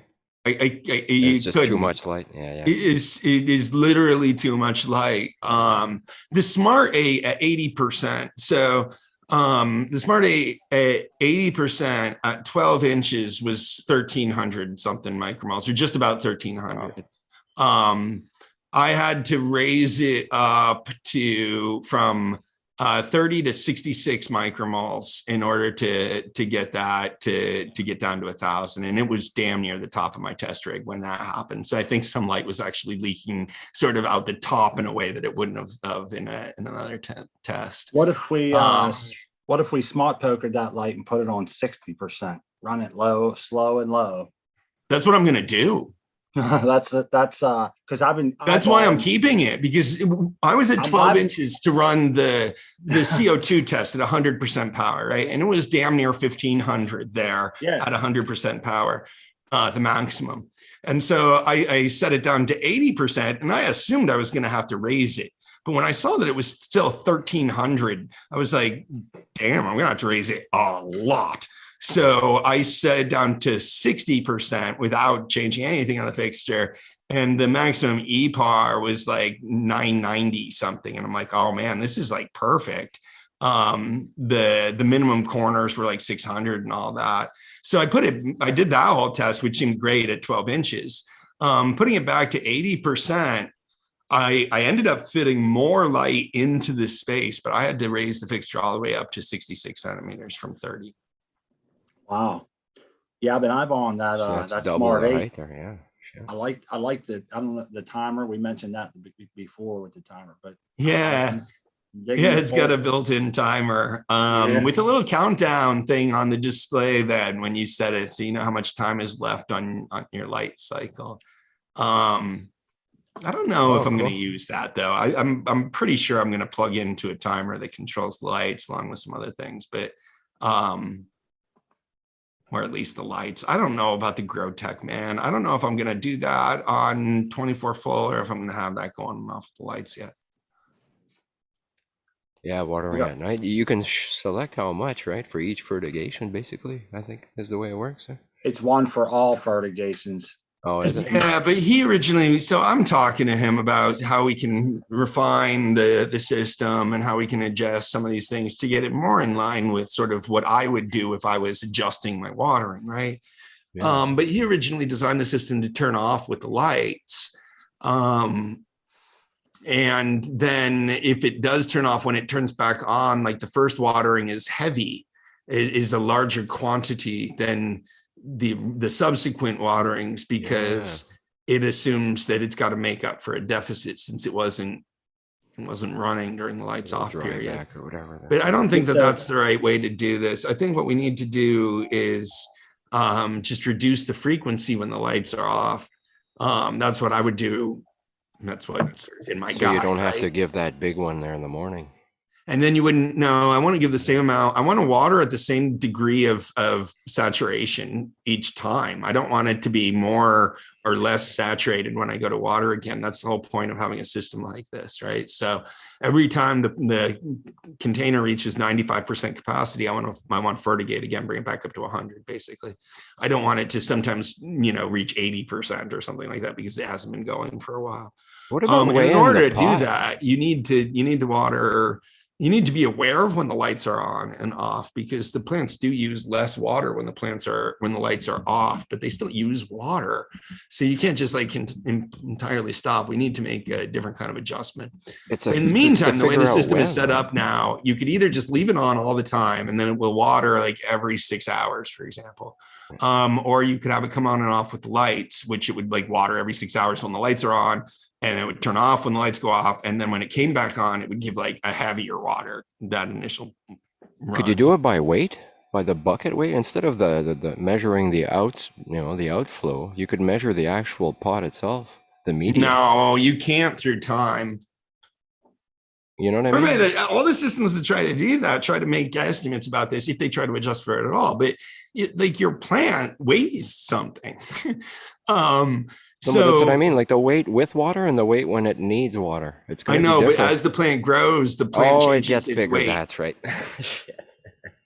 Right. How do you factor that in there? Yeah. Yeah. So exactly. how do you? Yeah, you're growing a living organism that's getting bigger and that weighs. Yeah. I actually like the idea of just to know doing how a much runoff, but I don't know that weighing it's going to be the best way to do this. I think there might be other things. Anyways, he's a really interesting guy to talk to, and I'm enjoying sort of the back and forth on discussing how this potentially could be refined and adjusted. And I see what Crack Babies is doing. I like that, like, get that idea, but you have to, after we walk it all the way through, we're like, that's why it doesn't work that way, because I do the same stuff. And and I know that this, like when we first got our system from him, we only have the fertigation on system, not the runoff, but it was still, he had only been in business for like a couple months, 6 months, 8 months, maybe, or something. So yeah, it's a new company, and he's just doing this. I mean, he's an engineer, and he's having fun figuring out these systems, putting it together.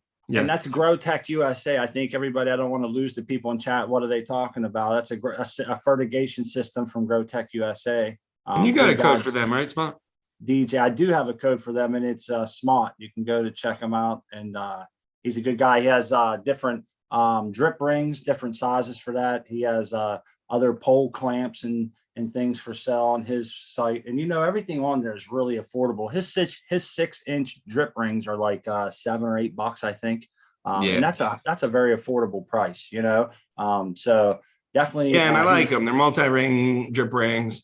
I'm They're talking to him awesome. about whether the inside ring is big enough, or whether the innermost ring needs to be there. But yeah, I like the components, and I'll show him a picture of my trunk there, my big bunch. yeah, It's like exactly. 3 I think inches, in diameter. it might limit the size of the It'll break it. plants. Yeah. I was worried about mine breaking it already. I tried to scooch it over a little bit because the plant's not perfectly centered and the pot Yeah. size. And Hey guys, everything. I'm gonna have to get going here pretty soon. I just looked at the clock. Oh shit.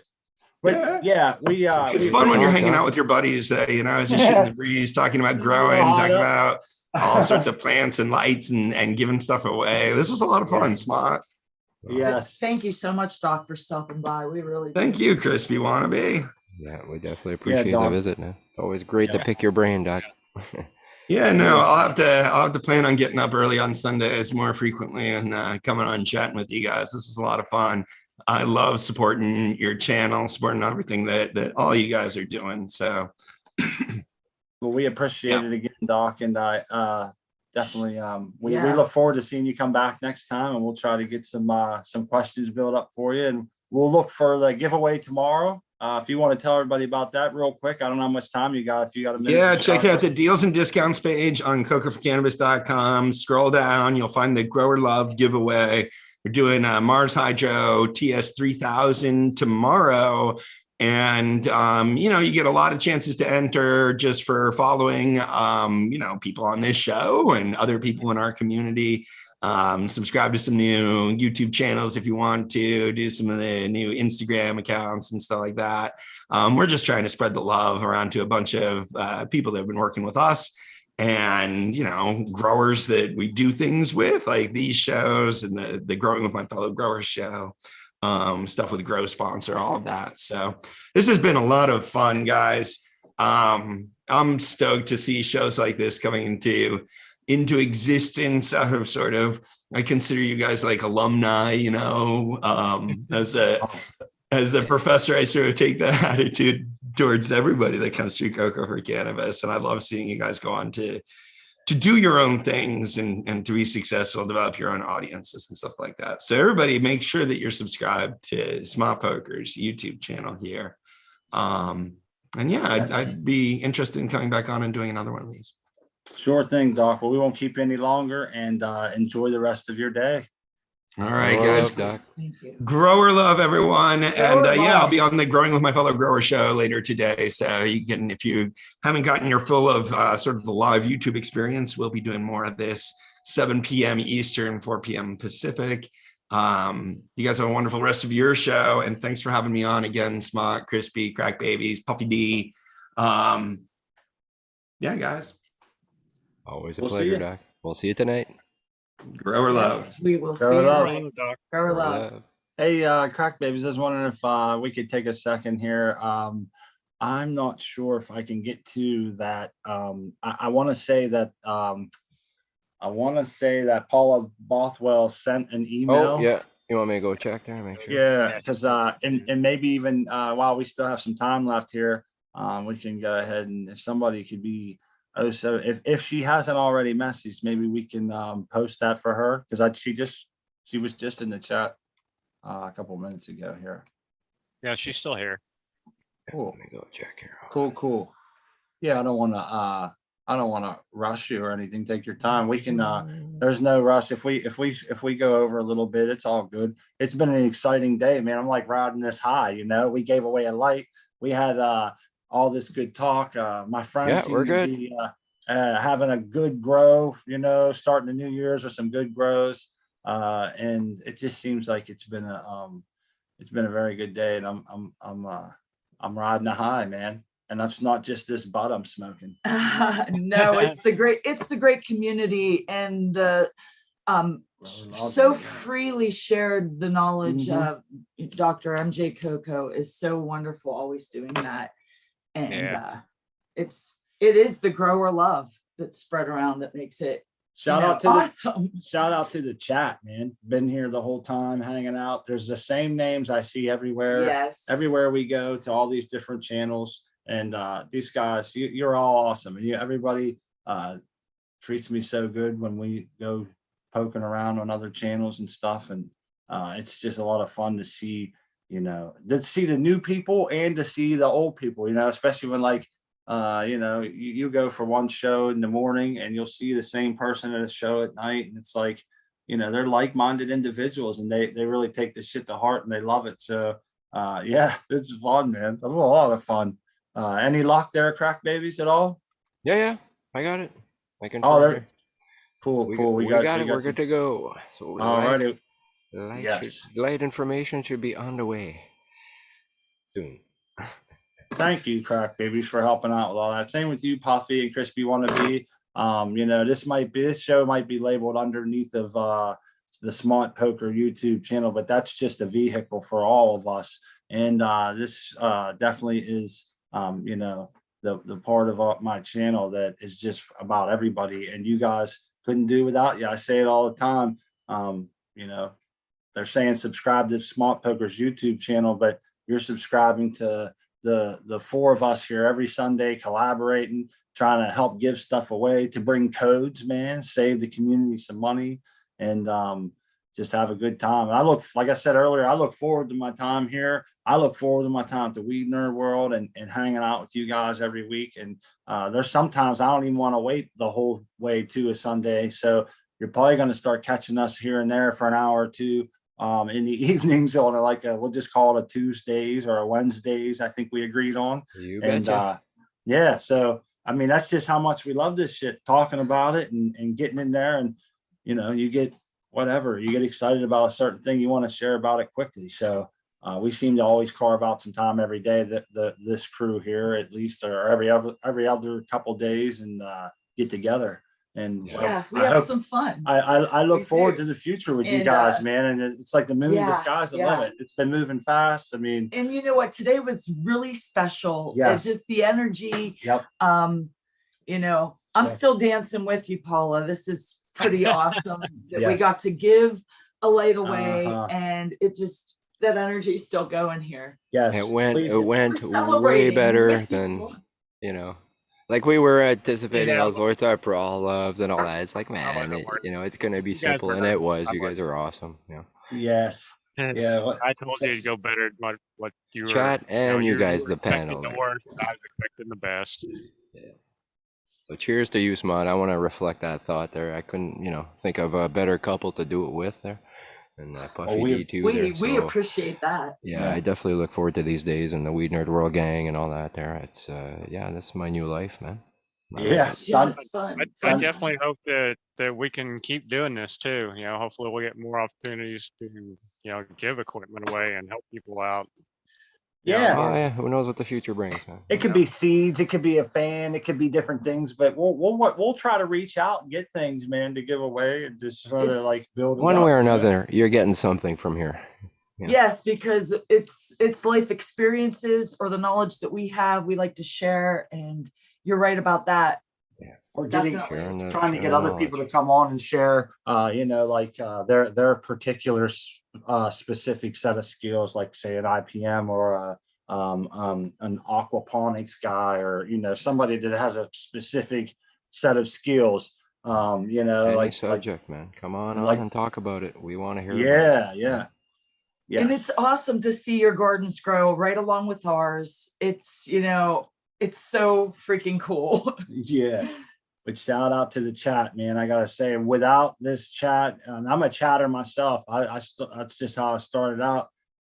Just not even saying nothing, just watching in couple different places. Way back when they started the growing my fellow growers, and kind of getting the feel for it. And I still had my real name on this channel, and so then I ended up changing that, learning how to do that. So it's been quite a journey to go from hiding in the chat to kind of having our own little couple videos and having our friends, come up here with us to give us the courage to come up here and at least be behind the scenes for now and talking. And yeah, we see all these same names, and I keep going back to that because that's what it means a lot to us.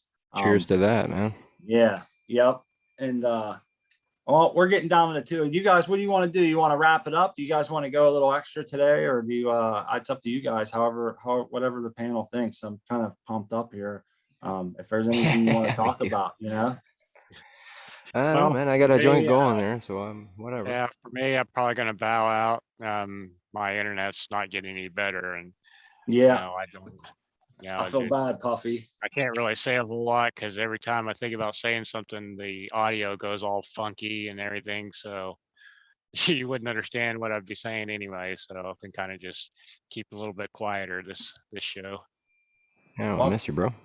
Yeah, man. Hopefully we can get your audio and everything squared out. And no, that's not a problem. We're gonna wrap it up here then soon. We won't have to stay long. I'm finishing up a joint, as Crack Baby said, so it might be a couple minutes extra, but yeah, it's Yeah, no problem. Yeah, if you guys want to hang out a little bit longer and I'll go over some other things. I'll probably hang out and chat.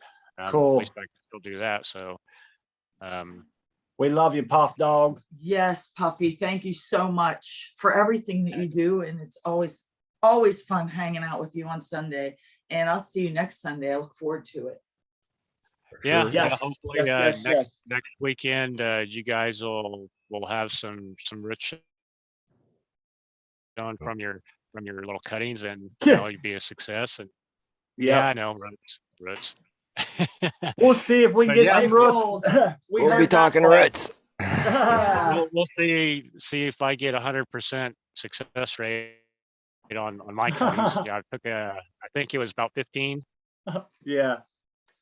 16, 17, somewhere around there was total. So we'll see if I get 100% success rate on it. I usually get between 90 and 100. So we'll see what it is. We'll know. We'll have a better grasp next week on how all of our successes are. We can see, obviously, Crack Baby's is well on his way to Mom's Spaghetti over there again a couple times over. Yeah. Yeah. Crazy. Not really, but it's gonna be slow, so it's staggered. It's like nature's telling, like doing it for me. They're slowing it down there. It's like whoa there, 2 at a time. 2 at a time. We got to keep on top of ours, man, and keep that water changed if we really want them to be successful. Yeah. Missed a day or two. I'm gonna get off of here and Yeah, go we're good. over Yeah. and do that, because I'm already since I've seen them, it's been in the back of my mind gnawing at me. Yes, So we got to I'm get like in there 2 and change it. o'clock. I'm out. Yeah, too, it's because duty I gotta time. get on my clones. It's and- duty time. Yeah. Yes, I Yeah, agree. duty time. I got res change to do and cleaning and all that. That's awesome. So yeah, I got to do a bunch of stuff today still. Thanks, Puffy. And I Yes. agree. I think we'll wrap it up. So you want to tell everybody where they can find you, Puffy? I think your mic seems to be working all right at the moment. So go ahead and Yeah, of course. Right at the end of the show. right at the end of the show. Yeah.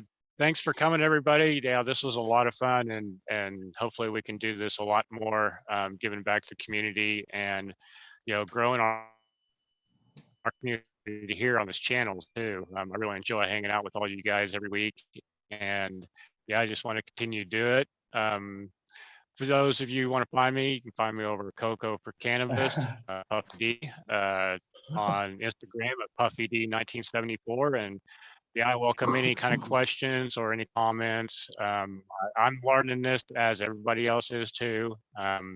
So any advice that you want to give, don't be afraid to give it. I'm not going to shoot it down, tell you you're stupid. So yeah, Right. we all grow together. So grow or love, That's right. everybody. Amen. Right Yes. on, Amen. Grow Yeah. or love.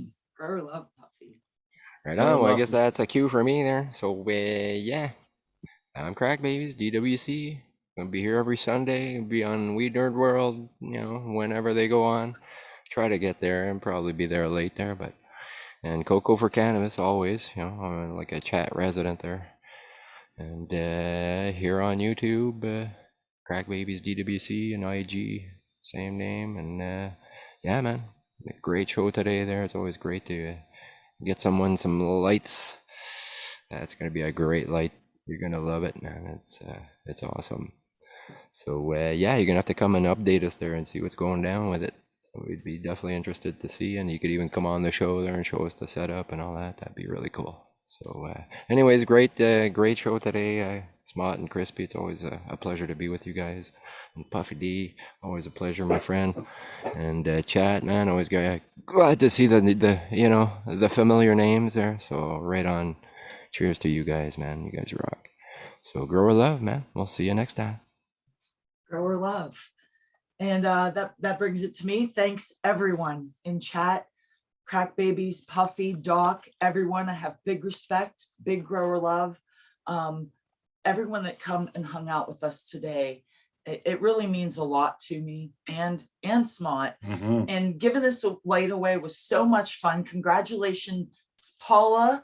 I wanted to say we're getting that light packaged up as soon as we get off here. I'm going to do that before I tend to those clones in there. So I just wanted to say I'm going to get right on that, packaging that up. We're going to get that out to you. And grower love, everybody. I hope you come back next Sundays. And Confused. That'll happen next Sunday at 10 a.m. Eastern Standard Time. And we run that till 2. Thank you so much, folks. Yes. Thank you, Crispy. Thanks to the rest of the panel. I want to say next week we'll be opening it back up for chat to come and join us. As long as you have a familiar name, we'll let you on. You can come on. Maybe Paula will come back someday and update us on the light, how it's done. And that would be a very, very cool treat. So as Crack Babies, everybody mentioned, we appreciate the chat. Doc Coco, Photontek. There's links in the description. And I just want to say that the same thing as everybody expressed. It's about giving back, man. And you go to the weed nerd world and you go to any of these places, you'll find us, and they're all in the same mindset. They try to give back what their 20 years experience, 10 years experience, their methods of growing, what they've seen. And that's as Crack Babies and Puffy has mentioned in the past, we've tried to model this show after that, and we try to give that same vibe. So definitely we'll see you back next week, and check out the Weed Nerd World with fucking Talking Shit with Eagle on the Eagle Gardens channel. Check out the show tonight, which is the Cheap Home Grow, growing with my fellow growers. And we'll see you here next week. We love you guys, and keep growing. Talk to you next time. Grower love. All right.